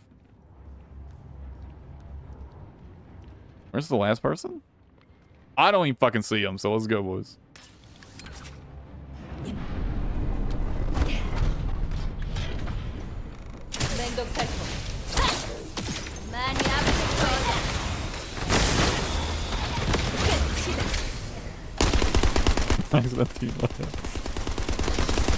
Hey, Snorlax was top tier back in Gen 1. I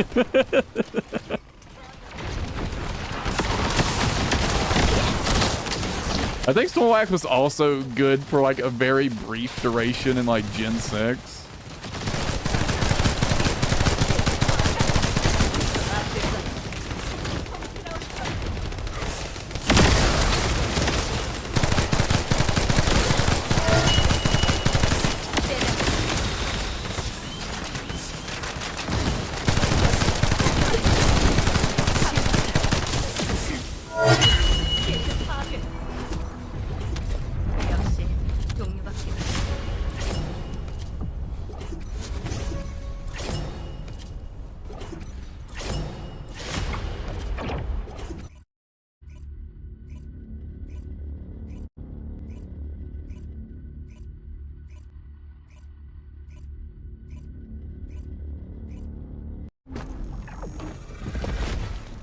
It reminds me, I kind of wanted to try playing Pokemon Unite again recently, but I heard the game's like a fucking pay-to-win nightmare these days, so I ended up opting not to do that.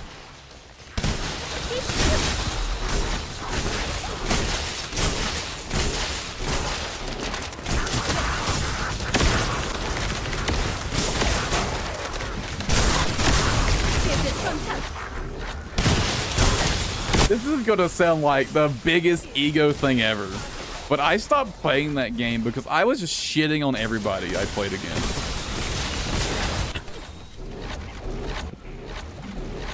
I never lost a single match in that game, and I got fucking bored.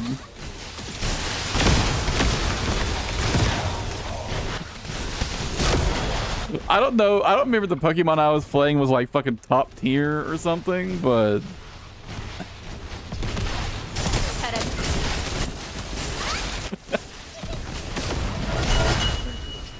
I know that's some crazy ego shit, but dude, I just kept getting mashed just against like absolute fucking dog shit players. Now, to be fair, I've played MOBAs before.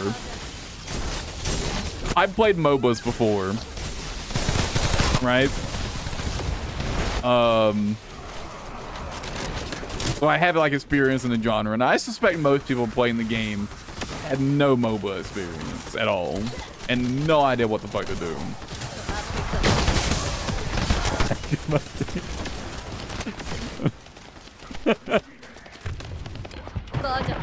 Look, Gen 6 isn't that old. I didn't play in Gen 1. I just know it was really good in Gen 1. Gen 6 ain't that old. Right?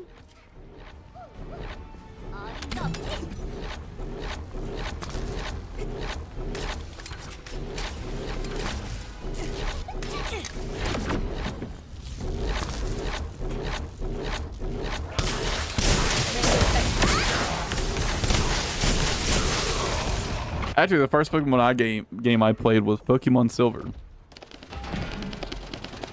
Way back in the day. Damn, that game was sick.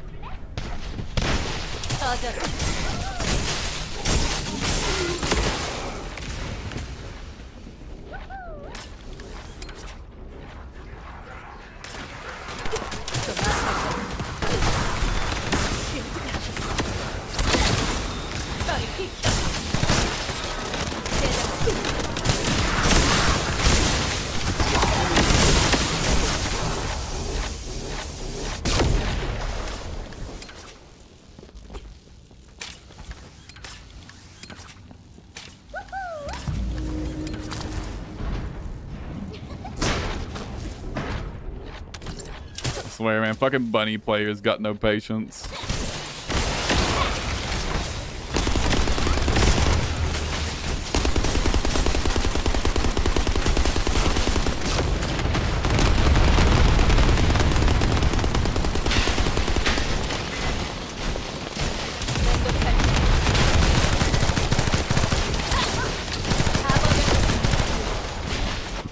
Haven't you the insanity competitive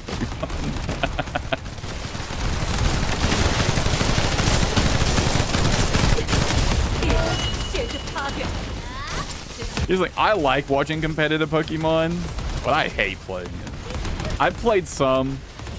I tried to really get into it at one point, but I just fucking couldn't.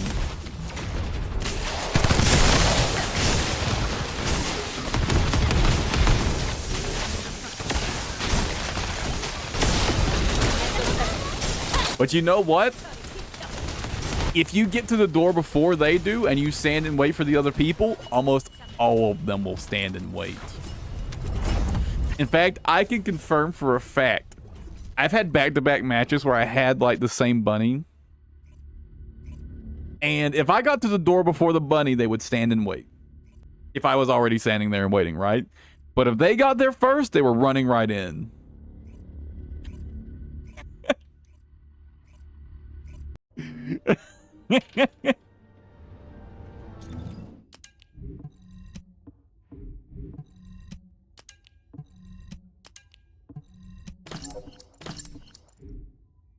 And they can't even stick with it. They can't even commit to just running in.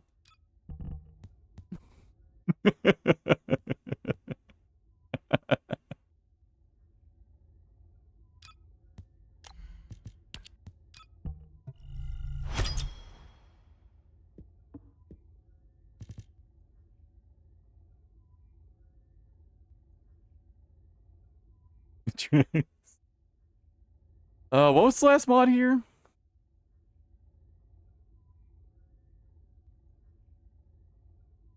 Fuel cost.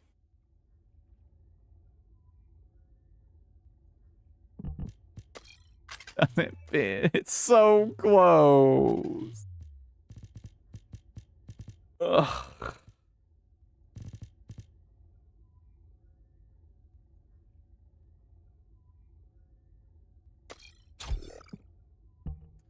I can slot this in for now.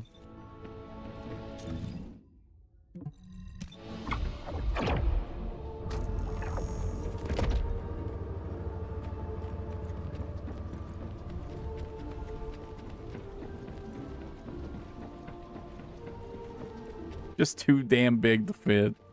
반가워요. 모듈 때문에 오셨죠?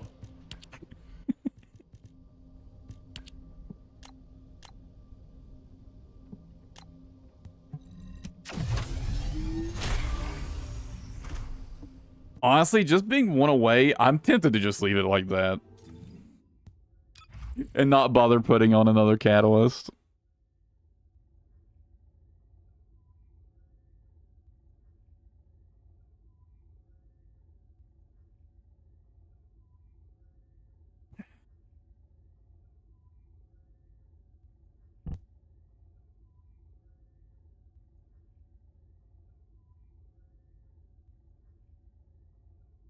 I was about to say, like every Darkstalkers character.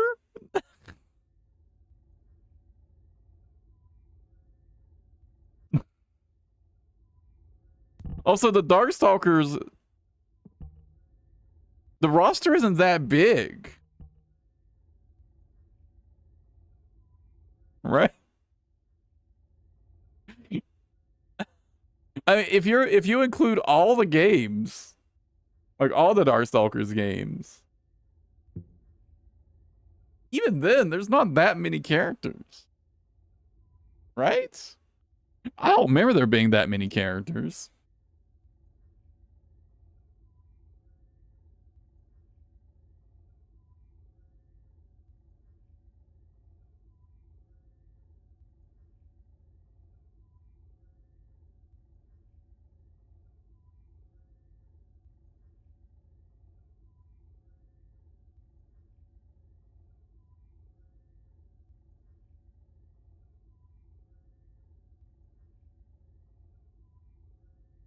I'm looking at the wiki. There's 27 characters listed. 27. Are any of these duplicates? Okay, one of those is for bosses. So there's 26 characters listed. I guess if you count the bosses as well, there's probably some more, right? Never mind, there's one! There's 27 characters! Dude, top 20 might as well be the whole fucking roster.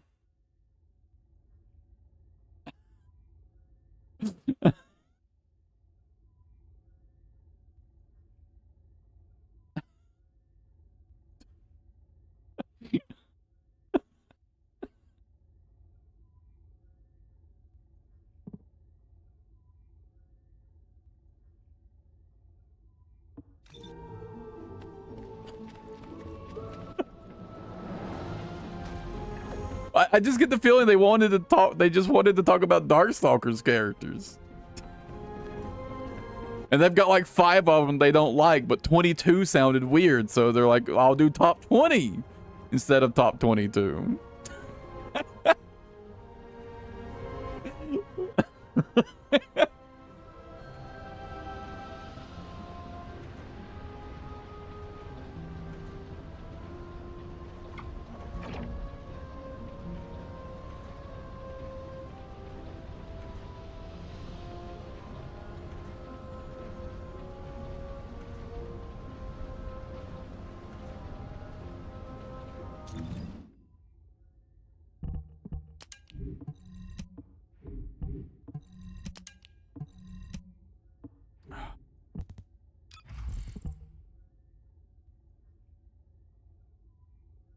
Yeah, honestly, I think I'm just not even gonna bother putting on one more catalyst.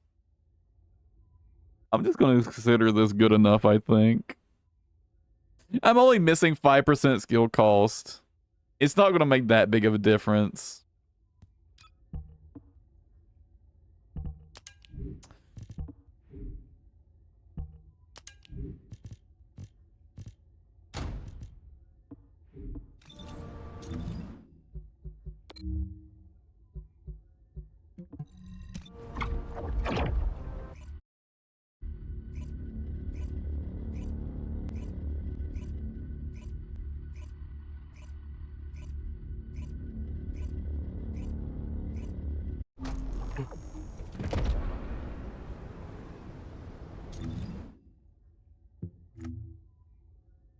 I don't remember. I haven't actually checked this in a while. Got 68. I guess I'll get this just to have that done. That's quite a bit left. I have 120. Oh, yeah, but you can't really do much with these. I'll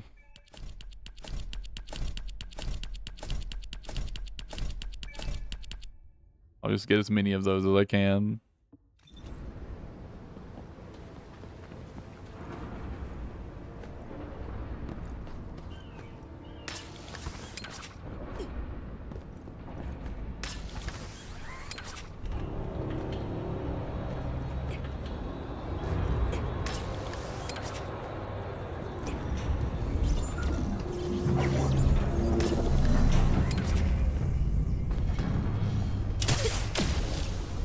Oh, why did I put that there?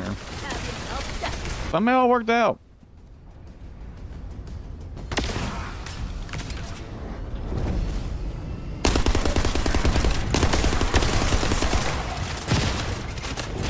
Campy sci-fi horror. What? What?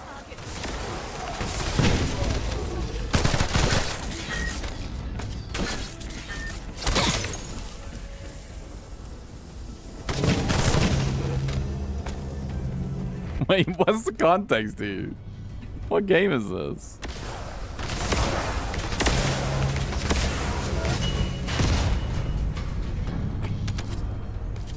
Oh, it's EDF? I would never.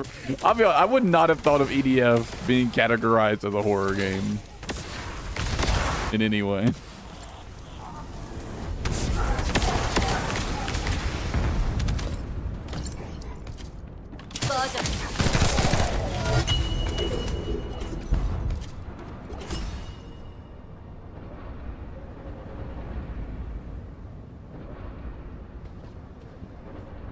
Well, I've seen like one too many meme videos about the games. Which, to be fair, is like one video, but that's all it took.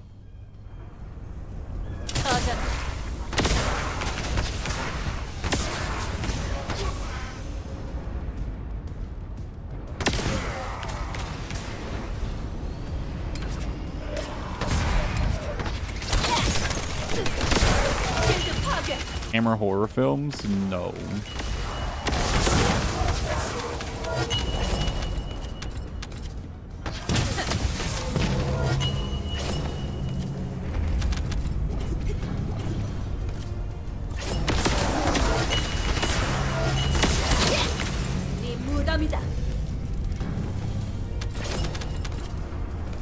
Honestly, I generally don't enjoy horror movies that much, so I don't generally watch very many of them. I've seen a couple, but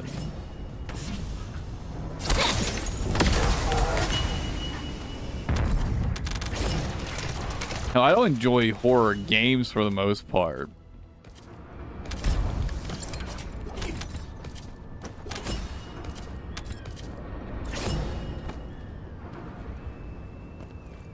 I would not consider Starship Troopers a horror film, personally. At all.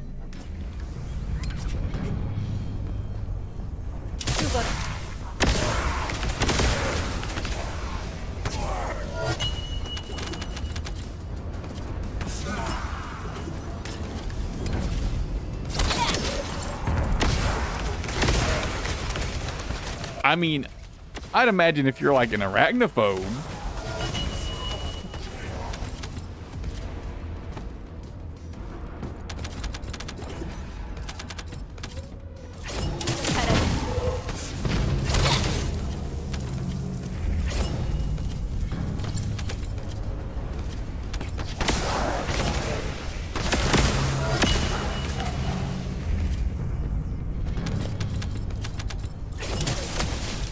Although, no, are they close enough to spiders to set off arachnophobia? I wouldn't know. I guess that's an individual thing, though, huh?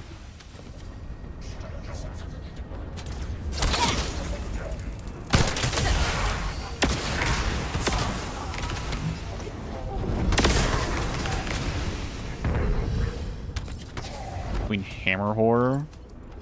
Okay, I've never heard of that, like, classification.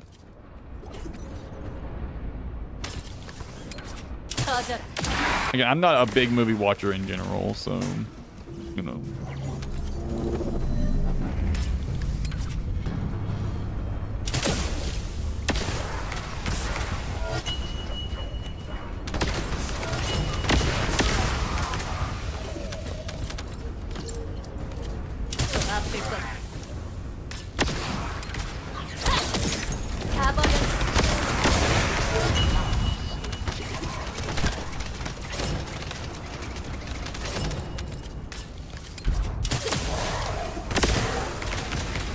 I honestly think that one of the I can think of two. Yeah, I can think of two horror games that I legitimately enjoyed. And actually like, you know, the horror aspects. I'm not talking about Phasmophobia. Because at this point, Phasma is more like a fucking mystery, like detection game than a fucking horror game. But Aliens Isolation and I enjoyed the exploration of Subnautica. I did not enjoy the like material gathering and like base building that much, but I enjoyed the exploration.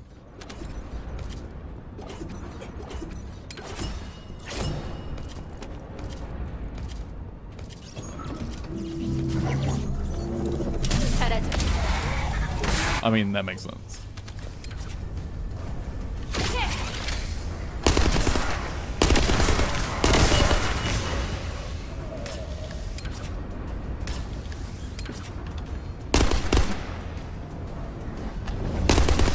I will say, Subnautica disappointed me.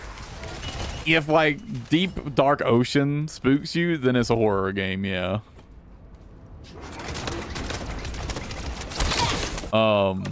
Which it does mean. Unfortunately, it moves away from that pretty quickly, and I kind of got bored with the game after that.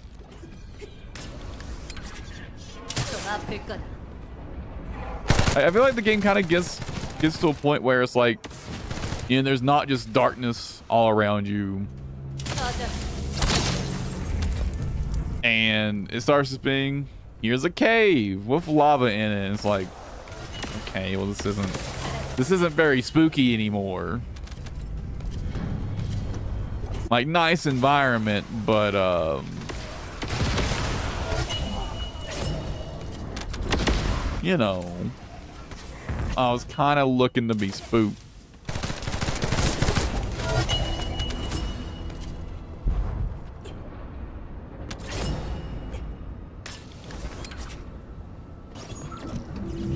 So like I guess I really only enjoyed the mid game of Subnautica now that I think about it.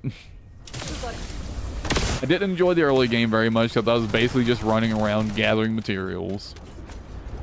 I didn't enjoy the late game because it was all in caves and there wasn't anything spooky.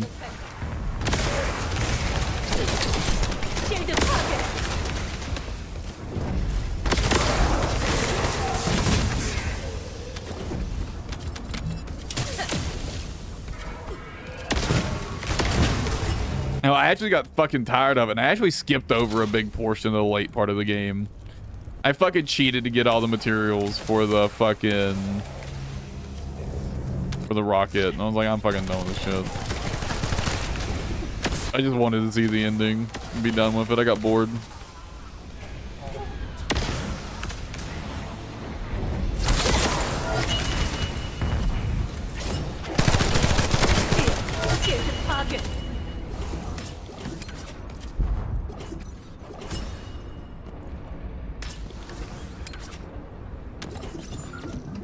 Aliens Isolation, though.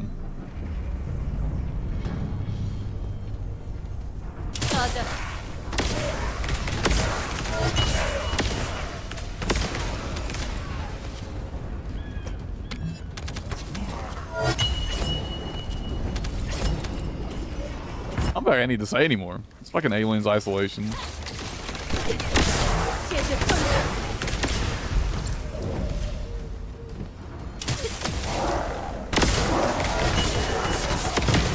The only real issue I have with Aliens Isolation is the Aliens AI is surprisingly easy to take advantage of. Now, I think there are mods that fix that. So maybe I should try it. Maybe I should try another playthrough of the game with a mod that makes the alien a little smarter.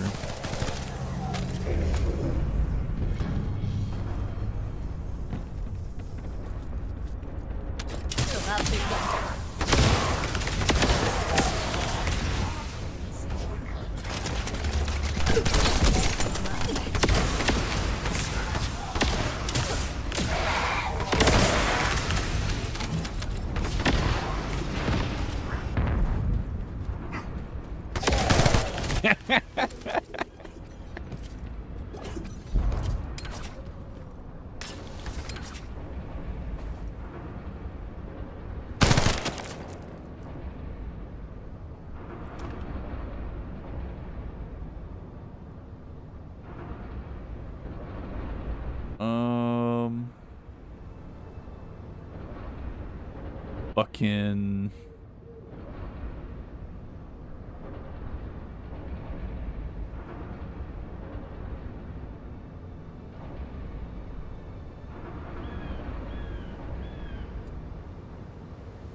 Why is it doing this?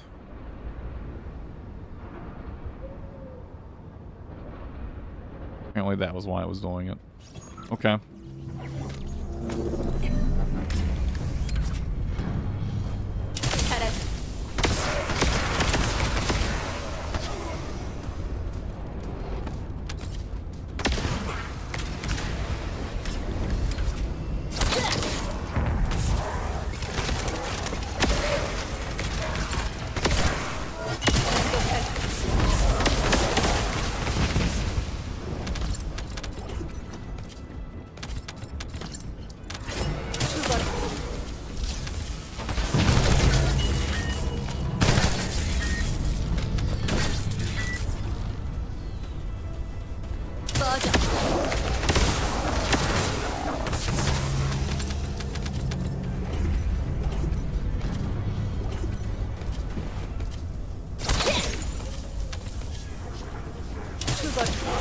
I feel like Aliens Isolation loses a lot of its fucking like spook value and like even its charm when you can like stand on the other side of a table and you can see the alien in full view pretty much, but the alien can't see you.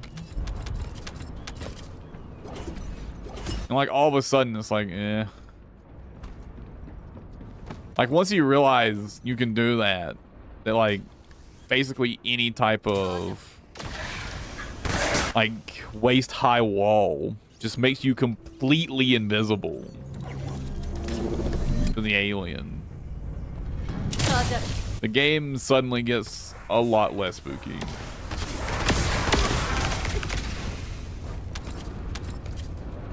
And also being a waist high wall you can just see over. So it's not even like you don't have a good view of the alien. You can just literally see it.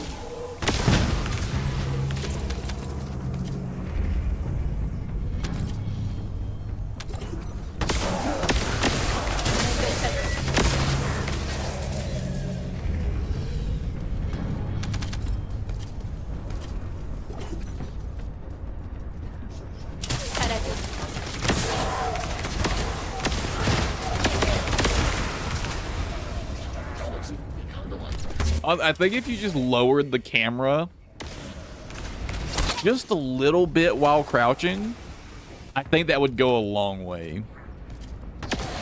Just lower the camera just a little bit so you can't see over the walls so well when you're crouching.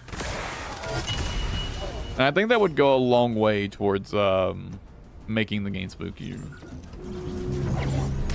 Just because it'd be much harder to see the alien over walls.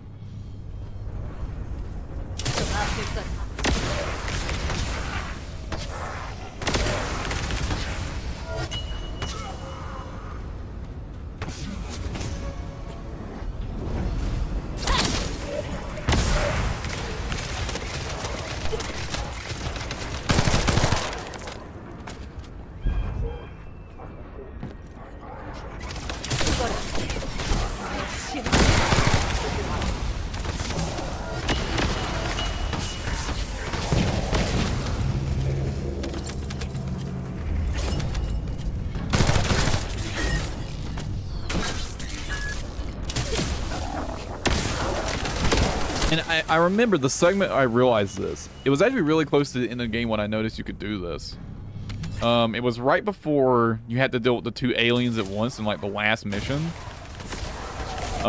There's one segment where you've got to like you've got to do a couple of objectives, and there's like a hallway with like 4 rooms, I think. and you've kind of got to like sneak through these 4 rooms while the alien patrols all of them pretty aggressively. And at some point, there's a pool table in one of the rooms. At some point, I realized I could just crouch at the pool table, and I could see the alien in full view, but he couldn't see me, and I was like, oh. And then I started to realize that the aliens, not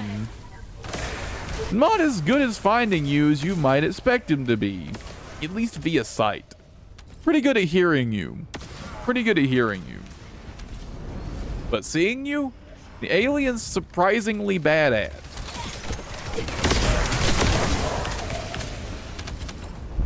Which I guess, you know, maybe that's intentional. I'm not too familiar with, you know, the alien lore and like how good their eyesight's supposed to be. Maybe they're supposed to have bad eyesight, I don't know.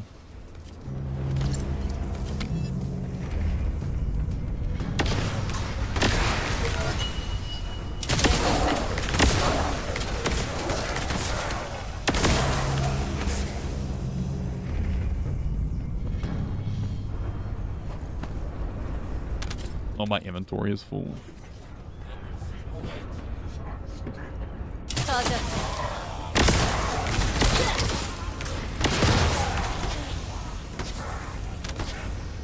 The Wind Claw Marines and Alien vs Predator.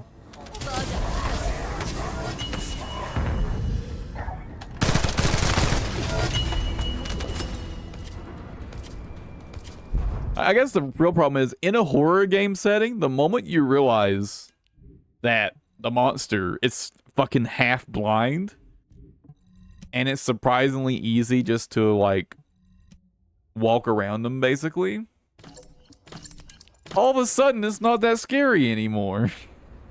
Right?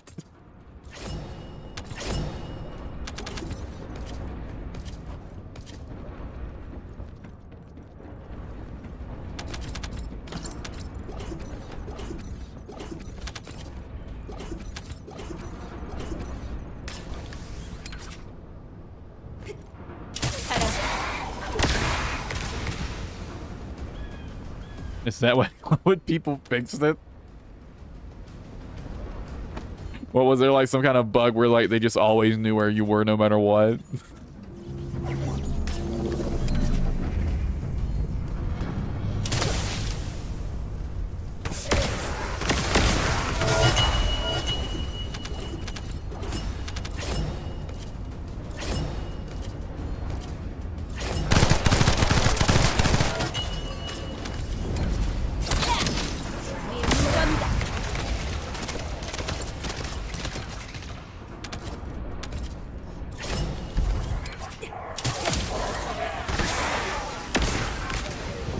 It's not like I think the alien needs significantly better eyesight, right?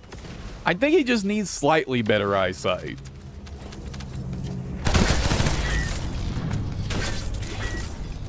Like, I just can't even feel like if the alien is basically in full view to you, and it's not at like some absurd distance, he should be able to see you.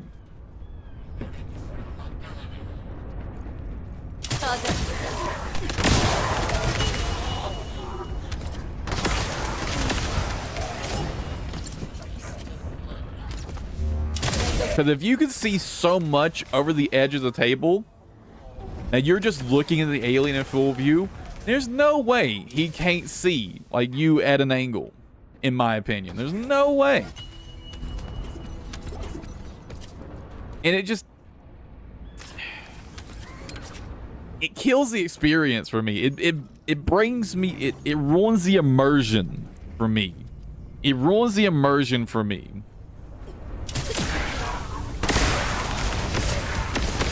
Two problems. They never know where you are until you trigger them, and then they only know where you were when you trigger them. Oh.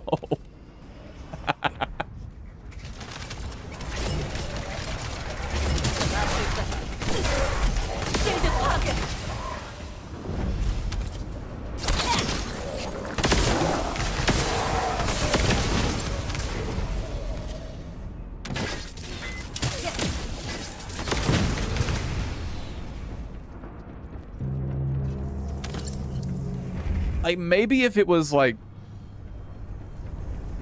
I don't know. I don't know. It just.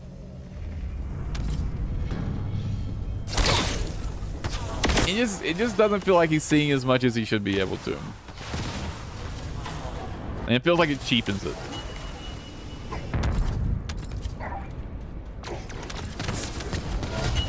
But never actually track him. Yeah, it does sound pretty bad.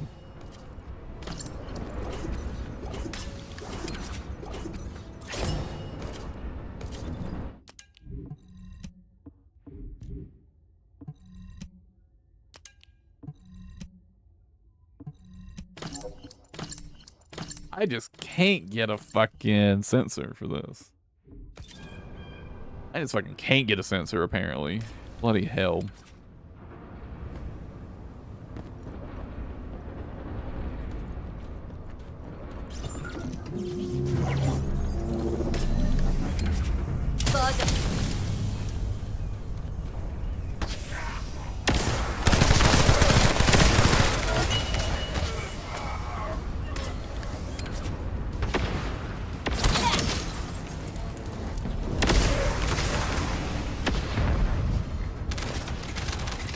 I'm adjusting one value in INI file.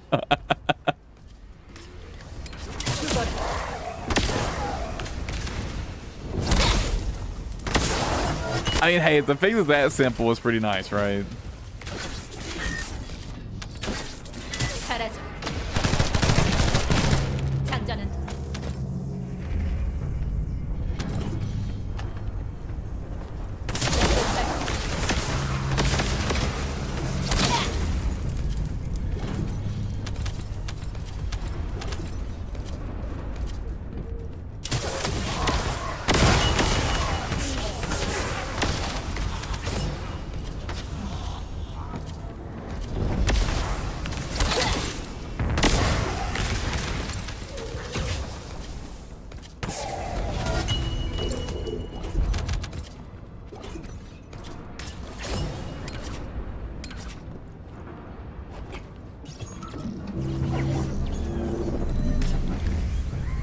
That makes me question why it was like that to begin with, though.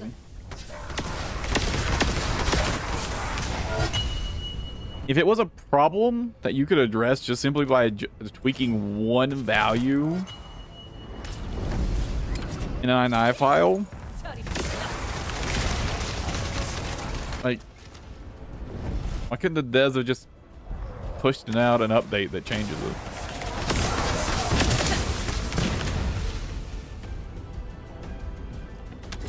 In AVP, once you actually aggro them, they never let up. They're passive, but when they're passive, they're near blind, but any sound will make them investigate. Or is actually blind them.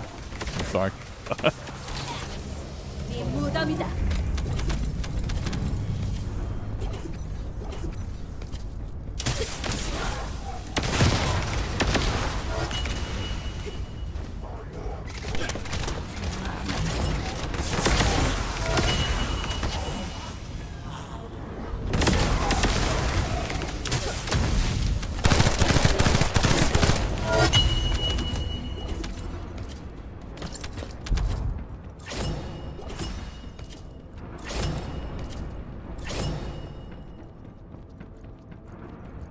The Gearbox PC port.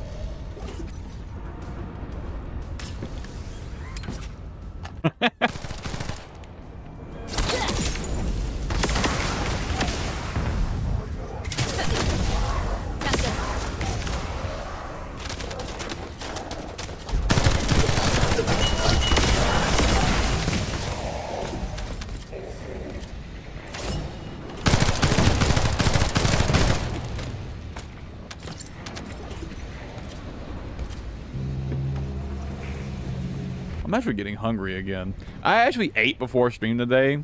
I actually had breakfast for once. And I'm still getting hungry.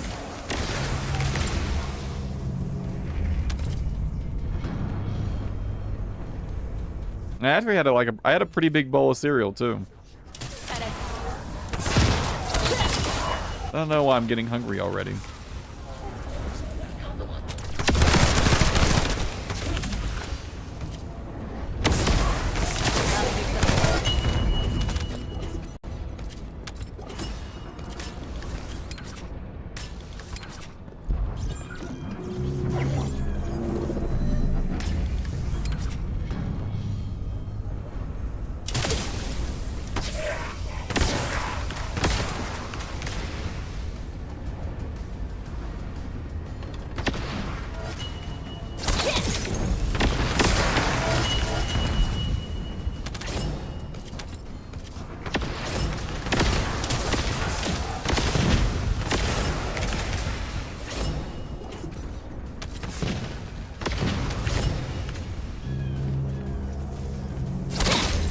많이 아플 거야.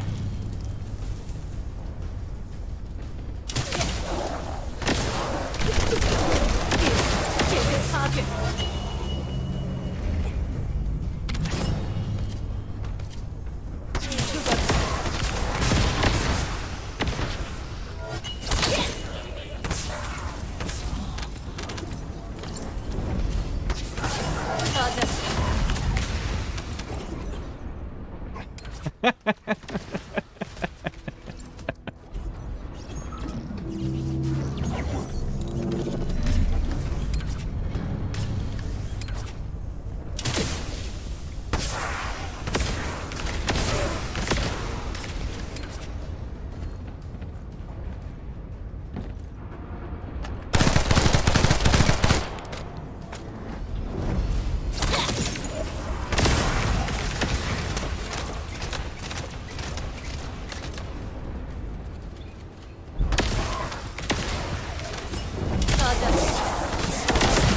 Rendered memories fade.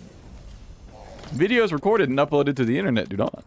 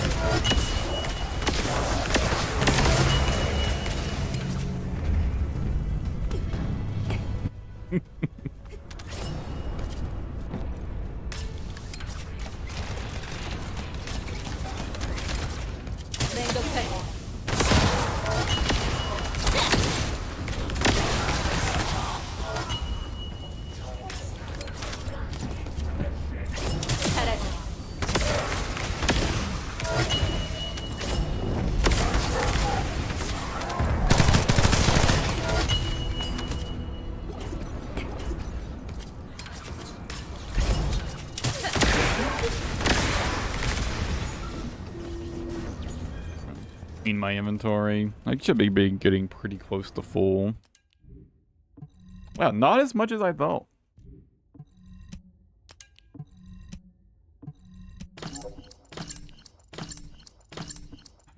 And still absolutely fucking nothing.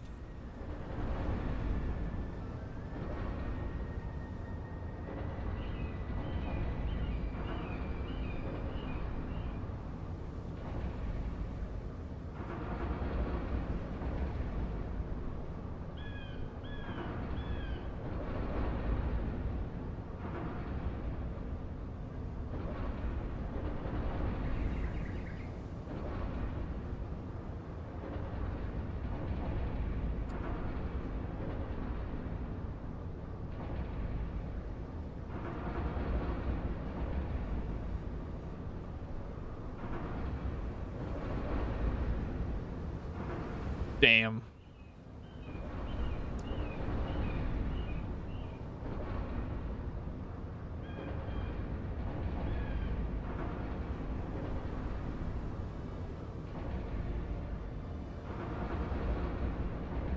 I'm kind of feeling just like really done with this for the day, to be honest, but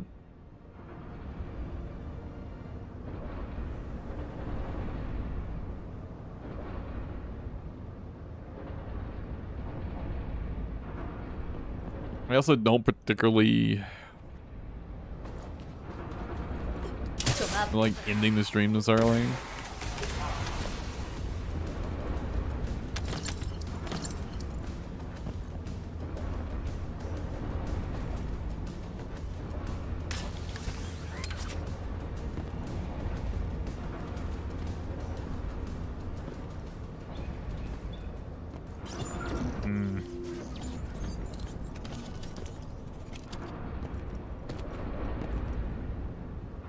I could go farm some Deathstalker.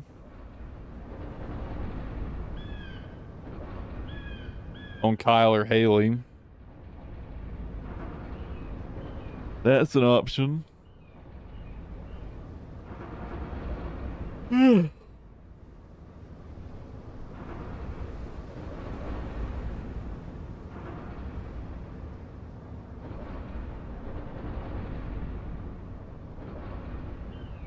I could also play something else.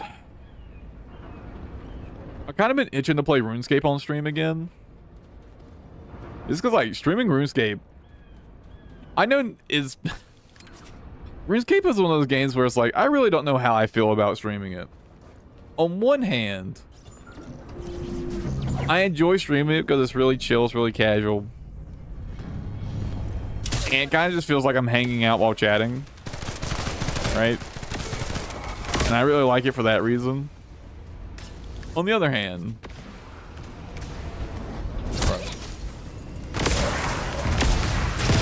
I know RuneScape's gotta be boring as fuck to watch.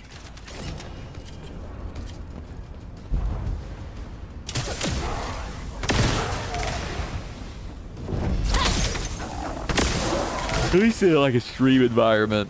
If it's like a curated, like edited video, maybe it's a little different, but on a stream,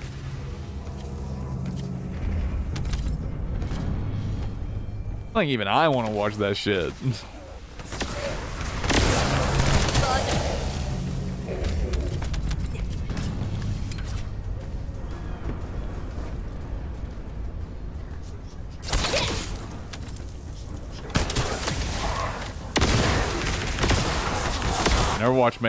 Overwatch is making some really dumb changes right now. I kind of don't feel like playing. I mean, I probably wouldn't play tank anyways.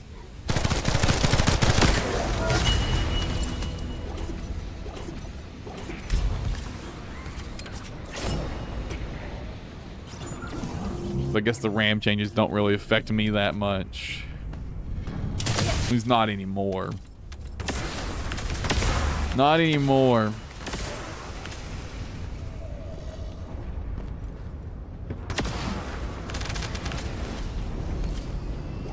I tell you, nothing made me happier than no longer playing tank in Overwatch.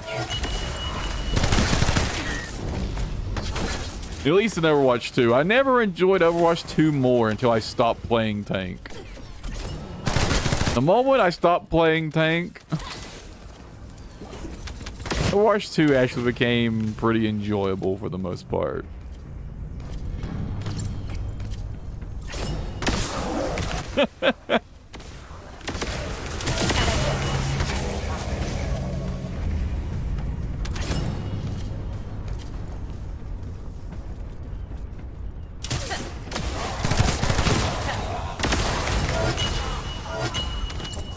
Well, specifically, they changed Ramatra, Brendan. Specifically, they changed Ramatra. They made it so he can no longer punch through shields, but he does 2.5 times damage to shields. Which, at first... Okay, well, obviously, the general reaction to that is initially very negative for most people. My initial reaction was, that's fucking stupid, but maybe it's not that bad because it'll make his matchup against certain things better and against certain things worse. So it's kind of just like mixing up who he's good into and who he's bad into. But I actually did spend some time playing Ramatra yesterday. And I eventually came to the conclusion that the change is fucking awful. Not because of his tank matchups, but necessarily. as much as his other matchups, and specifically putting less pressure onto supports. Because I went through this whole rant and starter stream, and I'm about to do it again. Let's get into it. So the issue with Ramattra not punching through shields is there's kind of two big issues, right? Kind of the obvious and easy one to explain is of him if he's not punching through shields, he's not doing health or shield he's not doing damage to a character, so he's not gaining ult charge, right? He's not gaining ult charge. So your ult charge is either getting actually negated or it's getting at least delayed, right? So you're building ults either slower or later overall. But the real big issue I've found is, like, if you're playing into a shield tank, you can break shields fairly quickly, but the problem is there's so much damage in Overwatch 2 that while you stand there punching a shield in order to break it, because you're not doing damage through shields, you're not applying any actual pressure, right? You're not applying any like actual pressure to the enemy DPS, or more crucially to the enemy supports. Because you're not doing any health damage, you're only doing shield damage. So the supports are free to just sit there and shoot you in the face. And surprise, surprise, supports actually do a lot of fucking damage. So when supports are given free reign to shoot you in the face and you're not applying any pressure anywhere else, guess what? You fucking explode.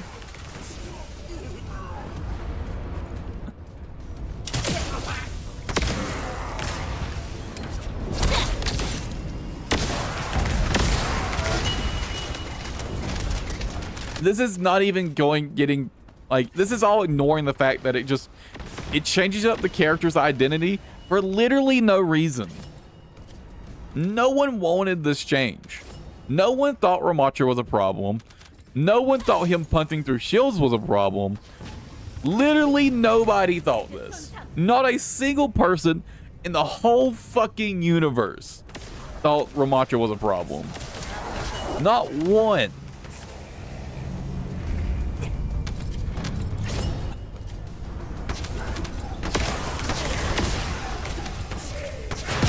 So, like, why was he changed?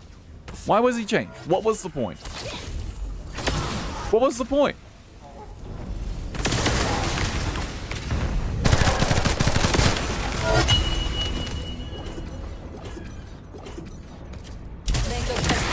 And you know what the bigger problem is? There's another problem. There's a third problem here. It makes his counter game stronger. He also gets countered more by like Ryan. So he kind of gets like soft countered by Ryan now. But Winston might as well not exist if you're playing Ramattra. If you play with your team as Ramattra, Winston can't do anything. If he tries to jump in and like bubble off a support, you punch his barrier. It takes, I think, 2 seconds to break his barrier if you're the only one hitting it. So if anyone else is hitting it, you're breaking his barrier in like sub 2 seconds. And then you can vortex him and he can't leave. He just dies. He just dies. Like Ramattra kind of like really hard counters Winston now.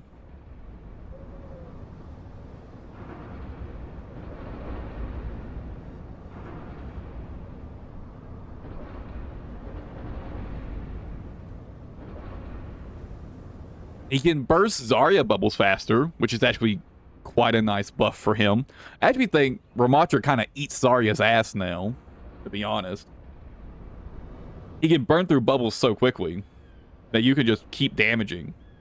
And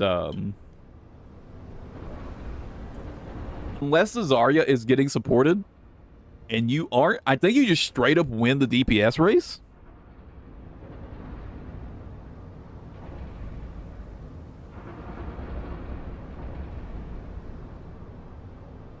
Now, probably the one place where it is a buff is his ult. Once he's actually got his ult, keep in mind it's now harder to get your ult against a shield tank. Once you've got your ult, it's easier for you to bust barriers so you can keep your ult active. This is true. But that's really the only thing he really gained from it. Because basically it just made, other than like converting him from kind of like a soft counter to Ryan, he now kind of gets soft countered by Ryan. I wouldn't say either hard counters the other, either in the past or now. But like Ramatra was already good in the Winston, because Ramatra couldn't shield dance Winston, or Winston couldn't shield dance Ramatra, right? So Ramatra was already good in the Winston. Ramatra was already good in the Zarya. And with Sigma, it doesn't really change the matchup at all, because a good Sigma isn't going to put a shield in front of a punching Ramatra to begin with. He's going to put his shield behind you to cut you off from your supports, right? So this was never a factor to begin with. Now, there is an argument to be made that in the Sigma matchup, now you can turn around and punch the shield, and you can destroy it really quickly, and your supports can support you again.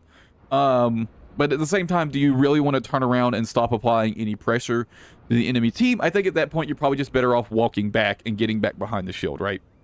You're probably just better off blocking and then backing up behind the shield. So it doesn't really change his matchup against Sigma very much, in my opinion.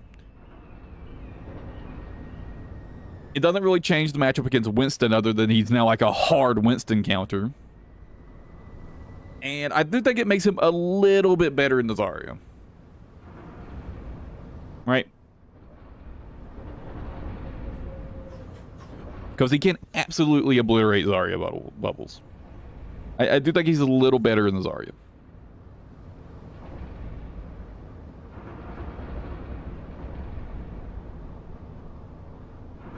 He was like already a solid choice in the Zarya anyways, though, right? He was like already not bad in the Zarya. It's like I don't know what the changes were, what they were really trying to achieve with the changes, other than like making him not like playing the Rhine quite so well at low ranks. And I say low ranks specifically because at even a vaguely competent Rhine is not just going to stand there with their shield up and let Ramatra punch them, right? And even vaguely competent Rhine is not letting that happen. They're either going to back around the corner and take cover, or they're going to swing on the Ramatra. Right? So like it doesn't really change that matchup quite that much.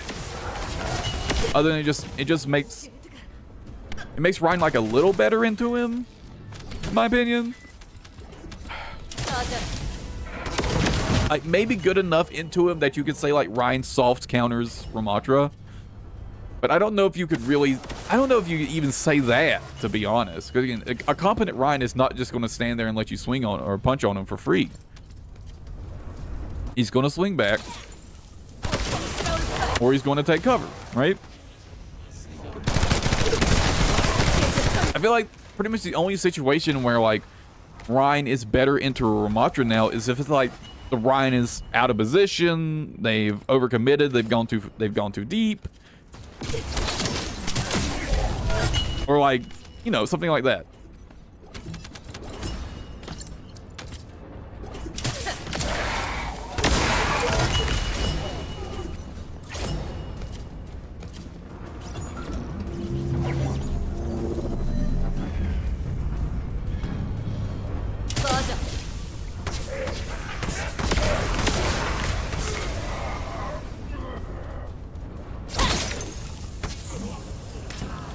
I don't think the change affects the character in any like positive way for the game, right?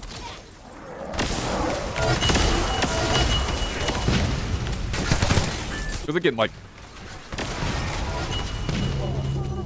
there weren't any real characters. There wasn't really any characters that like couldn't play in the RAM, right? Like, Ram didn't hard counter anybody. I know some people might think that Ram hard countered Rhine, but this was just simply not true. Ram hard countered bad Rhines, sure, but that's a skill issue. That's a skill issue.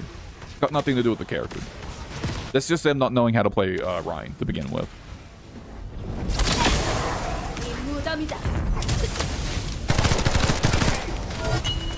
And we should not bounce around people who do not know how to play a character.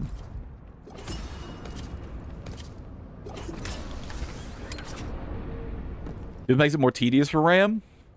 Yeah, that's a pretty good way of putting it, actually. Like, it doesn't really help Ram in any way. It doesn't really help any of the matchups. And I do think that really all it does... I do think the biggest place you're going to feel the changes is the Rhine matchup, though.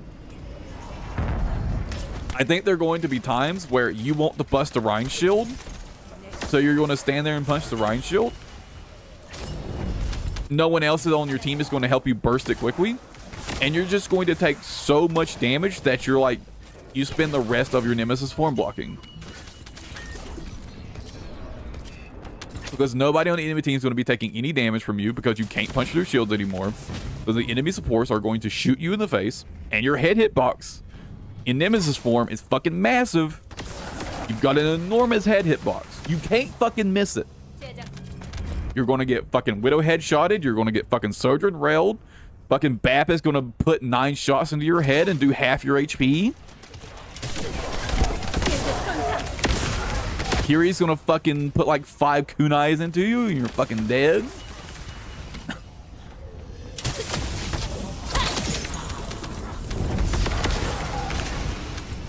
And why? Because you're applying no pressure. You're applying no pressure. You're doing shield damage, sure, but you're applying no actual pressure. Not until you break the shield. Once you break the shield, if you can safely break the shield, you've got a huge opening, right? If you can safely break the shield, you've got a huge opening. But that's the enemy team playing badly. That's the enemy team making a mistake. That's the enemy team letting you get away with murder. Literally.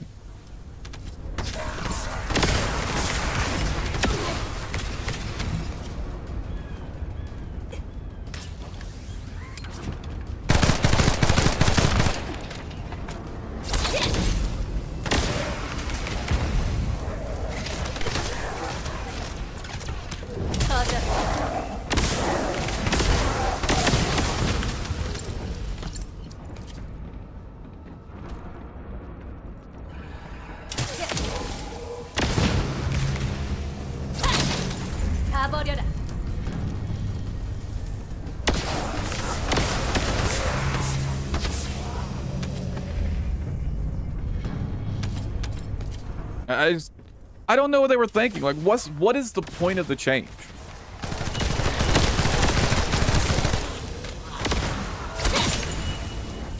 I feel like the point of the change was to buff Reinhardt. Right? I feel like the point of the change was to buff Reinhardt.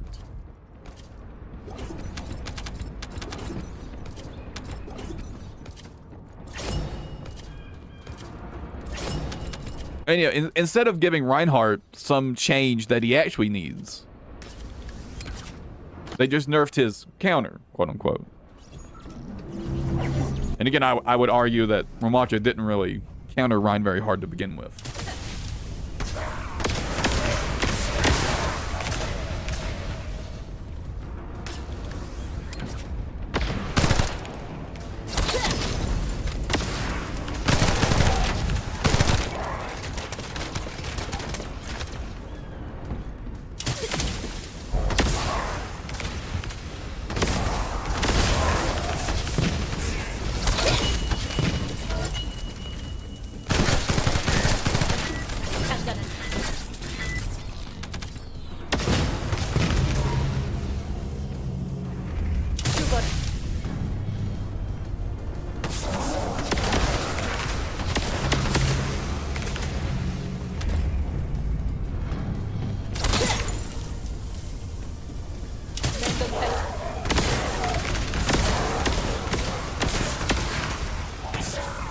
I'd also argue that if we're gonna have Ryan, if we're gonna have Ram not be able to punch through shields, don't let anybody punch through shields. Get rid of meleeing through shields. If we're gonna do this, commit. If you're gonna do it, commit, Blizzard. No more melee damage through shields. Let's do it. No more melee damage through shields. Do it, Blizzard.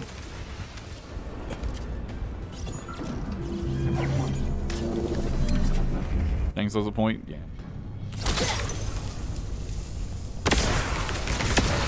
My conspiracy theory is that they're trying to try to push like a Rhine, like a sniper, like a shield sniper meta this season, because they're selling a Widowmaker Mythic this season. That's my conspiracy theory. Is they want to like inadvertently buff Widowmaker without actually buffing Widowmaker to sell the Widowmaker skin. That's my conspiracy theory.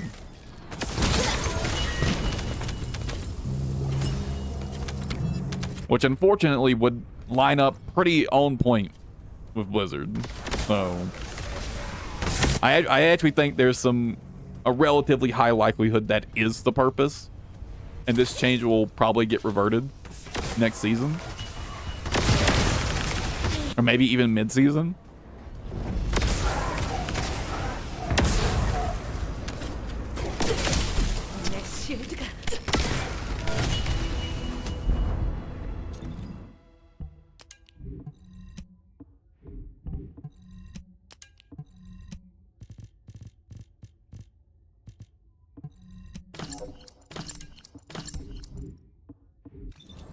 I mean, we know for a fact they've like doled out some character nerfs in the past specifically to sell skins. Specifically to sell skins.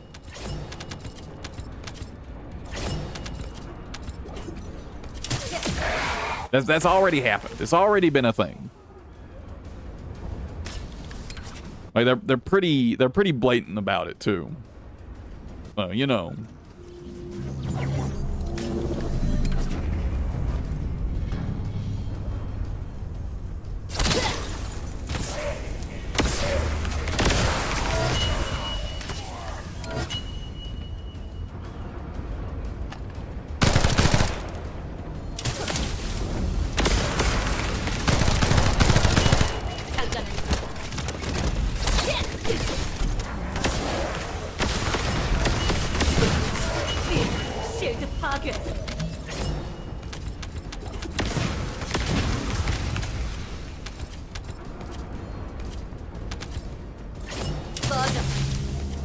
But even I feel like there were better ways they could have gone about it. Right? They could have reduced his damage per punch, but make him punch quicker. So that way he does less damage to armor, right? That way he gets his damage mitigated more by armor. They could have done that. There's a whole lot of changes they could have done that would achieve the same goal of buffing like Rhine in the Ram without like completely changing one of the character's core characteristics.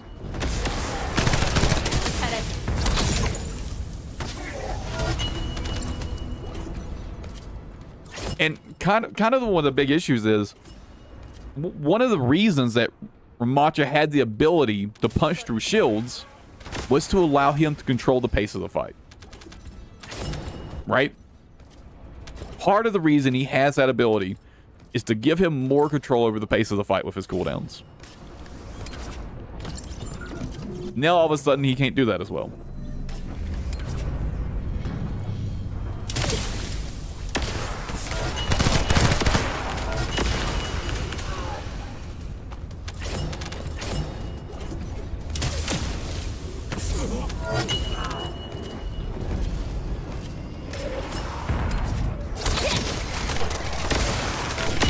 And like, what did Ramacha gain from this? He hard counters Winston now?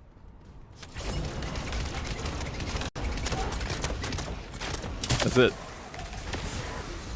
He hard counters Winston. That's all he gained from it. That's all he gained from the change. He hard counters Winston now. Which I would argue is not good for the game. We don't need more hard counters. If anything, this game needs less hard counties.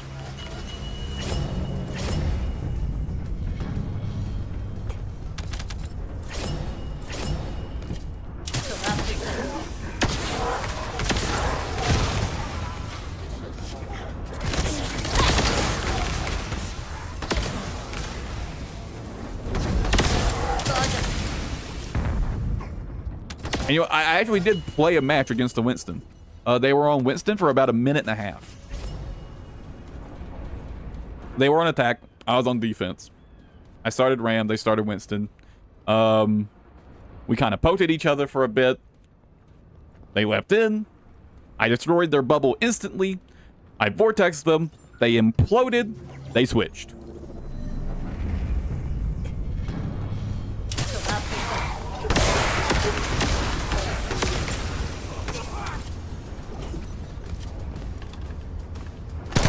I bet that Winston player had so much fun playing Winston. Smile.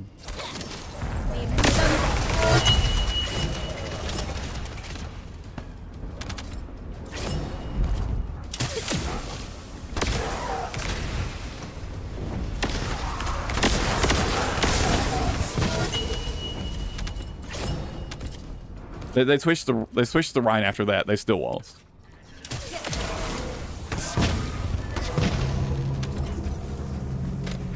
Unknown 9? No idea.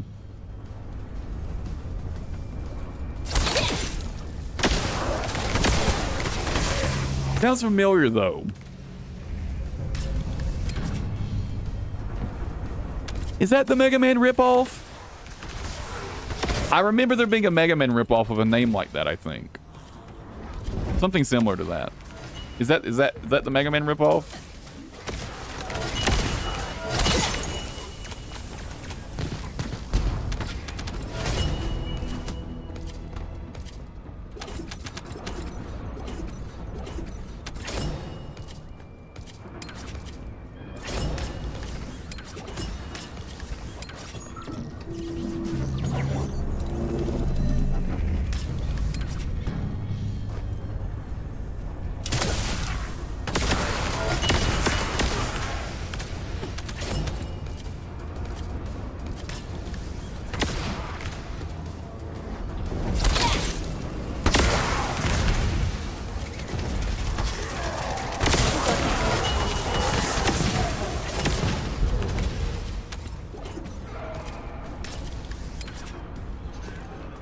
What, the Winston player getting fucking bullied and then switching?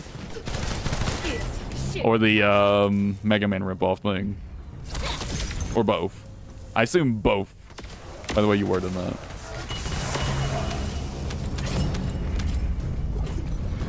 But yeah, I guarantee you that Winston player had so much fun being literally unable to play the game.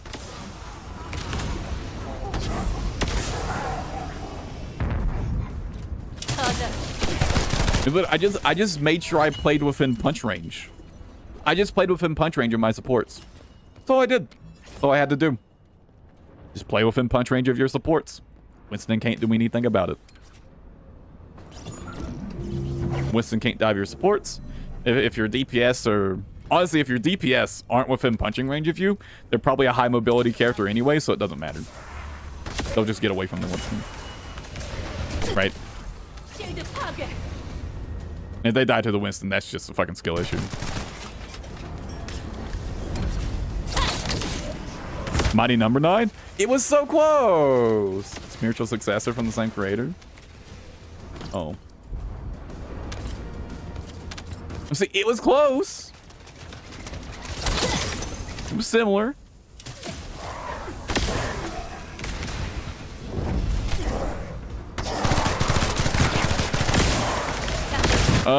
I heard about that going to exist at some point, and I never heard about it again.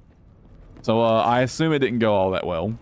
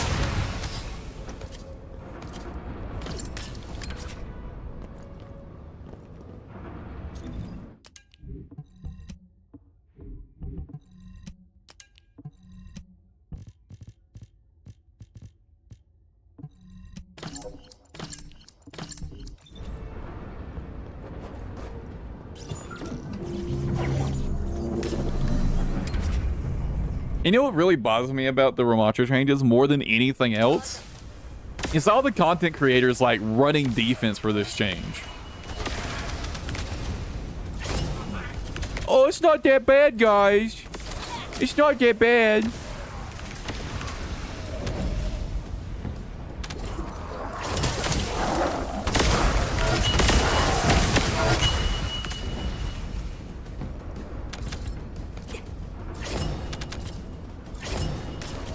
Fucking awful change. Awful change. Will almost definitely get reverted after this season. Honestly, I would be surprised if it doesn't get reverted in the mid-season patch. I would be surprised if they don't revert it in the mid-season patch.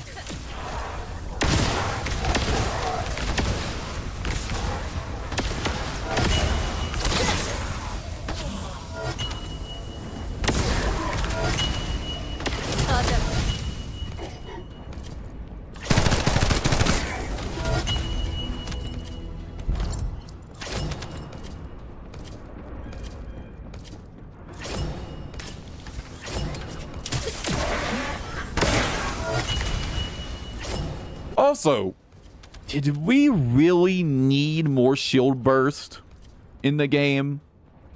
Did we really need more shield burst in the game?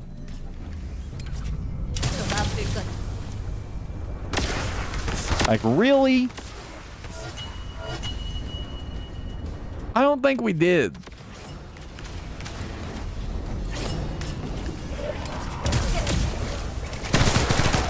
Like, there are already quite a few characters who can burst shields in the DPS category.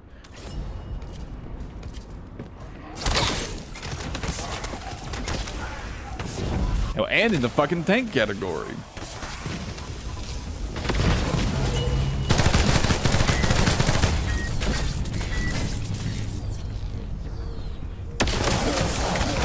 I swear, man, they just keep taking away the things that set characters apart as unique.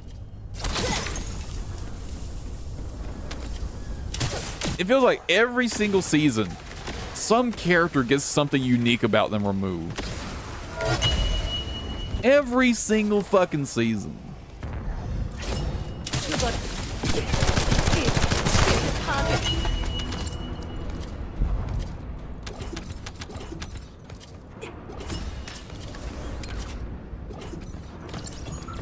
Like, we're slowly converging to the point where every single character is just going to be the same character. There's going to be one character per category in Overwatch 2 eventually.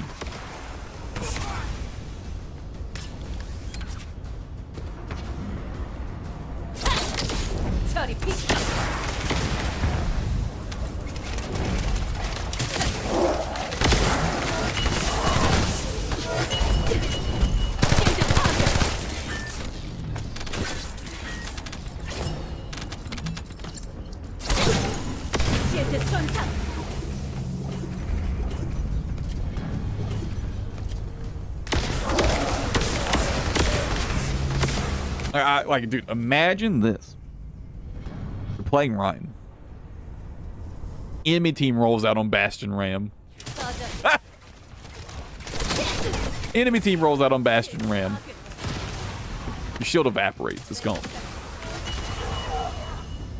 It's fucking gone.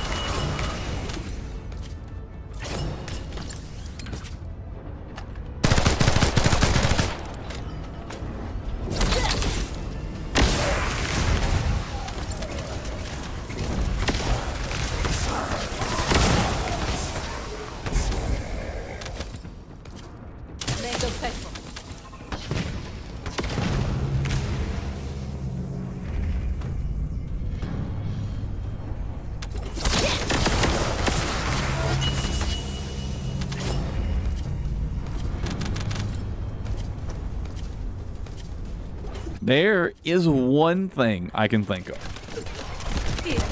that would make the change make sense. That's if Blizzard is planning to full commit to switching to 6v6. Is Blizzard planning to full commit to switching to 6v6? It makes sense.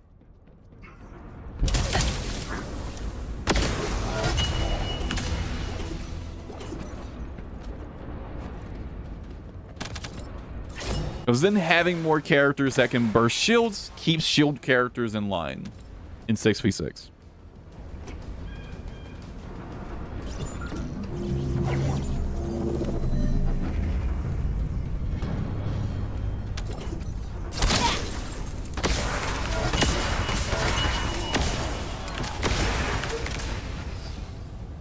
If Blizzard has already decided they're switching back to 6v6, I could see them making this change. I don't think it's a particularly good one for 6v6, but I can understand it. It makes sense in a 6v6 scenario.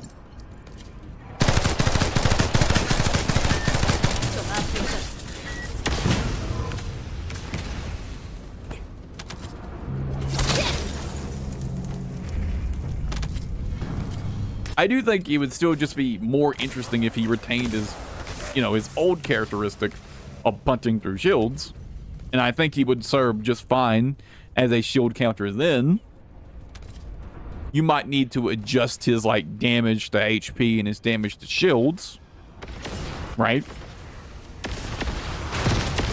Maybe, have him do, say, 0.75 times damage through shields. Right?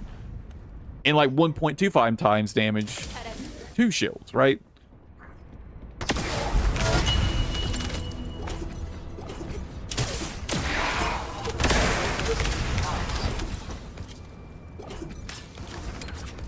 Rather than just completely converting him to a shield buster.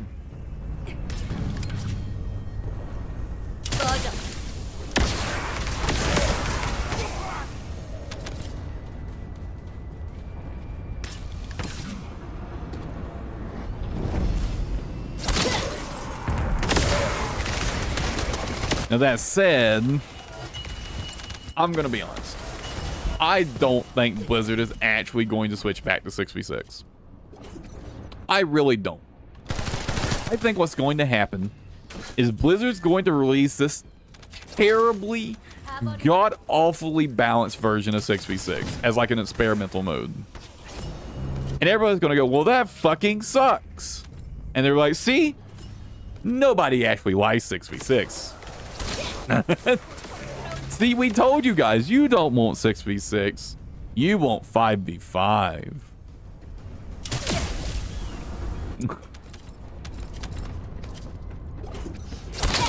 That's exactly how it's going to happen.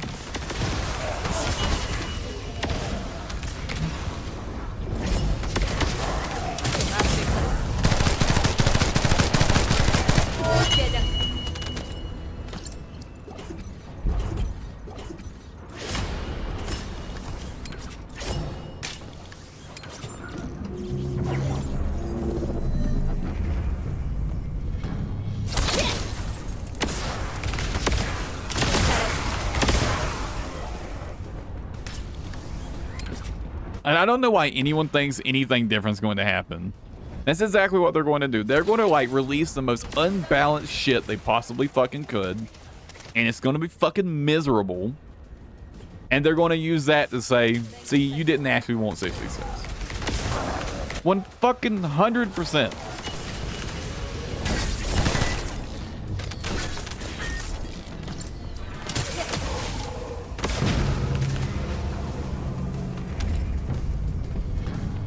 Despite the fact there's been community-run 6v6 games for a while now, with their own custom balance, and apparently it's pretty damn good. I've heard nothing but good things about it. But they'll look at whatever changes they made for 6v6 and that, and ignore it. Maybe do the opposite for good measure.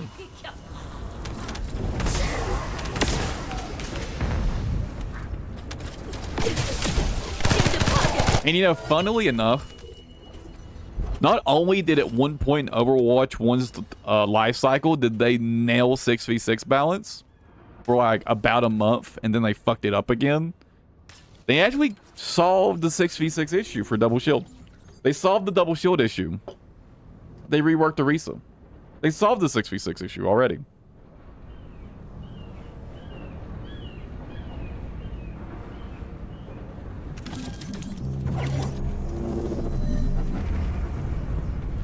My dudes.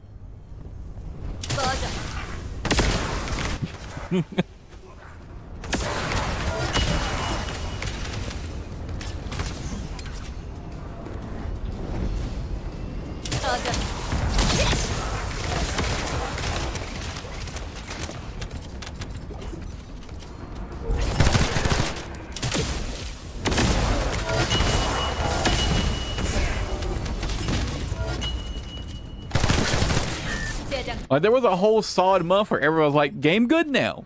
Game good. And then Blizzard's like, yeah, about that.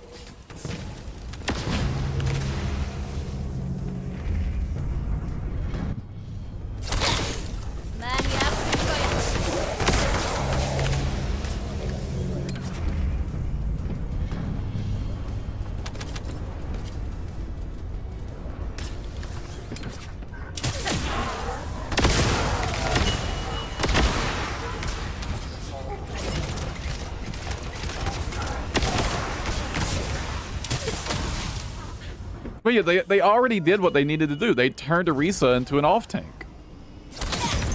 They turned Orisa into an off tank. They did everything they needed to do to fix 6v6.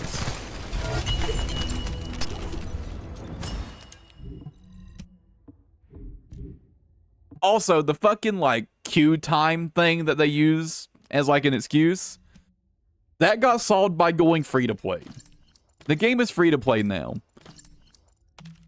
Queue times are no longer an excuse. The game is fucking free to play. You can't use the fucking queue time excuse anymore. It doesn't work. Also, the queue times already fucking suck anyways, because no one wants to fucking play. Actually, that's why. Queue times are fine. Queue times are fine. The queue times are fine unless you're in like a wide group. Solo queue times are great. Solo queue times are like fucking instant most of the time. Group queue times are rough. And that's got nothing to do with player base. That's got to do with their matchmaking system. Group queue times are brutal, but nothing to do with player base size. In fact, they've actually said as much in like one of their recent dev blogs.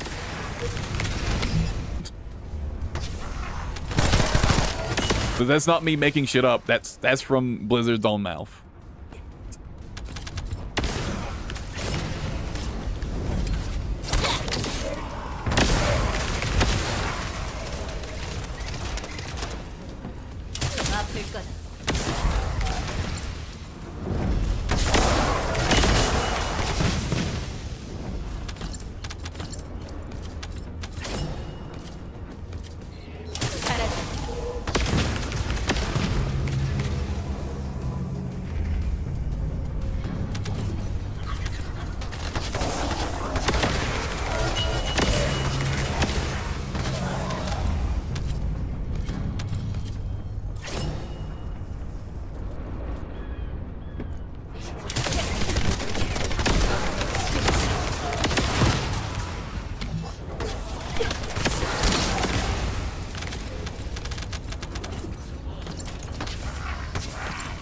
But we'll see.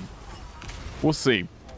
We'll see at the mid-season patch if they revert it then, and we'll see in the next season patch if they revert it then. Honestly, if they don't revert it, I'm pretty sure they're committing the 6v6. If they're not committing the 6v6 and they still don't revert it, they're just fucking stupid. Which, you know, Blizzard ain't got a good track record on that one.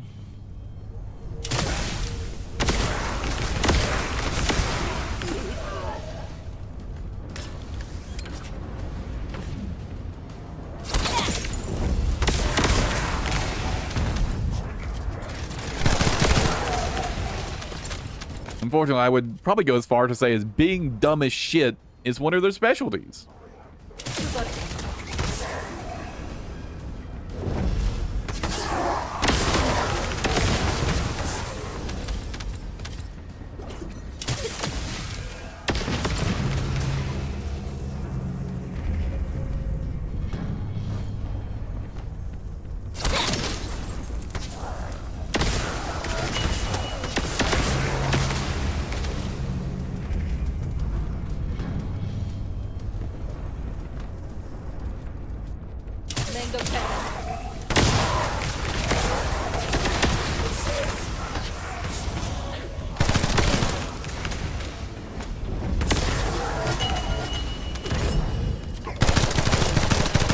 I guess the real problem at this point is like Blizzard often makes changes just to make changes to some characters.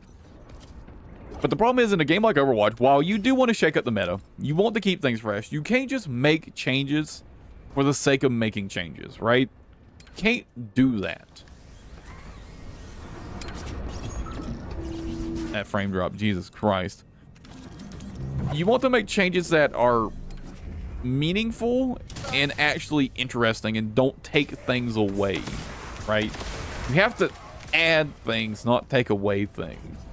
By the way, this is why Sombra as a character just doesn't fucking work and shouldn't have never been in the game to begin with. That's why Sombra's on her, what, 4th, 5th, 6th rework now? Sombra should have never existed to begin with. A character like that doesn't work in a game like Overwatch and shouldn't exist. It's just reality. I don't care if people like... I'll be honest, I actually enjoyed playing Sombra. Guilty secret, I enjoyed playing Sombra. I haven't tried her new rework. I don't know if I still enjoy playing Sombra, but I enjoyed playing Sombra. Now, her characters should not have been in the game. Should have never been in the game. Shouldn't have existed to begin with.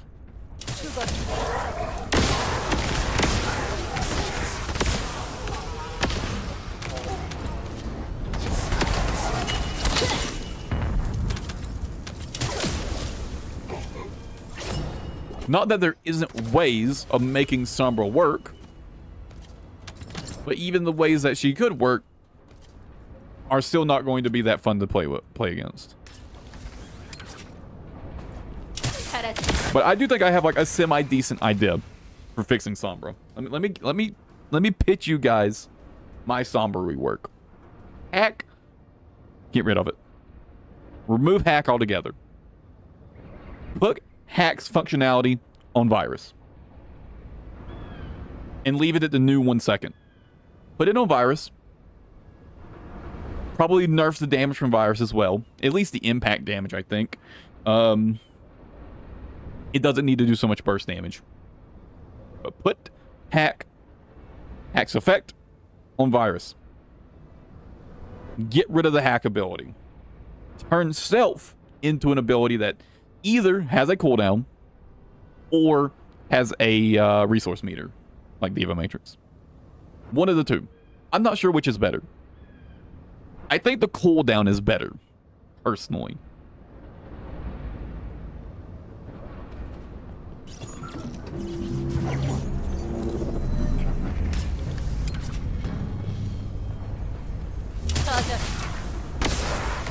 And I think if you do that,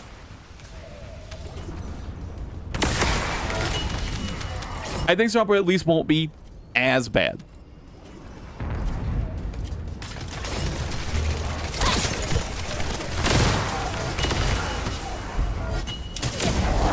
I think that puts Sombra in a playable state, while not making it, while like making her not an absolute fucking nuisance and just fucking awful to play against, right?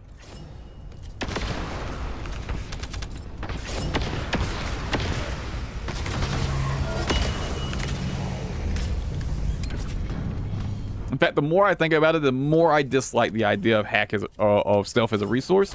Make it a cooldown. Make it its own cooldown.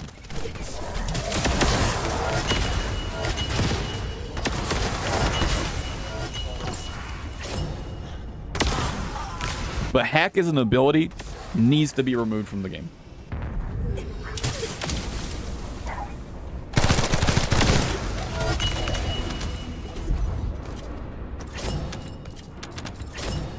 putting it on virus and making it a skill shot is still annoying, but it's a skill shot. Infinitely better. Infinitely better just by making it a skill shot.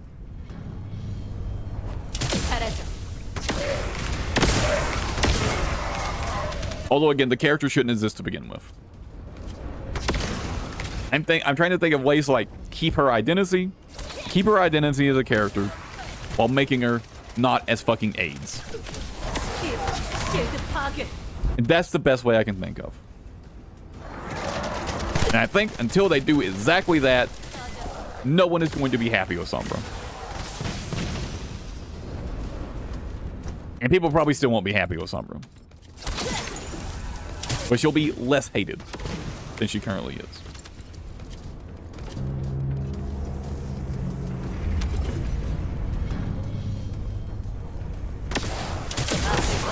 I'm also not convinced that Translocator needs to exist.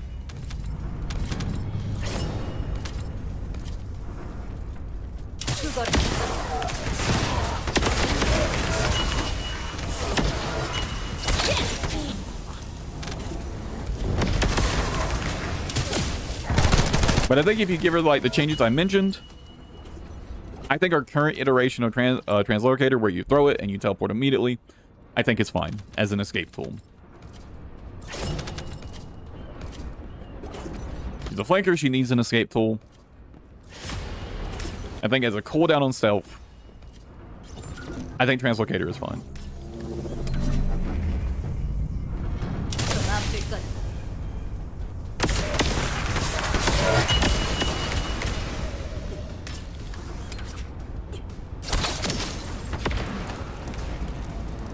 What I'm more surprised about is the fact that this is not already what they're doing to Sombra. I don't know why they're so insistent on keeping hack as an ability.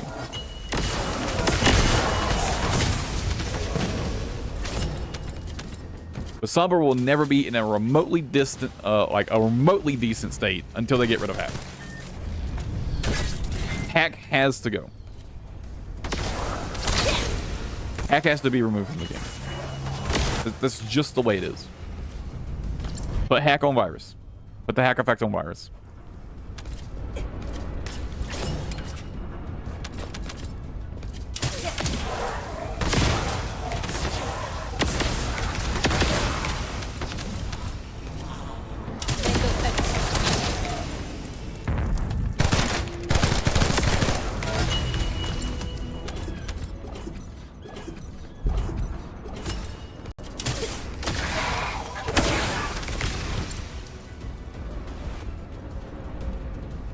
Because here's the thing, with hack on virus and stealth on a cooldown, if you KC the Sombra, you know she's probably stealthed.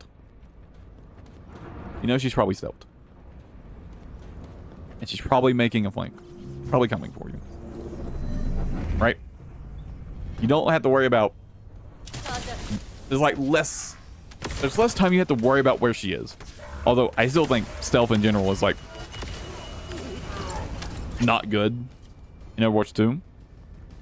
I don't think a game like Overwatch should have stealth.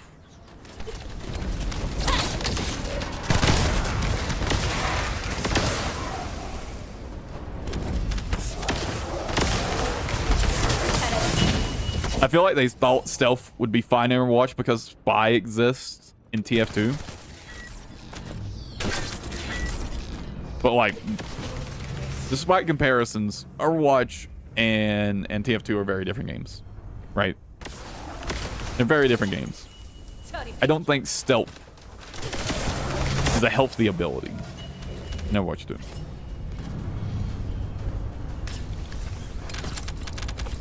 Now, I'm not a big TF2 player, so I don't know if it even really works in that game. I don't know how players feel about it in TF2. I don't know.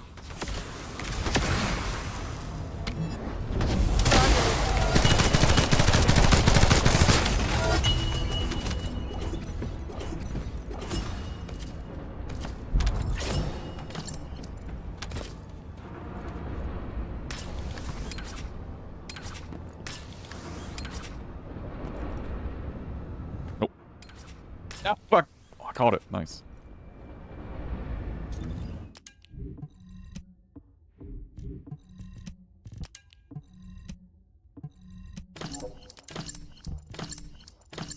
Come on, dude. Fucking electric skill power.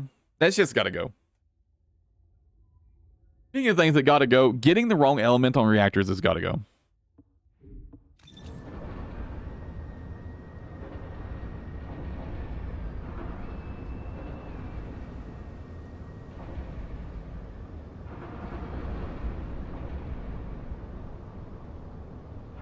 Also, speaking of things that gotta go, I think I'm gonna wrap up for the day.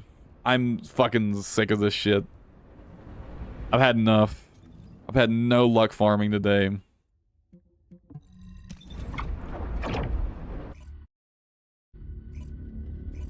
And yeah, I'm just fucking tired of it.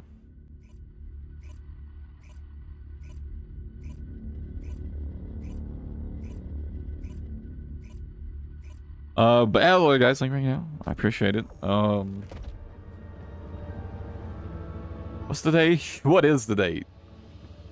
Okay, it's Friday. So yeah, I'll be streaming today is tomorrow, tonight, whatever it is for you, but it'll be tomorrow for me. So I'll be streaming tomorrow. Obviously, I don't stream on Saturdays. So I will catch you guys tomorrow. But not the day after. Thanks for hanging out, guys. I appreciate it. Take it easy and have a good overwatch. And again, I'll catch you tomorrow, same time as usual.